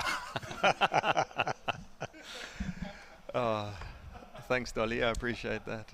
As Campbell comes towards us, change of end from the pavilion end, it's back of a length to Cornell, and just out to point, no run. Yeah, I enjoyed my time at Worcester back in 2016. Made a few friends and guys that I still chat to, as I spoke to Dolly as recently as yesterday, and during this week he's once again left me high and dry. Supposed to be having a beer with him tonight, but not unusual, as Campbell once again back of a length and not much width there to work for, as the ball's just played out into extra cover. Just a word on Brett D'Oliveira, seriously, for a moment, because I know we're on 5 Live Sports Extra and people are listening that don't always listen to the Worcestershire feed. He's taken the captaincy on this year, and it's been a difficult season in many ways. I'll just break off for a minute as Campbell bowls this one and Corner's taken on the pad. But he's taken it on, and it won't surprise you, I'm sure, Carl, to hear that he's taken to it really well. He's such a warm and generous personality, and there's been difficult times for Worcestershire this year in various forms of cricket. The red ball stuff's gone quite well, but certainly Brett, to my eyes anyway, and from what I've seen, heard from others, has taken to the captaincy really well. Campbell again, and short that back of a length once again to Cornell. Just a slightly bit more width on offer there as the ball goes down to third man, and Felix Organ does the fielding into Ben Brown as Worcestershire move on to 66 for 5. Ed Barnard on 20 off 33, Cornell 4 of 21. And as somebody who knew Brett's dad pretty well, Damien, of course, Brett was pleased when one of his recent hundreds took him past his dad's total as well, which was nice. This one cut at by Barnard, goes through to the keeper, and that's the end of a decent over from Campbell. 3 overs, no maidens, no wicket for 5, his figures. But so much of captaincy is about personality, isn't it? And I think he's learning on the job, Brett. He's got a lot a lot of experience to be gained out there as a captain, but in terms of holding things together and being that sort of guiding light for the lads, I think he's doing a great job in pretty difficult circumstances. It's not always easy. I think people sometimes think being a county cricketer, being a professional cricketer, as well as anybody, I think a lot of people sometimes think, what a dream job that is, just playing cricket for a living. But it's tough, and Worcestershire have been through some tough times this season. Felix Organ continuing round the wicket to the left-handed Cornell, who pushes up to mid-on for a single. And when that is the case, you look to your captain to just keep spirits up and hold things together, and you've got to battle through those tough times and wait for the good times to come again, as they surely will. Felix Organ over the wicket to Ed Barnard. And Barnard drives out on the offside, doesn't really time it, straight to the fielder at short extra cover, and there's no run. 67 for 5 if you're just joining us, and I know people are all the time. Earlier today, Hampshire put into bat 236 all out in the last over. Barnard tucks this one away on the onside, and there's no run. Top scorers were Middleton 49, Brown 47, and Curry a rapid 43 not out at the end. Wickets were shared around for Worcestershire. Organ again in bowls. Barnard turns this on the leg side for 2. Good running, comes back. In fact, they're going to get 3 because there's a little bit of a misfield out at deep square leg by, who is that? It's Tom Prest. Tom Prest, he's happier in the slips, where he's picked up 3 really sharp catches in this innings. So they get 3, and Barnard goes to 23, 71 for 5. And as I say, those wickets shared around. Joe Leach took 3. Ben Gibbon took 2, the young left-armer, bowled pretty well, I thought. As Cornell drives up to mid-off, and there's no run. 2 wickets for Adam Finch, and 1 each for Barnard, and the 2 occasional spinners, Jake Libby and this man who's on strike now, Taylor Cornell, left-handed batter, who cuts at this one from Organ and hits it straight to backward point. No run, end of the over. So 2-3-6 all out. Worcestershire set 2-3-7 to win, but subsiding to 37 for 5 in the 13th over. When these 2 came together, they've added 31 so far, mainly thanks to Ed Barnard's 21. Cornell is on 5. 21, well, the scoreboard's having a bit of a nightmare. 22 overs gone, I think, and it's 70 for 5. Yeah, 22 overs, isn't it? Yeah, they're just a little bit behind. It's been like that all season. I'm not sure. And so is the sort of online scorecard as well, which is unusual. Yeah, 22. It's caught up now. 22 overs gone. 70 for 5. Long way to go. Much will depend on Ed Barnard if Worcestershire are going to put together any kind of score. Campbell runs towards us and back of a length to Barnard. Just a change in the field there before that ball. Ian Holland coming out of mid-wicket and going into backward point. And now Nick Ovens going with a heavily packed offside field. Only three men on the leg side, a mid-on, deep square and a fine leg. Still carrying a slip, which I think is great captaincy, especially to Barnard, telling him that we know that if we get you here, we're still going to be under pressure. As that one down the leg side by Campbell, and umpire Wolf stretching out his arm, signalling a wide. Yeah, it'd be tempting, wouldn't it, just to sort of let Barnard off strike, really, almost give him one, etc. But I agree with you. The key thing here, get him out now, and you're into inexperience. And well, Joe Leach obviously experienced, but the rest of the batting lineup isn't. Campbell again, back of a length. It nearly worked. Oh, Barnard looking to run that down to third man and just ending up dropping short of Tom Prest, who's hovering at about a 1.5 slip, not quite one, more towards it. Second slip line, but that almost looked like catching practice in the morning. He plays that shot so well, Ed Barnard, in white ball cricket. When there's no slip there, just does it all the time, as you know, loads of players do. Just run it down. It's almost as though he forgot the slip was there. Yeah, and almost a risky, quite a risky shot on this pitch, especially with the extra bounce. You kind of could easily have carried through to Prest. Yeah. Campbell's in once again from the pavilion end, and that's short and wide, and Connell looking to cut that over point, and discussion between the umpires, but it's ended up being called a wide, and on height, and one and for overhead height, yeah.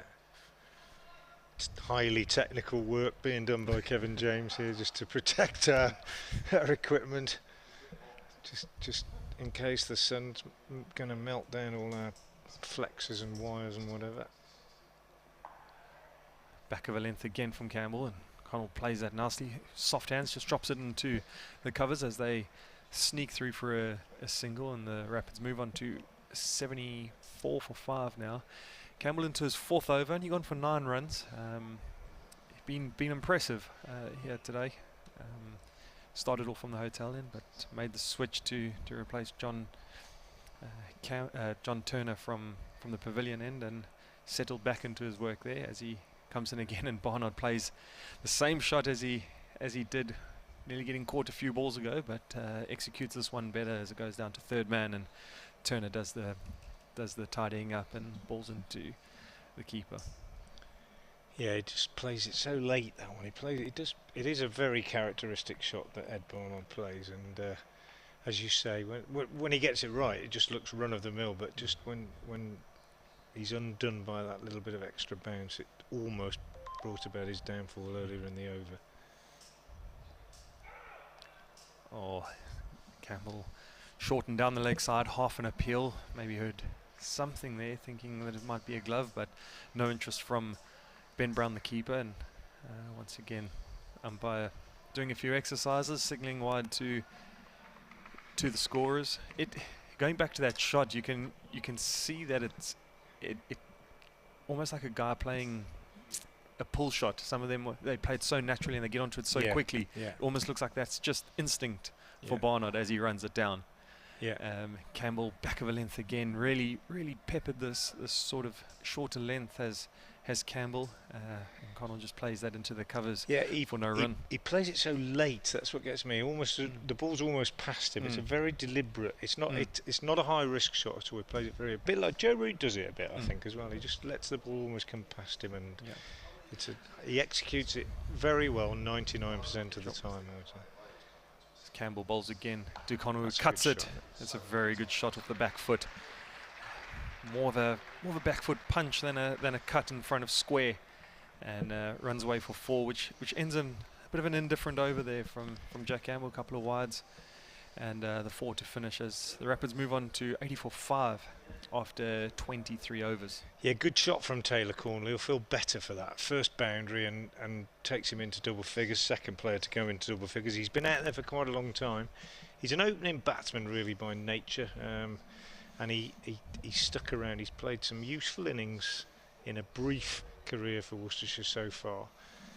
Just a couple of 2 or 3 red ball games, but he stuck around on occasions and played quite significant innings, notably at Middlesex in the second innings when Ed Pollock was going mad at the other end and Worcestershire won.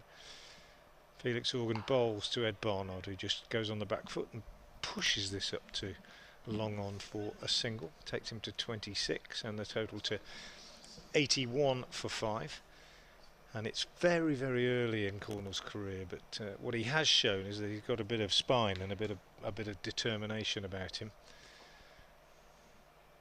Organ round the wicket to the left-hander, and he drives up to long on himself for a single, takes the total on to 82 for 5. Hampshire won't be too worried at the moment about conceding these 1s and 2s in these middle overs. Worcestershire at the same time just happy that these two are putting together something of a partnership, having come together with the score 37 for 5. Organ bowls, Barnard drives up to long on for another single.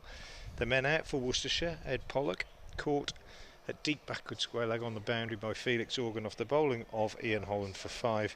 Azhar Ali LBW just falling over one a little bit from Scott Curry without scoring. Just break off as Organ bowls again to Cornell, who drives up to long on, and another single is taken. Gareth Roderick was third to go, got one that bounced a bit from Ian Holland and edged a high sharp catch to Tom Prest at first step. Roderick went for 2, that was 22 for 3. Organ going over the wicket now to Barnard, who turns this to backward square leg for another single. Fourth out was Libby. This time a low catch again by Prest at first slip off the bowling of Holland. Libby went for 8, that was 29 for 4, and then Kashif Ali got one that bounced on him, and Tom Prest gripped his hat-trick, a third catch at slip off the bowling of John Turner, this time for 9. That was 37 for 5. Taylor Cornell just takes another single off the last ball of the over from Felix Organ, which means that these two have now added 49 for this 6th wicket. It's 86 for 5. Cornell is on 13, Barnard is on 28. They just sort of milked him in that over, Kyle. They have, yeah, and I was just thinking today we've only seen finger spinners at work, and going back to speaking about Brett D'Oliveira and how important just having that extra variation in a leg spin and a wrist spinner during these middle overs of a 50 over game, it makes a world of difference. Trying to hit against the spin as opposed to hitting with a spin, and as you said, they're fairly easy just to milk a regulation or spinner without too many risks. As Campbell's into bowl again, kind of off the back foot as he punches that straight down the ground, and just a single as mid on and mid off come around and tidy up the work. Yeah, I was a bit worried when Brett became captain that he would under-bowl himself, because I think that is a tendency for unless you're a frontline bowler as a captain, isn't it? And maybe he has in certain games. He's also had a bit of a back injury, so he didn't bowl for about 2 or 3 weeks in the middle of the season. But when he has bowled this season in all forms, he's bowled pretty well, really. Yeah, that single also bringing up the 50 partnership between Barnard and Connell, as Barnard once again tries to run that ball down to third man off Jack Campbell, but Nick Gubbins has made a field change to bring Ian Holland out of mid-wicket and into that area to force Barnard to try almost thread a needle down Press to gone third to man. third slip now as well, hasn't he? Press has gone very wide. Yes.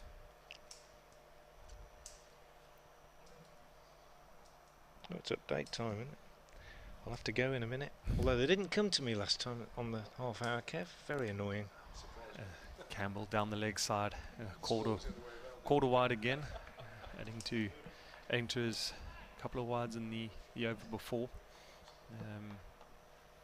As you said, I don't think Hampshire will be too worried at this time, but the fact that these two have put on a 50 partnership might suggest that it's just getting a little bit easier to bat. So wickets are still crucial in here in restricting Worcester, as that one's back of a length from Campbell again, Barnard just swivels on it and pulls it out to deep mid-wicket. Scott Curry comes in and does the fielding. Worcestershire Rapids moving on to 89 for 5.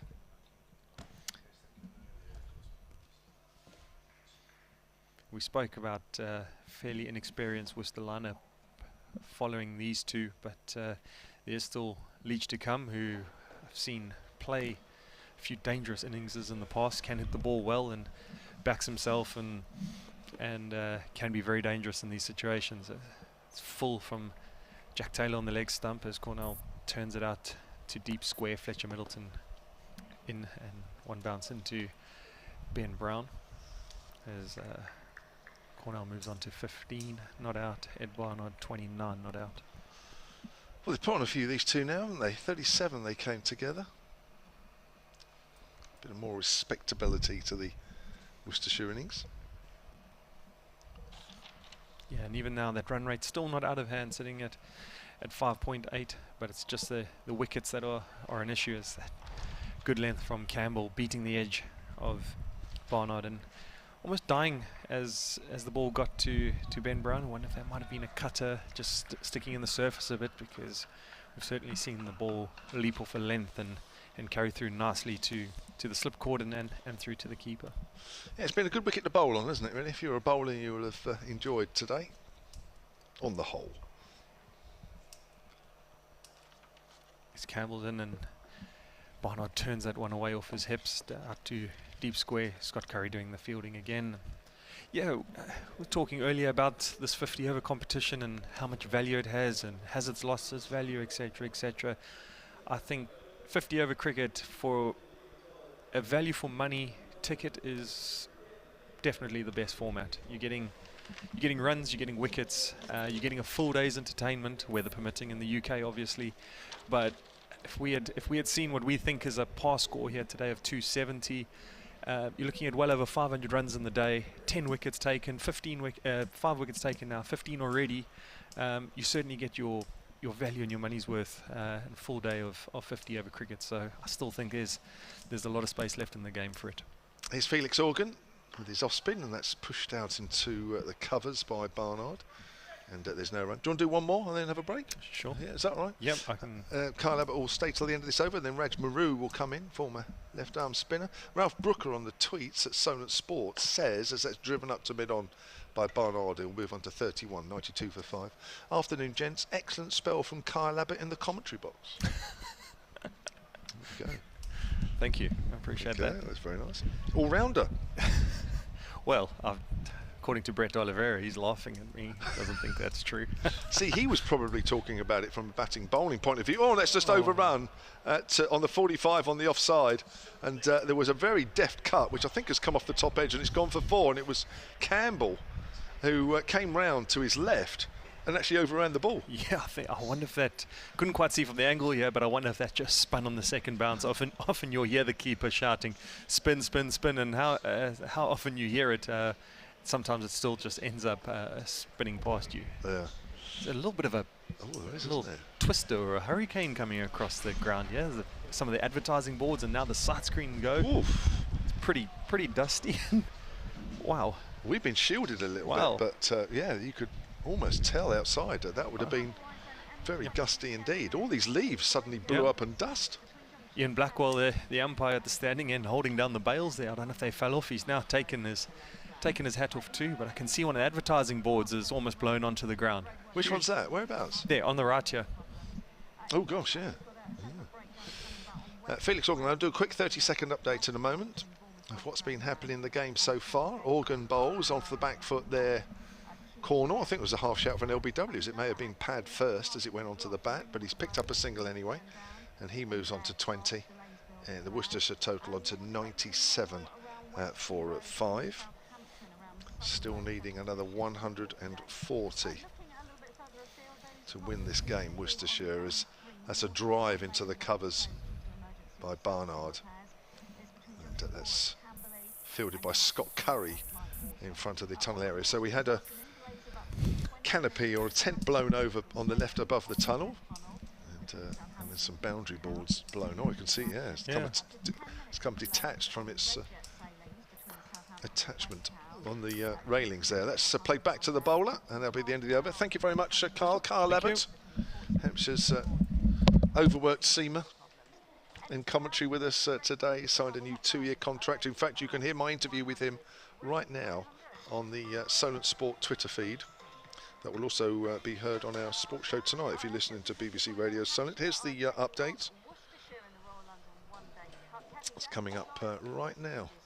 Well, Hampshire are doing rather well here because the Rapids, Worcestershire Rapids, in reply to Hampshire's all-out total of 236 earlier, are 98 for 5, struggling a little bit, although there is a bit of a recovery from Taylor Cornell, who's on 20, and Ed Barnard on 32. So they still need another 139 with another 24 overs remaining. Earlier in that Hampshire total, there was 49 for the young 20-year-old Fletcher Middleton, 47 from Ben Brown. They put on 85 for the 4th wicket. 98 for 5, the Rapids. Cheers, thank you very much. Kev, live online Raj Maru back in alongside me. Yeah, we've got Campbell shaping into coming to bowl to Barnard. Comes in over the wicket, bowls, and Barnard just works it short to 4th slip. No runs. Worcestershire 98 for 5. Yeah, still needing another 139. I've got a couple of tweets here to Frank, who's asked me to read them out. Pleasure over the next few balls. Raj Maru, Hampshire's left-arm spinner, on commentary. Oh, that's the first. Campbell in again to Barnard. Bowls just back of a length, and oh, it just beats him outside off stump. Just nibbled from that back of a length. Outside off stump, played and missed. No runs. David Sweeney, who tweeted at Frank Watson 58, he's our BBC Hereford and Worcester commentator here. He says, I'm Ed Barnard's uncle and I'm chairman of Burnop Field Cricket Club, County Durham. Whilst playing at Durham CCC, Jack Campbell played some Premier League cricket for Burnop Field Cricket Club, says David. Happy to point that out. Barnard short, and Barnard cuts it just over. Impressive slip for 4. It's too short, too wide. It's a free hit, really. Yeah. And it is Jack Campbell who is bowling from that pavilion end. And this other one, I'm not sure Frank wants me to read this one out. I think he did. Nicholas Townley says, somewhat outnumbered in the commentary boxes, Frank. Hampshire 4, Worcestershire 1. That's the beauty of having a home game, you see, of course, because you can pack the commentary box with your own commentators. And I'm sure that will happen when I come up to New Road at some point. In comes Campbell. To Barnard, just pops up a little bit, straight line. It wraps him on the glove. It's a painful blow. Campbell hasn't been as consistent in his line and length as the early seamers. Consequently, he's been hit on both sides of the wicket. Worked. He seems to bowl 2 or 3 good balls and over. Then you get the one really wide ball which gets put away. Yeah. In he comes again, over the wicket to Barnard. Bowls. And he's just worked down on the leg side behind square for 1. And Worcestershire move on to 203 for 5. 103 for 5. 103 for 5. I was going to say, otherwise we've got a hell of a game on our hand all of a sudden. But yeah, 237 the victory target, 134 runs needed. But these two are doing a good job since Kashif Ali was well caught in the slips off Turner for 9. That was 37 for 5. That was in the 13th. 103 for 5. Scoreboard's looking a lot better for Worcestershire here.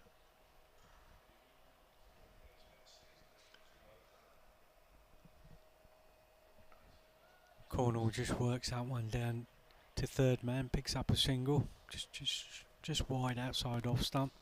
He opened the blade and ran it down to 3rd man. End of the over, and Worcestershire 104 for 5 of 27 overs. Now there are a couple of other games going on in the One Day Cup today. Sussex taking on Gloucestershire. Sussex made 334 for 9 in their 50 overs. Top scorers there. Delray Rawlings made 91 off 62 deliveries. There was a 63 for Cheshire Pujara. He's got some runs for Sussex, hasn't he, in all competitions this year. He made 63 off 71. As Organ bowls and Cornell off the back foot steers that into the gap in the covers. Pressed is quickly around from his position deep. keeps it down to a single. Did well there, especially as he's moving away to his left. So Sussex there, 334 for 9. Gloucestershire in reply, 170 for 5, just over halfway in their innings there. That's driven up to mid-on by Barnard. Scoreboard's got that quite a bit confused. Away to our left, 105 for 5. 55 not out is James Bracey for Gloucestershire. Ollie Price has already gone for 43. Jack Taylor 34. He's gone as well. So Gloucestershire need another 164 with 5 wickets in hand from 24 overs.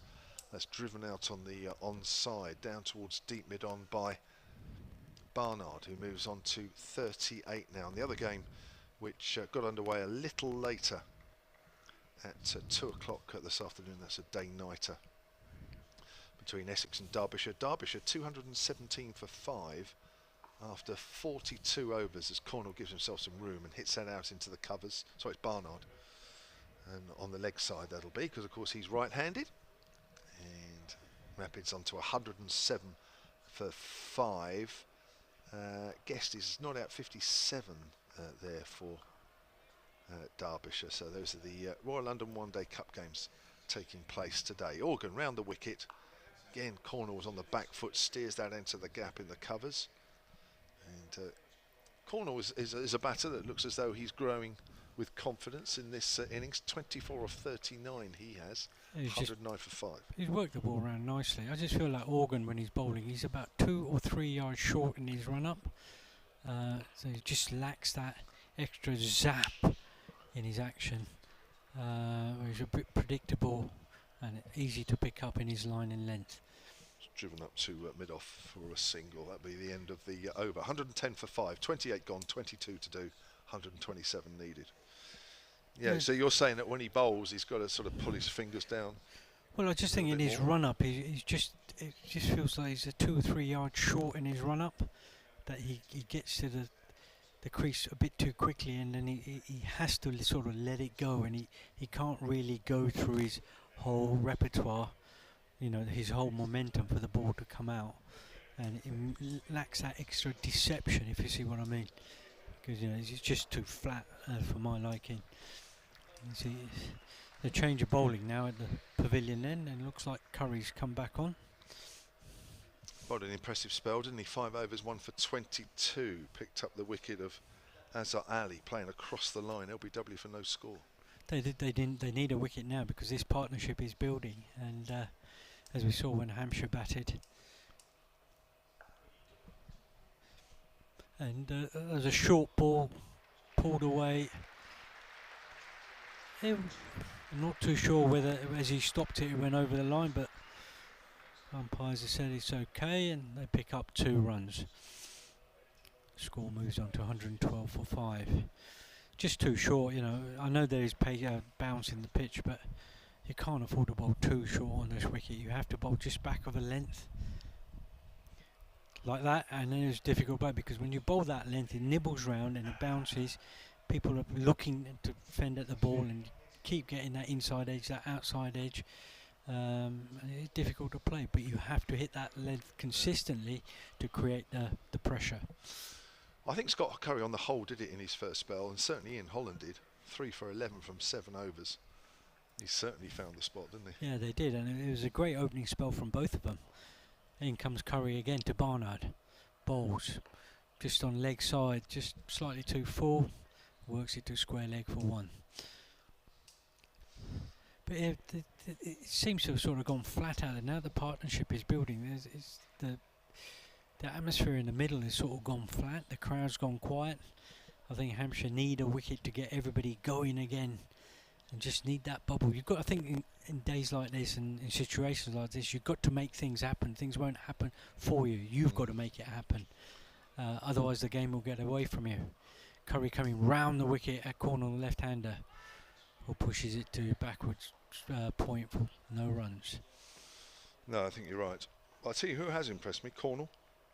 Out there, only his 3rd list day game, both games for Lancashire last year, but I think he doesn't look too bad a player actually, batter-wise. No, batting-wise he looks fine. He seems to get in line. He picks up the line really well. picks up the length, he knocks it around. He's put a couple of nice shots off the back foot, isn't he, on top of the bounce? And Curry again, he bowled it slightly fuller. He tried to work it through the leg side, but got a leading edge just down the wicket. Lucky for him, it didn't carry to the bowler. Barnard coming down the wicket, having a little chat with Cornell, going back. Umpire's having a quick word with Curry, having a look at the ball, see what was wrong with it. Gave him the ball back. Obviously it's fine. And no problem with the ball. Unlike the red balls. So in he comes again, round the wicket. Curry, ball short. Corner gets inside the line and pulls. He doesn't get quite a lot on it, but fine enough to let the ball go down for 4. It's not a great delivery to finish off it. You know, as a bowler, you want to bowl into the over and out of the over. So the first 2 balls of the over, you don't want to go for any boundaries. And at the back end of the over, last 2 balls, you don't want to go for any minimum damage at the beginning and at the end. And that would then create a lot of pressure on the batsman middle of the innings, middle of the over. But by bowling that short ball at the end of the over and get hit for 4, all that pressure built up during the over has gone. So a partnership of 80 unbroken so far for the 6th wicket is giving Worcestershire Rapids, or is getting Worcestershire Rapids back in this game. 120 are needed of 21 overs, and Ian Holland is back into the attack. I shouldn't think he'll get quite the same bounce now because that ball will be a little softer, but he did bowl accurately to go with the extra bounce that he got. 3 for 11 from 7 overs with 2 maidens, so he has 3 to do. You know, the wickets he did have, the guys have called it slip, and there's no slip now. All the slips are moved away as well. So, you know, he's sort of wicket taking balls will be either an LBW bowled or caught behind. So he can't afford to bowl any width now. He's got to bowl stump to stump line.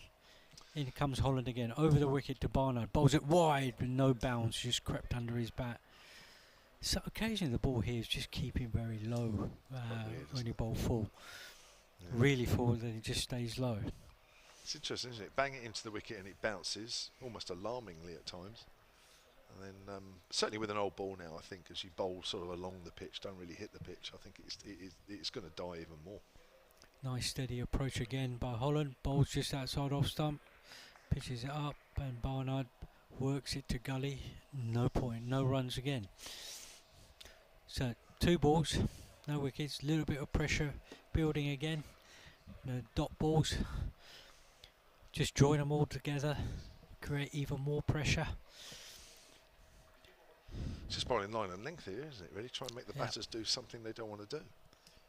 Comes again, delivers line and length again, as you say. He knocks it to mid on. No runs again. 3 dot balls in this over. You now want to finish this over really nicely, go for minimum damage. Don't want to get hit for a boundary. 2 runs off the next 3 balls, and that's maximum for me. Yeah. No, I agree. I mean, obviously Ian Holland's of the pace that he has to bowl in the right areas. He hasn't really got a lot of choice, but doesn't take it away from the fact still got to bowl accurate. Bowls again, but worked a backward point. No runs again. That's 4 balls, 4 dots. And the pressure will mount up. That run rate will start to creep up a little bit again. It's gone up to 5.9 at the moment. Yeah, that's from here on in, isn't it? And I think if the batsman look to start taking risks and start to play big shots, then you will. But you've got to make the batsman play shots, not bowl bad balls. You just bowl your line and length. Be calm, be patient. He works it to mid-wicket. Mid-wicket's diving stop there by Prest, and they only pick up 1. So brilliant bit of fielding there by Prest. He's impressed me a lot in the field. You know, there's a slip fielding to start with. Was very good. It's just his balance, his placement in the slip area was excellent. Yeah, a couple of catches, in fact 3 catches for him in the slips. Roderick, Libby and Kashif Ali all taken safely, as well as his 17 runs coming in at number 3. He'll be a little bit disappointed with just the 17th though. Holland now converts to round the wicket to Cornell. Nice steady approach, delivers line and length, forward defence to extra cover. No run, end of the over. And Worcestershire 118 for 5 of 30 overs. 20 overs left now. And the run rate has crept up to 6 and over. Yeah, and it will keep going, doesn't it? With any overs that they don't make 6, that will keep climbing. At the moment, that's nothing to worry about. But of course, we have to remember Worcestershire have lost 5 wickets to date. But they've managed to keep 5 wickets intact since the 13th. So exactly 15 overs since they last lost their wicket. Cornell and Barnard have batted. And they've put on, what, 81 now for this partnership. That's bounced. Wow, that's bounced from just short of a length, and Barnard was looking to cut that away, and the ball, I think, just came back at him a fraction as well and really went through quickly. Yeah, this is my over, this one, Reg, sorry. Yeah, it did. It was just slightly wide of off stump, and it nibbled back at him, gone past his nose. Just said he was looking to cut the ball, but it just tucked him up a little bit. But it was just pace from nowhere. Into his 7th over here, Scott Curry comes in again, right arm over and bowls. Length ball gets wrapped on the pad, little too high, even though Curry was the main shouter there. Forward was Barnard as well, which would have helped. So all LBW shouts today have been slightly looking to go over the wicket. The bounce has been so in the wicket that it just bounces a bit too high on here to get that LBW decision. Just looking, there actually hasn't been. Oh, there's been one LBW, that Azhar Ali. Oh, that looked pretty plumb. That's pretty full. There's Curry bowls. That's down the leg side. That'll be a wide. I'm not sure if he was trying a different type of ball there, Scott Curry, trying to put his fingers down one side of the seam or slightly slower ball, whatever it was. It wasn't quite right. I think when you bowl a dot ball and you're bowling well as a unit, I don't know why you need to work on your variations when you're building that pressure and it's going really well. You just need to keep it going, keep building it up. That's right. That's a cutaway quite deftly down to third man, where it's fielded by Turner. They come back for 2 as well. That's good running. 121 for 5 now, the Rapids. 2 to Barnard takes him on to 46, and 116 runs are needed here. Well, at one stage, at 37 for 5, you looked as though the Rapids innings was going to get wrapped up pretty quickly, but these two have done a good job here. They've hung in there, they've knocked it around, they've put the bad ball away, they've played pretty well. Here's Curry again to Barnard, pulls that away on the leg side. It's gone out to Felix Organ at fine leg, short boundary side away to our left. That's a single. Barnard, I just noticed, of course, the Worcestershire helmets are quite blue, aren't they? Very light blue. It's a light pale sort of blue, isn't it? Sky blue sort of thing, you call it. So I've not really noticed that before for some reason. No reason why. 122 for 5. That's a length ball. Cornell on the back foot, on his toes, pushes that out to Donald just at point. Innes Marlowe, afternoon to you, Innes. At Solent Sport, he says I'm all for exciting team names, but last night the Invincibles lost their first game. Now I see the Rapids are scoring at 4 and over. I love it. We love a team name. Are Hampshire Hawks the Hawks in this 50 over competition? I must admit I don't know. That's turned away on the leg side. I think that may have been thigh pad more than anything. We'll wait to see what the umpire signals as Ben Brown comes round from behind the stumps. It is leg buys, 123 for 5. The scoreboard is showing Rapids, and then underneath that is Hampshire. So I think we can safely say that Hampshire are Hampshire in this competition, and the Worcestershire are Worcestershire Rapids. I think we can safely say that. Otherwise, we can blame the scoreboard if we're wrong.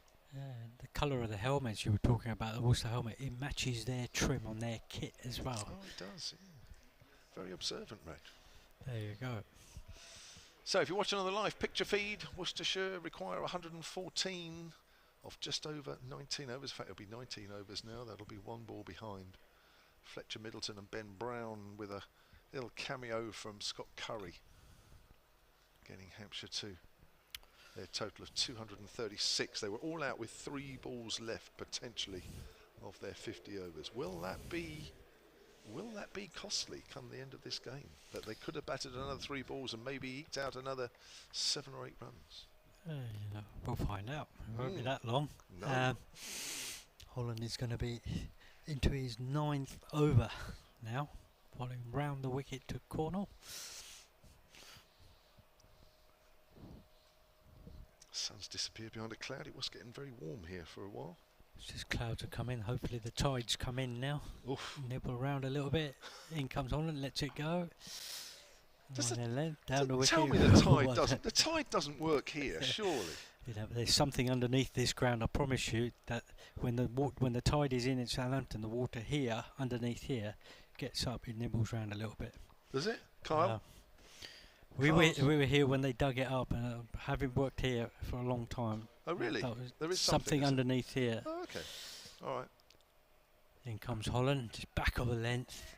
Cornell getting forward, but the ball bounced on it, and he sort of knocked it to backward point for no runs. I mean, I'm told reliably the sea is about 2 miles away. Yeah. Over Telegraph. It's just Wood what's ahead of us. underneath here that it does get up sometimes, and then it just nibbles around a little bit. Certain times in the day. So the next time Kyle Abbott bowls his off cutters, I'll just say it's only because the water table's a bit higher. Underneath. Only about 5 to 5 in the evening. Yeah. Just back of a length, and he knocks it down the ground. No runs. I get it at home. I got it from Nigel Gray, who was the former groundsman. He always said to me that there's something underneath here with the water table that sometimes when it does get up too high, it does nibble around a little bit. But I would say with the amount of rain we've had in the last 2 months, it's pretty low at the moment, I would have thought. Yep. Comes Holland, just back of a length again, and they knock it in. They go for a quick single, and that's very well run. But they're now having to push the game and take risks, like that quick single. But they still need to start hitting a boundary and over as well. Certainly do. But Holland's been the pick of the bowlers so far. 8.4 overs, 3 for 13 for today. He certainly has been, and all he's done is just bowl line in length. There's been some great leg cutters early on though with the new ball, wasn't there? Superb deliveries. In he comes again, over the wicket this time to Barnard. Bowls just slightly wide of off stump, who runs it down to third man, and they pick up a single. Score moves under 125 for 5. See, I know it's been said about Hove, isn't it? Because you are, effectively 2 blocks away from the sea at Hove, isn't it, really? So I kind of get it when the tide's in, you do notice it. I'm not sure I've seen, they talk about the sea fret down there. I'm not sure I've seen any sea fret down there for about 10 years now. I don't know if it's climate change or something. I tell you, we're working down the road at Lancing, from not far from Hove. I promise you do get that sea fret, and that wind comes up. It does get quite bitter down there. Does it? And that's consistent. It's a good end to the over. Worcestershire Rapids are 125 for 5 off 32 overs. The run rate is creeping up to 6.2 now required. Hampshire, after 32 overs, were 134 for 3. There's not a lot in it. Have we got some Nick Gubbins with his leg spin? We have. It looks like young Gubbins is coming on, captain. Young Gubbins? Yeah, well, there is 2 Gubbins, but I don't know whether he's a younger one or not. Well, this is the 28-year-old version. Yeah, well, I think they may even be twins. I'm not sure. Really? Yeah. Wow. Yeah. I know he likes a bit of a bowl in this competition. I remember seeing him bowl in this last year. And we're going to get some leg spin from that pavilion end. Comes in and bowls. That's cut away by Barnard into the covers. There is a deep cover man, but they will take 2. Is that Fletcher Middleton out there in the deep cover area? Can't quite see, a long way away. That's the 50 up for Ed Barnard. And that has come off 72 balls with 3 fours. Been a nice knock for his county. He Needs to hasn't keep panicked, going. Has he? He hasn't panicked, he's just batted. He's been top scorer of the game, but we'll time soon. He'll have to start pushing it along. 110 needed. And there are just under 18 overs left in this game, as that's cut away by Barnard out into the deep once more. 128 for 5. Barnard on 51, and Taylor Cornell, the 23-year-old, is 29 not out. These two have batted quite superbly, and keeping Worcestershire with a foothold in this game. Just looking at spinners in recent times, you know, in the days when we played, our coaches always wanted us to bowl to get hit down the ground. Nowadays the bowlers seem to be spinners bowl. Oh, it's turned a bit. He's trying to give himself some room. Might Cornell. have even got a little tickle on that. Maybe. Ben Just- Brown not taking it I cleanly, think but it it's did bounce. Bounce and hit Yeah. Ben Brown in the chest. It's come out of a bit of rough, so it would have been difficult for the keeper. Yeah, spinners look to get hit square of the wicket now, rather than getting hit down the ground. Yeah, there is a deep mid-on for that, but the mid-off is up, as that's turned away square on the leg side. Cornell will move on to 30 with that single. 129 for 5. That run rate required, as Raj has been mentioning, was a few overs ago just under 6s. It's 6.2 now, as Raj mentioned, so it is slowly but surely creeping up. But I think from a Worcestershire point of view, they won't worry about that too much at the moment, having lost 5 early wickets. That's another single from Barnard off the back foot, just pushes that into the gap. Prest feels at deep point, and Barnard moves on to 52. Need a breakthrough here, Hampshire. Worcestershire just need to keep doing what they're doing, as the sun comes out stronger this time. As Gubbins is round the wicket. Cornell drives back to the bowler. That's the end of Nick Gubbins' first over, which has gone for 5, so slightly under the required weight. So I guess you could say that's a pretty decent over. A decent over under the required rate. Just makes that run rate creep up to 6.3 now. So every over, as you said earlier, that they don't get 6 and over, it just creeps up a little bit at a time. And before you know it, it'll soon get to 7s and 8s, and that's when the task gets a bit more difficult. You've only got 5 wickets in hand. 93 these two have put on now. And Holland now coming in from the Hilton end for his last over the wicket to Barnard. Bowls, and he steers it down to third man and picks up a single. Score moves up to 131 for 5. It's got pretty quiet out there. You just need to get that atmosphere going again, make things happen a little bit. Magic bit of fielding somewhere along the line will just get everybody going. Yeah, the crowd, they've been silent for quite a while, haven't they? It's almost as if those 5 early wickets just kind of killed the game off for them. Yeah, in comes Holland round the wicket this time to Cornell. Works it off his hip down to backward square on the boundary for a single to the short boundary. But it seems to be sort of, the game just seems to be drifting, if you see what I mean, rather than, the old bit of magic with a 4 or a great bit of fielding or something. I don't know whether fielders can get a little bit in tighter, extra cover in mid-wicket and point, just to close that gap a little bit more. In comes Holland, on line in length again. Defended to extra cover, no runs. It just seems as though both teams are happy to play at the pace they're playing at the moment, and just to see what might happen later on. Nobody wants to take a risk. Nobody wants to tip their toe into that deep water to see what it's like.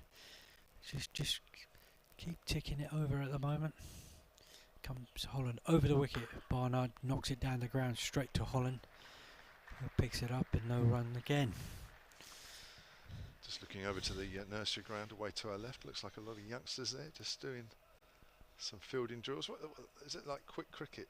Yeah, it's a little bit of batting drill. I think people just bowling and batting, kids bowling at their parents, I think. Very young. Yeah, little ones bowling at their dads. In comes Holland, bowls, just wide off stump, and Barnard cuts it to deep cover for 1 run again. Comes into Brown, 1 bounce. And the Rapids move on to 133 for 5. The ball to come. Holland's last ball off his spell. See if he can get a 4th wicket. It's been a brilliant spell to this spell. 9.5 overs, 3 for 17 so far. See if he can add to the wicket column now. Coming in for his last ball, round the wicket to Cornell.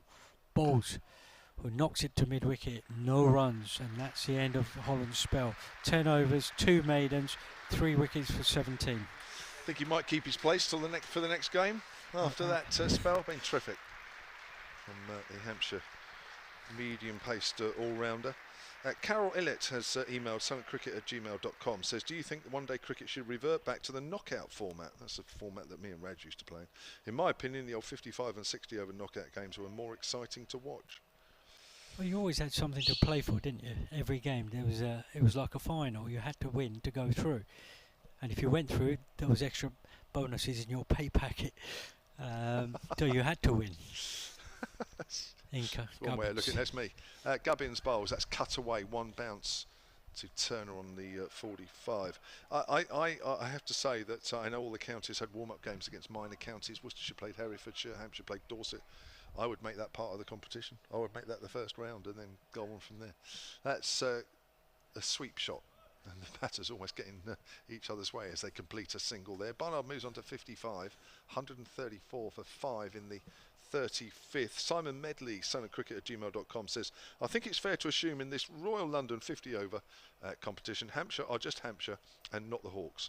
In T20 Blast, Hampshire had helmets that were in fact dark blue with a yellow hawk on each side. Yet today, when batting, Hampshire just had regular yellow helmets and no logo on, as that's pulled away on the leg side out towards deep mid-wicket. Go Hampshire, and let's wrap this up, says Simon.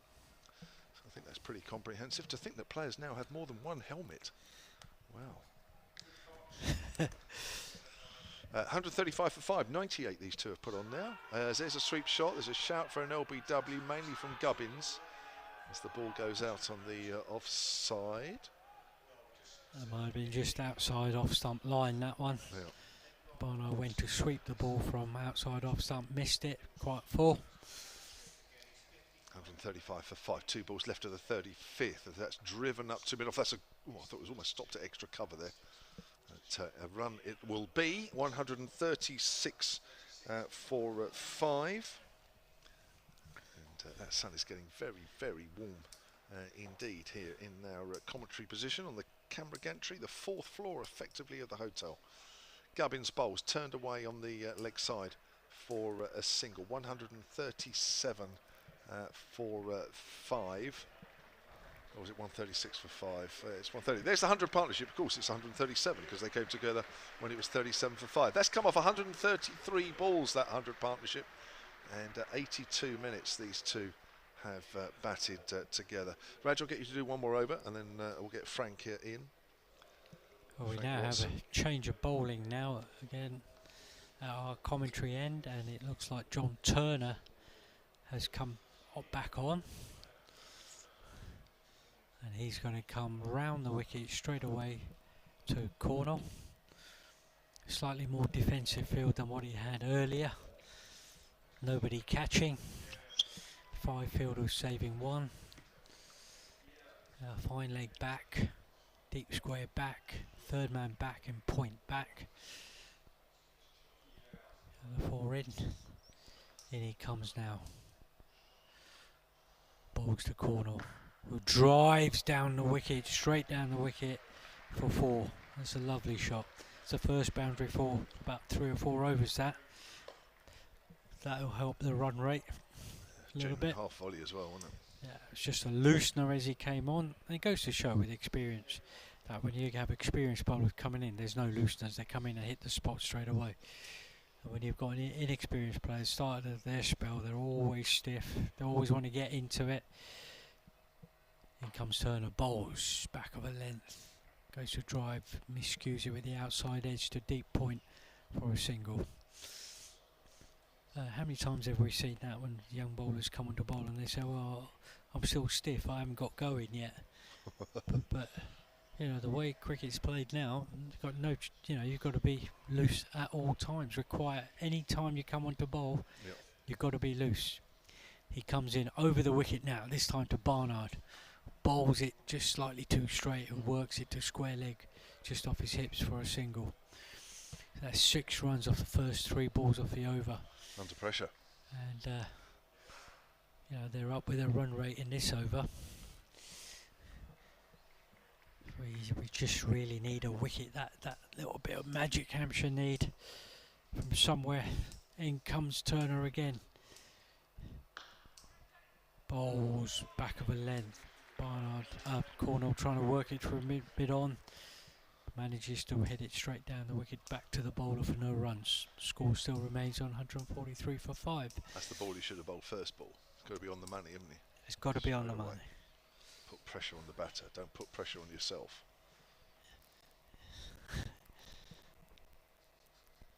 In comes Turner again to Cornell. Round the wicket, who works it off his legs to backward square leg, and he picks up a single. Easy run there. That's 7 off the over so far. Yeah, they got what they need off this one. It's a good partnership. It's been a nice steady partnership. They haven't gone mad. You know, it's taken time, but they've had to rebuild. They've done it well. They've got it up. You've got an experienced player and an inexperienced sort of player, semi-experienced. Short ball from Turner. Barnard pulls it to deep square. Picks up an easy single. 8 off the over. Score moves on to 146 for 5. Thank you very much, Reg Maru. I'll bring Frank Watson in, if that's all right, because I think we need more of a Worcestershire perspective now with this partnership going along so nicely. 108 these two have put on, having come together at 37 for 5 in the 13th. And 36 overs bowled, 14 are left, 92 runs are required. And Frank Watson, this target now is becoming a bit more real for Worcestershire, isn't it? Well, it's a bit better, isn't it? But they've done it exactly right, haven't they? Let's be fair. And they come together at 37 for 5. I think I was on with Kyle at the time, and we were saying it's just a case of being sensible. There's a sweep shot, which very easily goes to 4, and it does, actually. It's gone fine. The fielder, Scott Curry, was a little too much in front of square, and that's a nice sweep shot there from Barnard. Sorry, Frank. Just a case of, you know, being sensible and trying to just get a bit of stability and build it and build it and build it, and that's exactly what they've done. A lot of credit to Taylor Cornell, holding things together, but Ed Barnard has once again been the linchpin. Certainly has. Here's Gubbins with his leg spin. That's cut away by Barnard, who's just starting to get a little freer here, and he moves on to... Oh, I'll tell you in a minute, because that's the 150 up for the Rapids. That's come up in the 37th over. And they're not far behind Hampshire, because after 38 overs, Hampshire had 156. So they're getting ever closer. Our Worcestershire, after that horrible start.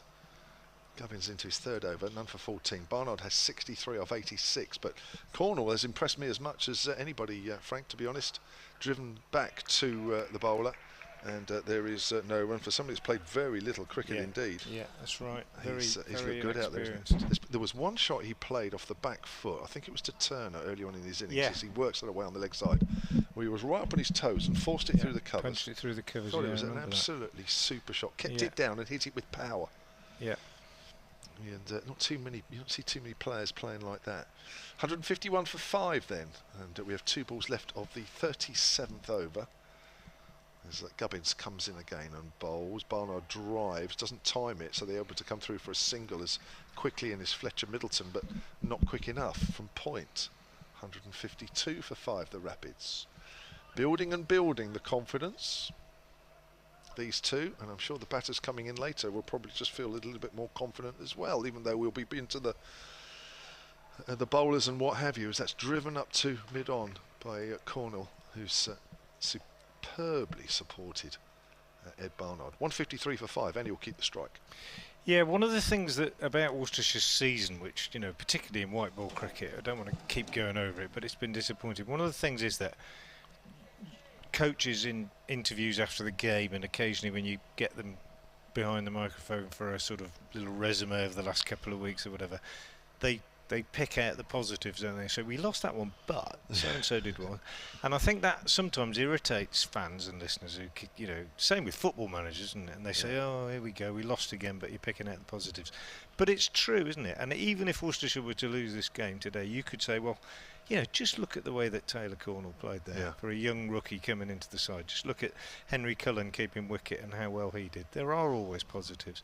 John Turner round the wicket from the hotel end, bowls to Cornell, who drives nicely, but the bowler gets his right hand down and takes the pace off that in the follow through, and fielding is completed by mid-off. There's no run. 153 for 5. And to be fair, I think what else can coaches do? You know, you've got to obviously work on the things that don't go well, but you've got to be pleased with the things that do go well. Here's Turner again, bowls, and Corn taken on the pad. Ball runs out on the offside. A confident appeal, particularly from wicket keeper Brown, but umpire Blackwell. Well, it's almost disdainful, isn't it, when an umpire just sort of walks away like that, just sort of turns away, didn't respond really in any way. Maybe hit him outside the line, maybe a bit high. We've said a lot of shouts today on this pitch of, unless it's been very full, there's a chance that the ball's been bouncing over the stumps. Good cricket pitch, I think, as Turner comes in again and bowls, and that one does climb outside the off stump, and Cornwall is well beaten by that one. So 3 dots for Turner in this over, which is good bowling at this stage. Worcestershire need 84, 12 overs left after this. Barnard goes for a little word with Cornwall. Might be saying, just get a bat on it, mate, get a single, get me on strike. If Worcestershire are going to get home, I think Ed Barnard is key, probably going to have to get 100. Might have done him by saying that. Here's Turner around the wicket, bowls. Cornwall does get a bat on it, but again he can't score a run, pushed out on the offside. And, you know, applause from the crowd for a dot ball just shows you how tuned in they are, actually. How important this over is. Only 12 overs left after it. Yeah, whatever happens now, even well, unless he goes to the boundary, but if he bowls, gets a couple of singles now, it's not going to hurt. It's been a good over. Sorry, Kev, you were going to say something else. I was going. I'll tell you in a minute. Round the wicket, Turner again bowled, a little bit shorter of a length, and Cornwall does get a single, just steers this one, rides the bounce, steers it down to third man. So Barnard on strike, and under a bit of pressure now to try and manufacture something off this last ball. Good over from Turner, changes to over the wicket for the right-hander. Yeah, I just detected maybe that couple of balls ago the crowd getting involved, probably for the first time for quite a while yeah, actually. Yeah. Sensing that it's becoming a contest again, perhaps. Turner bowls. Barnard tucks it away on the leg side. So 2 singles do come off those last 2 balls, and Barnard keeps the strike at the end of that over. He's on 65. 155 for 5, the Rapids. This partnership building nicely, but they're reaching the point now where they've got to press the accelerator a little bit. 82 required off 12, and we've got a little drinks break. Everybody can have a little breather. The crowd can just appreciate the equation.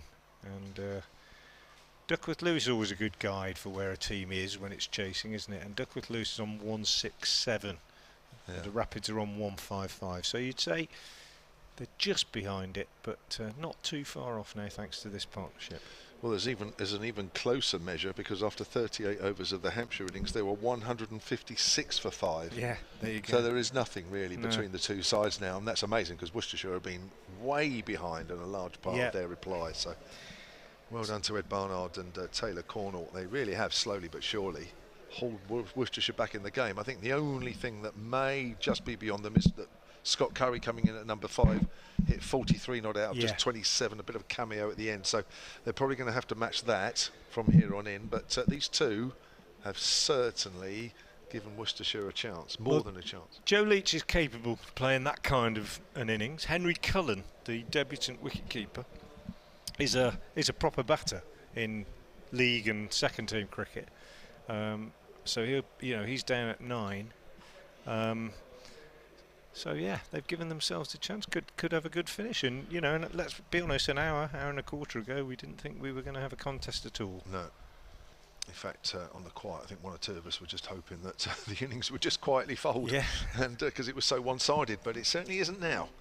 Hampshire have got a bit of thinking to do. Nick Gubbins, with his captaincy for this competition, will be tested here as Jack Campbell, the left-arm seamer, is back into the attack for Hampshire. Is it my over? I can't remember. Yours, I think it is, yeah. 6 overs now for 26.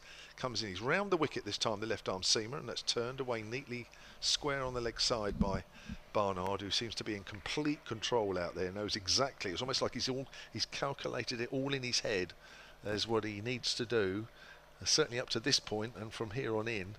He looks a very cool, calm customer out there, and I have to say that Taylor Cornwall doesn't seem too far behind him either. Neither of these batters have looked too flustered during this partnership, which came together at 37 for 5. Here's Cornwall, who's over the wicket to the left-hander, who plays that neatly behind square. They run through a quick single. That's again Barnard calling through. Went straight away. That ball left the bat, and even though Anarin Donald wasn't too far away at backward a point, it almost felt that even before he let the ball go, that single was going to be completed. Best List A 6th wicket partnership for Worcestershire against Hampshire. This beats one in 1990 by Graham Hick and Stephen Rhodes. Well, there's two minor record illustrious names. Yes. That's driven in the covers by Barnard. Runs the first one quickly. I don't think they will get two. That's a good running again by these two. It looked like it was only going to be a single at one stage, but they're scampering quickly between the wickets. I saw Stephen Rhodes last week. Oh, right. At Cheltenham, or week before last, with the Old Players' Day at PCA Old Players' Day. He was in the tent there. Had a quick, very brief chat with him, but yeah, he was there looking well. Yeah. As he's round the wicket again. Campbell, slightly slower ball. Forward is Barnard. Been to Pushes New out Road to a couple covers. of times, I think, Does he? this year. Yeah, just keeps a pretty low profile when he comes now, I think. But Yeah. I think he spent half the year in the Caribbean now and half in Worcestershire. Lucky him. Yeah. That's nice. Unless he has overseas coaching commitments, they still come along every now and again, I think. Yeah, in fact, when I saw him, he was talking to David Graveney, former Gloucestershire captain. They were in conversation when I went over there. That's pushed down neatly down to third man by Ed Barnard. Another single to him, 69 off 92 for Barnard. Cornwall, I keep saying, I want to say Cornwall. Cornwall is 43 off 70. It's when you just look at his name, it's just the W that's missing. 160 for 5, and it feels like Cornish weather as well out there, so that doesn't help either. I've got Cornwall on my brain for some reason. And you've got Raj saying the tide's in, and I know. all sorts of other nautical connections. Yeah, well, being on the south coast, I guess it's quite easy to do. As that's pushed that square on the offside. And I think he comes. I think he comes from Lytham St Anne's actually, which is also seaside, isn't it? Up by Blackpool, Taylor Cornwall.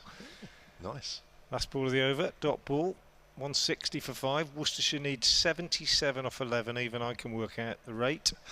They didn't quite get that many in that over, but the other thing is now matchups, isn't it? Do they look at somebody and think, this is the guy that we can try and take 10 off, and this is the guy that we haven't? The good news is that Ian Holland is the one bowler who's finished 10 overs, 2 maidens, 3 for 17. How's that for a game?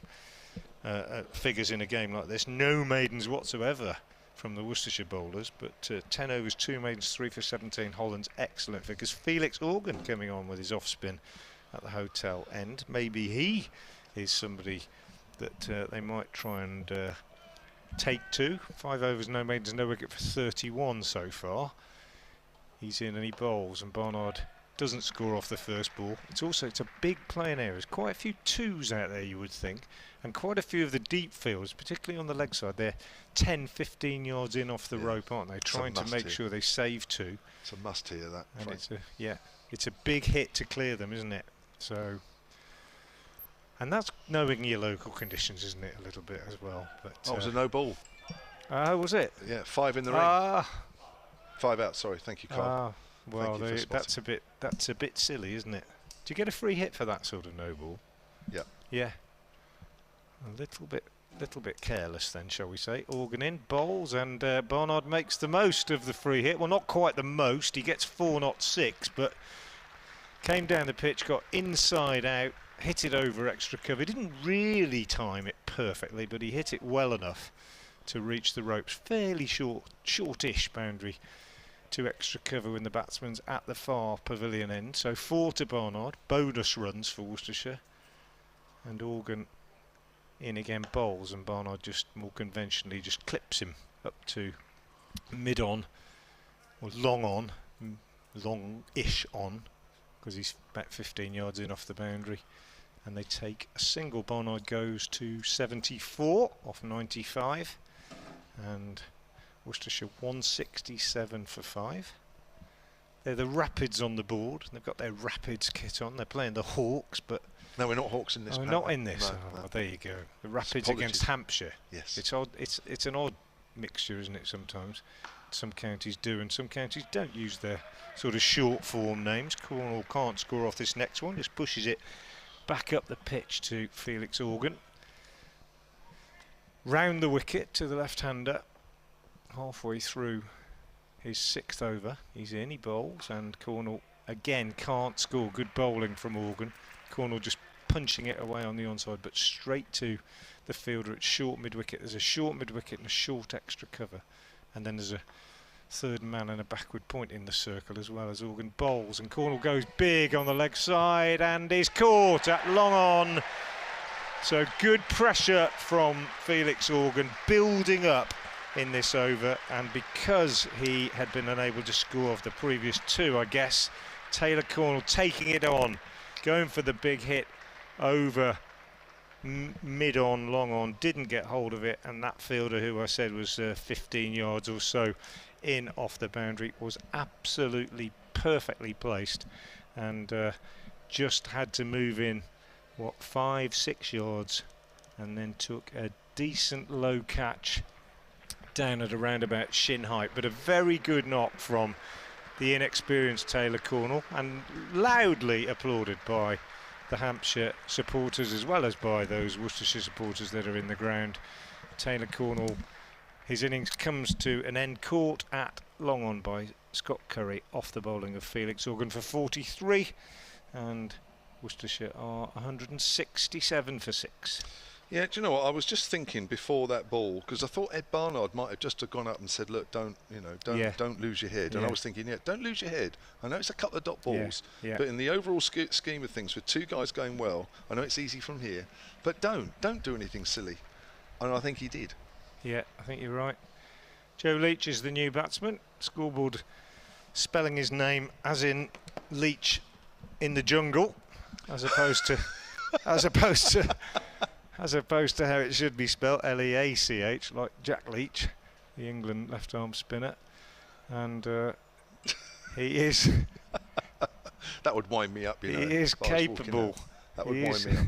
He is capable of playing a big innings, as he has shown on lots of occasions indeed. Just the other day against Kent, came in and made 48 off 28 balls. Yeah. But it was in different circumstances. They were batting first. It was the last few overs and it was licensed to thrill. Here, well, he only plays one way, really. Those of you that have seen Joe Leach will know that he's kind of more likely to stay in if he plays shots than he is if he just tries to nurdle it round.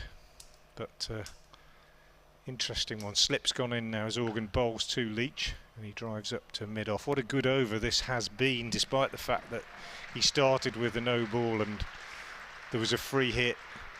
A really good over, broke the partnership, 130 that partnership for the 7th wicket between Cornell and Barnard, but it's ended 167 for 6. Worcestershire need 70 off 10. Yeah, so yeah, I think that's a bit disappointing, really. Maybe just a bit of inexperience there. Yeah, from Taylor Cornell, but he played really well. Now we've got a power play coming in here. I was just going to say about Joe Leach, you're right, and he averages 30, which isn't a bad average in this competition. Shows that he does bat. Strike rates are good, as started Frank as a mentioned. batter.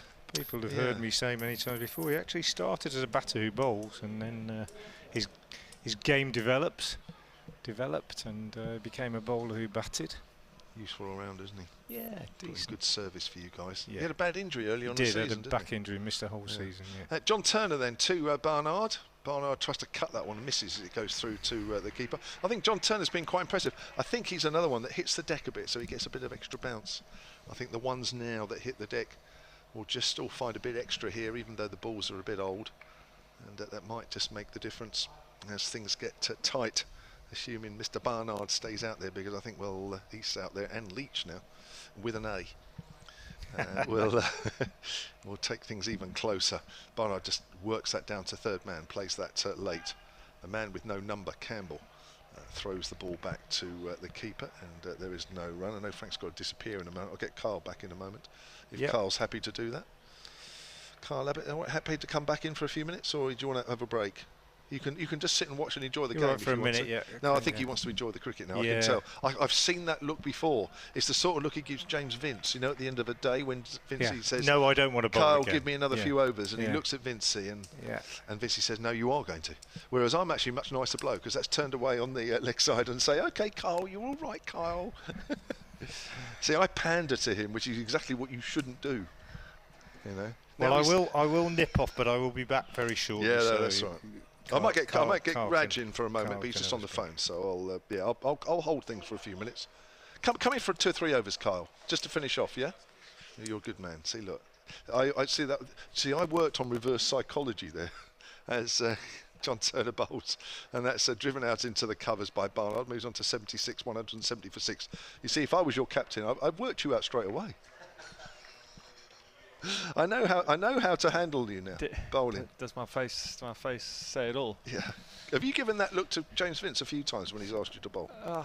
Yeah, I think he knows me pretty well now. It's Turner from the pavilion end with Worcestershire needing 67, and that's cracked away by Leach. Backward of square on the offside, and that might go all the way. The dive comes in. Oh, what a good stop. What a good stop.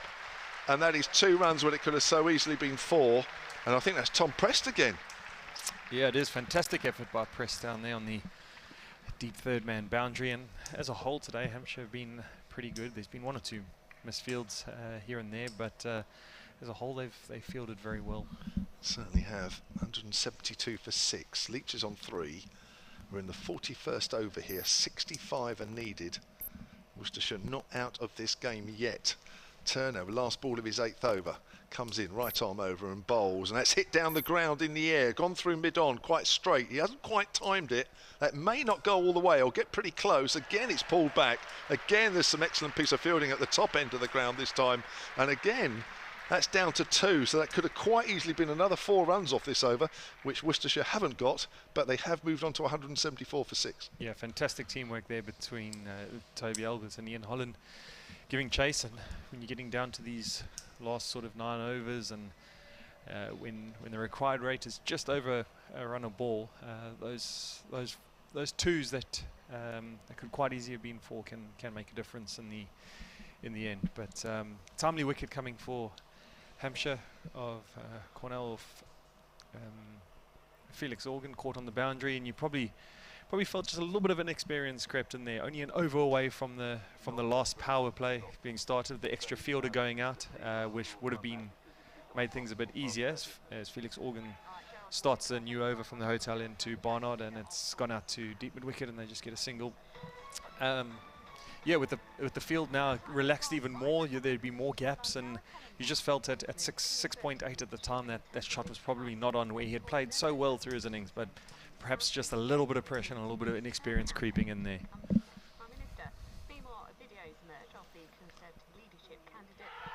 Oh, and sorry, Jim, I thought you had that. Sorry. Organ in again, and Leach looking to sweep and hitting him straight in front of the pad, straight in front of the stumps there, apologies. And Ian Blackwell making what looks like a fairly easy decision. Again, another wicket, and this game has certainly got a twist here after Hampshire having the upper hand in the start of the innings, and then great partnership. But now these 2 wickets just putting the pressure back on Worcester, and suddenly now that 7 and over and 62 to win seems a little bit higher than it did just sort of 15 minutes ago. Yeah, a bit of pressure. Apologies for that, Carl. Yeah, I should have just taken over, but hey. No problem. So Joe Leach goes, playing across the straight one there, and Felix Organ has picked up Cornell and Joe Leach in quick succession in a space of a couple of overs, has again changed the complexion of this Worcestershire reply. Just under 42 overs gone, so just over 8 overs remain in this game, with Worcestershire needing 62. I'll do a very quick 30-second update in a moment, just to give everybody a quick resume of what's been happening today. But 7 down now, the Rapids. But Ed Barnard is still there, and the new batter out there now is Henry Cullen, the 19-year-old, who kept wicket unexpectedly by the sounds of it today. No Gareth Roderick, he was playing, but he wasn't keeping. And Henry Cullen, who picked up a couple of catches behind the stumps, picked up Fletcher Middleton, who top scored with 49, and also Tom Prest before that for 17. It's been a good day to be a keeper today, isn't it? Yeah, great bounce, and Cullen did well this morning with the ball darting around. He looked very comfortable behind the stumps, but coming out here on debut, there's pretty good chance that he's never played in front of a crowd, one this big, and in a pressure situation like this. So what a great opportunity. I mean, we spoke about this competition and the state it is in and where it might be going, but I mean, a youngster like this, where would he have got the opportunity to come out here and bat for his county with an experienced Ed Barnard at the other side in front of a crowd? Great weather. This 50 over competition certainly does provide a platform for that. Agreed. Here's Felix Organ then, bowls, flighted, and that's a cutaway. So Cullen picks up his first runs in first class cricket. In fact, he's going to pick up 2, say list A cricket I should say, although this is his first team debut. And he's off the mark straight away, quite a confident looking shot.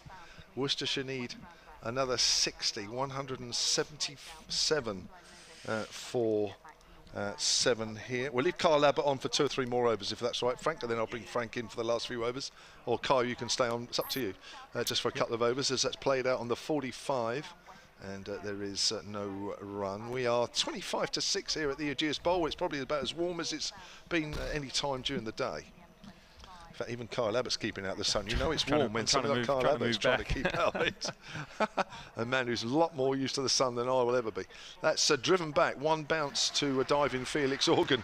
That's a good stop. Crowd enjoyed that one as well. You were saying about Cullen playing his first game as well, but just to confirm that over 3,000 people here today, 3,100 plus. And he certainly, I don't think, would have had a day like today. And what a time, maybe, to make a name for yourself. He's 2 off 3. Feels changing as the man on the 45 deep has gone a little bit square, although still behind square. Expecting the sweep, I guess. A hard sweep as Organ bowls, and it's driven out on the offside. It'll only be a single, and it keeps Cullen away from the strike. Keeps Barnard away from the strike as well. 52 gone, and 59 to go. Well, the game is bubbling up a little bit, although Hampshire will feel they are still slightly favourites. The Rapids have moved on to 178 for 7. We have 8 overs left in this game, and they need 59 runs. It's a little closer than it looked when they were 37 for 5 at one stage, but Ed Barnard is still going along nicely. He's 77 not out off 99, and he shared a 130-run partnership for the 6th wicket with young Taylor Cornell, who made 43. So, good game in prospect here. Earlier, Hampshire 236 all out, top scorer at Fletcher Middleton, with the Rapids then 178 for 7. One more over, 2 more overs? Whatever. I'm easy. Do another couple then. Perfect. And then we'll let Frank come in towards the end. Is that perfect? As John Turner starts the 43rd over from the pavilion end, and that's wide to Cullen and goes through low to Ben Brown behind the stumps. As this day's gone on and as this pitch has probably got a little bit more sun on it and the ball's got a bit softer, it has seemed a little bit easier to bat, and certainly that partnership showed between Cornell and Ed Barnard. Turner in again to Cullen is short of a length and just patted back quite softly into the covers. They really squeezed in this ring to the new batsman. It's going to be key here as the run rate just starts to climb with every dot ball as it moves up to 7.7 now, and certainly the highest it's been throughout this chase. With the inexperience of Cullen and the set batsman of Barnard, we've certainly got a good stage here for the closing 7.5 overs. Turner again, short and wide, and Cullen misses out on that opportunity to get off strike and get Barnard back, and 3 dot balls to start here, and you can just feel the pressure starting to mount a little bit on the youngster as the guys in the extra cover and backward point just move a step closer to make sure that he doesn't get off strike.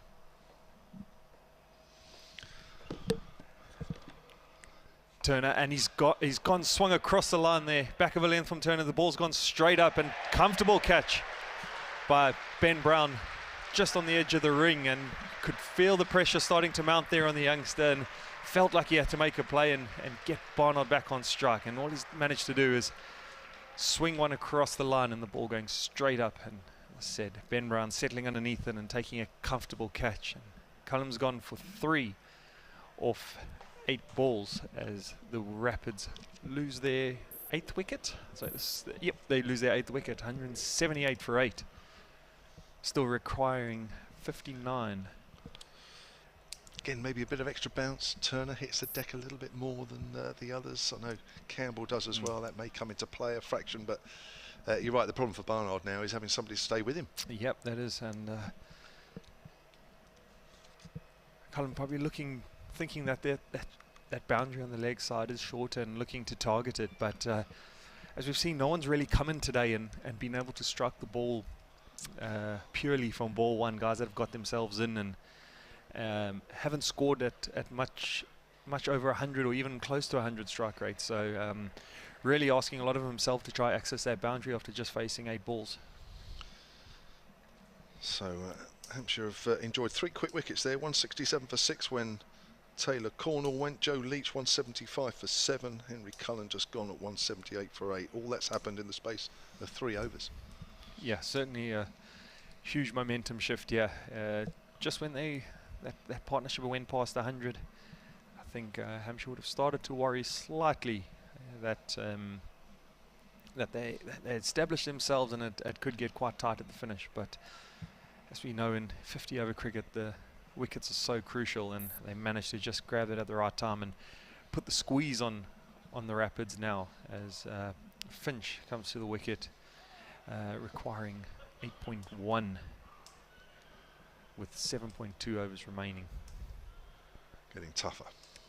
Finch to face his first ball from Turner, and he's in, and it's full, and he punches it to mid-on. No run. So what does Barnard do here now then? How does he play this? Well, I'm not too familiar with the way that Finch would, the way Finch bats. He could hold his bat. Given, I'm not sure. I think it all depends on what his partner, or the capabilities of his partner. If he's still got faith in them, I think he would still look to bat normally. As Turner then again, and that's well. I think that answers our question. It's a fantastic shot by Finch, driven straight back down the ground. Similar shot from Felix Organ earlier today. Two of the best shots we've seen today on a wicket that hasn't been easy to time the ball. But that might answer our questions there, JMO. On drive like that? He's made that look quite easy. So you had Barnard and you're seeing that, you're going to think, well, 7 overs to go. If the two of them can still take it deep into the 47th, 48th over, maybe requiring around 20 in those last 2. Wow. You'd think they'd still have a chance. If I was Ed Barnard and I saw that shot, I'd be puffing my chest out thinking, well, we've got a real chance here. Do you know what? I've only seen a couple of better straight-on drives than that, and they were from Dominic Sibley at Warwickshire. Remember that championship game early on? Yep. A couple of lovely straight-on drives, weren't they, from him? 182 for 8. 7 overs left. 55 needed. It's Barnard on strike to Felix Organ. He's coming round the wicket. Changes the field. 45 on the leg side. Goes a little finer. As Organ comes in, Barnard works that into the gap on the leg side. He's running the first one quickly, but there shouldn't be any more than one as Anarian Donald comes quickly off the deep mid-on boundary. Looks like he's grown his hair a little bit more. Anarian Donald looks a bit more Buffon-y on top. Blowing in the wind. Yeah. He likes his hair. Yeah, 183 for 8. And Barnard and the non-strikers end. He's 78 off 100 balls exactly. But it's Adam Finch who, on the couple of balls that we've seen, looks more than competent. I'm sure Frank Watson will be saying, yeah, this guy can bat no problem. Certainly looks all right at the moment as he pushes that up towards mid-off. Wants a single, but it's gone too quickly to Scott Curry. So that's a dot ball. Again, the crowd, they just threatening to come back into the game. They did a few overs ago and it went quiet again, but maybe now they're still sensing a close game as Organ bowls, hits it into his boot there. Finch doesn't look quite so comfortable against the spinners. Yeah, just another example of the aggressive captaincy of Nick Gubbins here. As I say, Scott Curry moves back to the long-off boundary, but at this point there, they only had 4 men in the ring looking to squeeze the new batsman. Obviously allowed 5 out the ring. Organ hit away on the leg side. There's nobody out there at square leg, or is there? This just quickly across his Fletcher Middleton. I thought he was a little bit too straight at mid-wicket, but he was squarer than I thought. So keeps it down to 1, brings Barnard back on strike as the sun comes back out, and every time it comes out the temperature increases in here alone by about 10 degrees. 184 for 8. 53 needed in the 44th over. Sweep across the line there from Barnard. Has he found the gap behind square on the leg side? I think he has. That is 4 runs. That's a neat looking shot from Barnard. Yeah, very good shot. Pierced those 2 fielders between short front leg and deep square. And it's 5 runs off the over. Still just behind the rate, but with the ball to go, it's going to be interesting to see what Barnard does here. Does he steal the strike or look for another boundary? 82 he's on, 188 for 8, 49 runs needed. The run rate required is 8 and over as Organ bowls. Barnard just happy to push a single on the leg side. He wants the strike, and he does for the next over. 44 overs gone, 6 to do. 48 needed by Worcestershire. There are 189 for 8, and Barnard is 83 not out. Carl, shall we say thank you very much? Yep. That's great. Thank you, Jamie. Oh, thank you. It's been a pleasure. It always thank is. you, mate. Thank you for the time. Yeah, congratulations on your new contract. Looking forward to seeing you for another couple of years after this year, of course. Yeah. For sure. Hope you have a few more interviews. Thanks, Jamie. Oh, for sure. And I'll make sure I get all my stats right before I speak to you. And yeah, he does pull me up every time. Scarborough was the last time when I interviewed him after he took 5 wickets, I think it was there. There was some stat which I'd missed, which Carl reminded me. Frank Watson is back. Frank, it's still not all over. No, it's not. I was just reflecting then, you know, if this was the first innings and there were 6 overs left and you had these 2 at the crease, you'd think, well, they might well smack 40 or 50 here, you know, because there'd be no pressure, would there? Just play your shots. Very different, of course. As Scott Curry begins a new over from the pavilion end, and Barnard takes a single off the first ball, clipping that out to deep mid-wicket. Goes to 84, 190 for 8. Kyle Abbott disappearing. I can't persuade him to. Been trying to persuade him to renew his acquaintance with Worcestershire over the next few years, but I can't persuade him to do that. Off he goes. Thanks, Kyle. 190 for 8. Changes in the field for Adam Finch facing the bowling. We've got 3 men saving 1 on the offside, 1 saving 1 on the leg side, 3 men out on the leg side boundary. As Curry comes in, and Finch has whacked it straight up in the air, and Curry has dropped it off his own bowling. He had 3 goes at it, whacked it straight up in the air, went miles in the air, bright sky, not easy to catch out of. Curry got underneath it, placed himself perfectly, knocked it up in the air, knocked it up again, dived forward to try and catch it at the 3rd attempt, and was unable to hold on to it, and they go through for a fortuitous single. Finch was looking for that leg side boundary, didn't find it. 191 for 8. Barnard is on strike. Curry in again to bowl. Right arm over the wicket, bowls, and Barnard goes for a little clever little ramp shot, a shot that he can play pretty well. And it's understandable that he's trying to find the boundary that way, because 3 men out on that leg side boundary. But if he can get it behind the wicket keeper, nobody really back. 3rd man is quite wide. But he didn't make contact. 191 for 8 it remains. It's turned into the sort of last few overs of a T20 really. As Worcestershire need 46 more. Curry bowls, Barnard gets 1 of them, just dropping that down on the onside.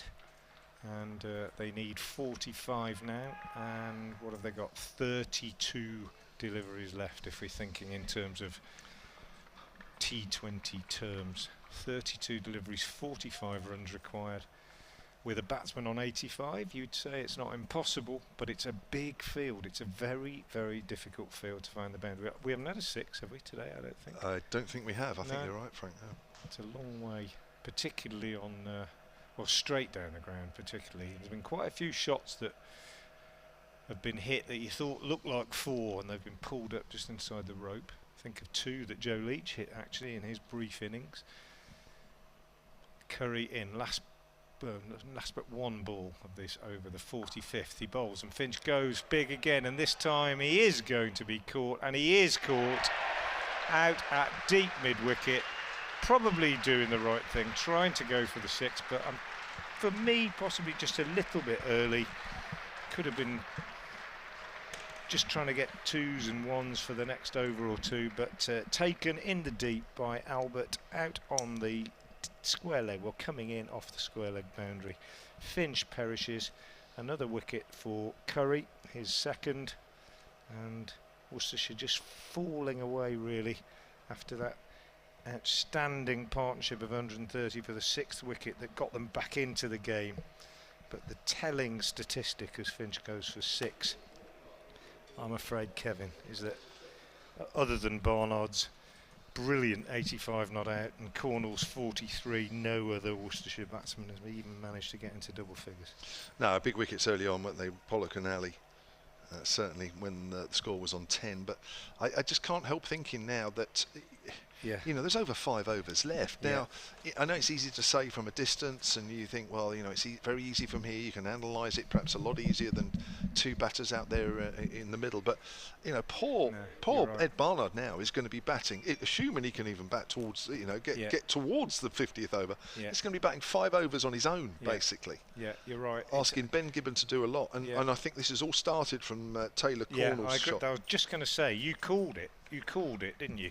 Taylor Cornwall didn't need to do what he did. I can understand why he did it. He's inexperienced. Felix Organ had put him under pressure, forced him to play 2 or 3 dot balls, but he kind of threw it away really after all that good work, and such a shame. And since then, Joe Leach and Henry Cullen and Adam Finch have all perished as well. But all playing big shots as well. Yeah, just not need. I mean, I couldn't agree more. I think it's just been a lack of experience. In Joe Leach's case, quite surprised at that.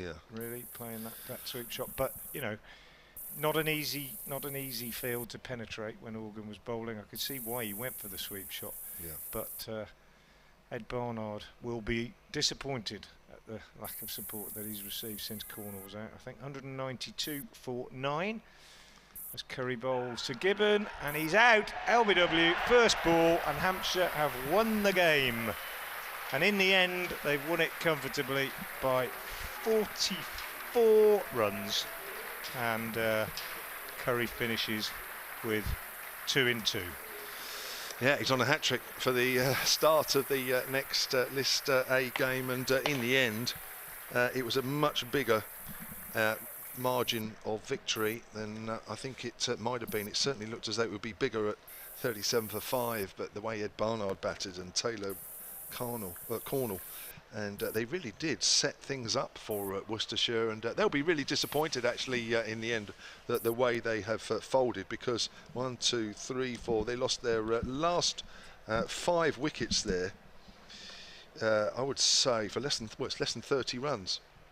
Yeah, they were 167 for 5, 192 all out, and they left Barnard high and dry with 85 on the board, and he could still bat, and he still had lots to do. So, yeah, a little disappointing. But listen, at the end of the day, Frank, you know, and most people listening and watching will know that this competition is all about giving people experience that wouldn't otherwise have it. And I think there are situations on both sides that young players will look back and say, not sure I should be making that mistake if I'm in that situation again. And I tell you what, if that comes out of this game, then that's probably the best thing that could be. Yeah, I absolutely agree with that, Kev. A very sort of balanced and sensible assessment of it. You've got to learn when you make mistakes. If you keep making the same mistakes, then obviously that's a slightly different argument, but lots of positives for Worcestershire today in terms of the whole game. Henry Cullen kept wicket well. I thought some good bowling performances. Ben Gibbon, 9 overs, 2 for 33. But in terms of the game and the result, having dragged themselves back into it with that outstanding partnership between Cornwall and Barnard, just such a shame the way that it fell away. And you kind of could almost see it coming. I mean, you called it really when Cornwall was out, that it might have been a sort of turning point. Just a final word for Ed Barnard from a Worcestershire point of view. 85 not out. Only one other player in double figures for Worcestershire. Easily the highest score of the game. And yet again, Ed Barnard showing that he is, well, very much the linchpin of the batting in this Worcestershire side in both white and red ball cricket this season. It's been absolutely outstanding. And what I will say just finally on this, and I've said it before, is that, you know, he said to me when it was announced that he was leaving, he was going to Warwickshire, but I'm not going yet, and I will give absolutely everything for the rest of the season, and there's no doubt that that is absolutely what we're seeing. Yeah. And I thought he made batting look easier on this pitch today than anybody else. Yeah. Brilliant innings, but Hampshire the winners by 44 runs, deservedly so. I'm glad it was more of a game than we thought it was going to be at one stage. That's for sure. Those last 5 wickets went down for just 25 runs, by the way. Frank, thank you very much. Always a pleasure having you. We don't work together enough, unfortunately, but maybe that might change in the future. Frank Watson, thank you. Thank you also to Tara Norris earlier, who the Southern Vipers and Southern Brave left-arm seamer, has never been on radio before, so it was good to have her on for 25 minutes or so. I hope you enjoyed Kyle Abbott. He's always great value when he comes on. Lots of good insights from him, and Hampshire's former left-arm spinner Raj Maru as well. We've had a whole plethora of people up with us. Hope you've enjoyed it. Good win for Hampshire. It's 2 losses from 2 now for Worcestershire, 1 from 1 for Hampshire. Hampshire next in action on Sunday at Beckenham against Kent. So from an Ageas Bowl, a very sunny, warm evening here at the Ageas Bowl. Have yourselves a very good evening.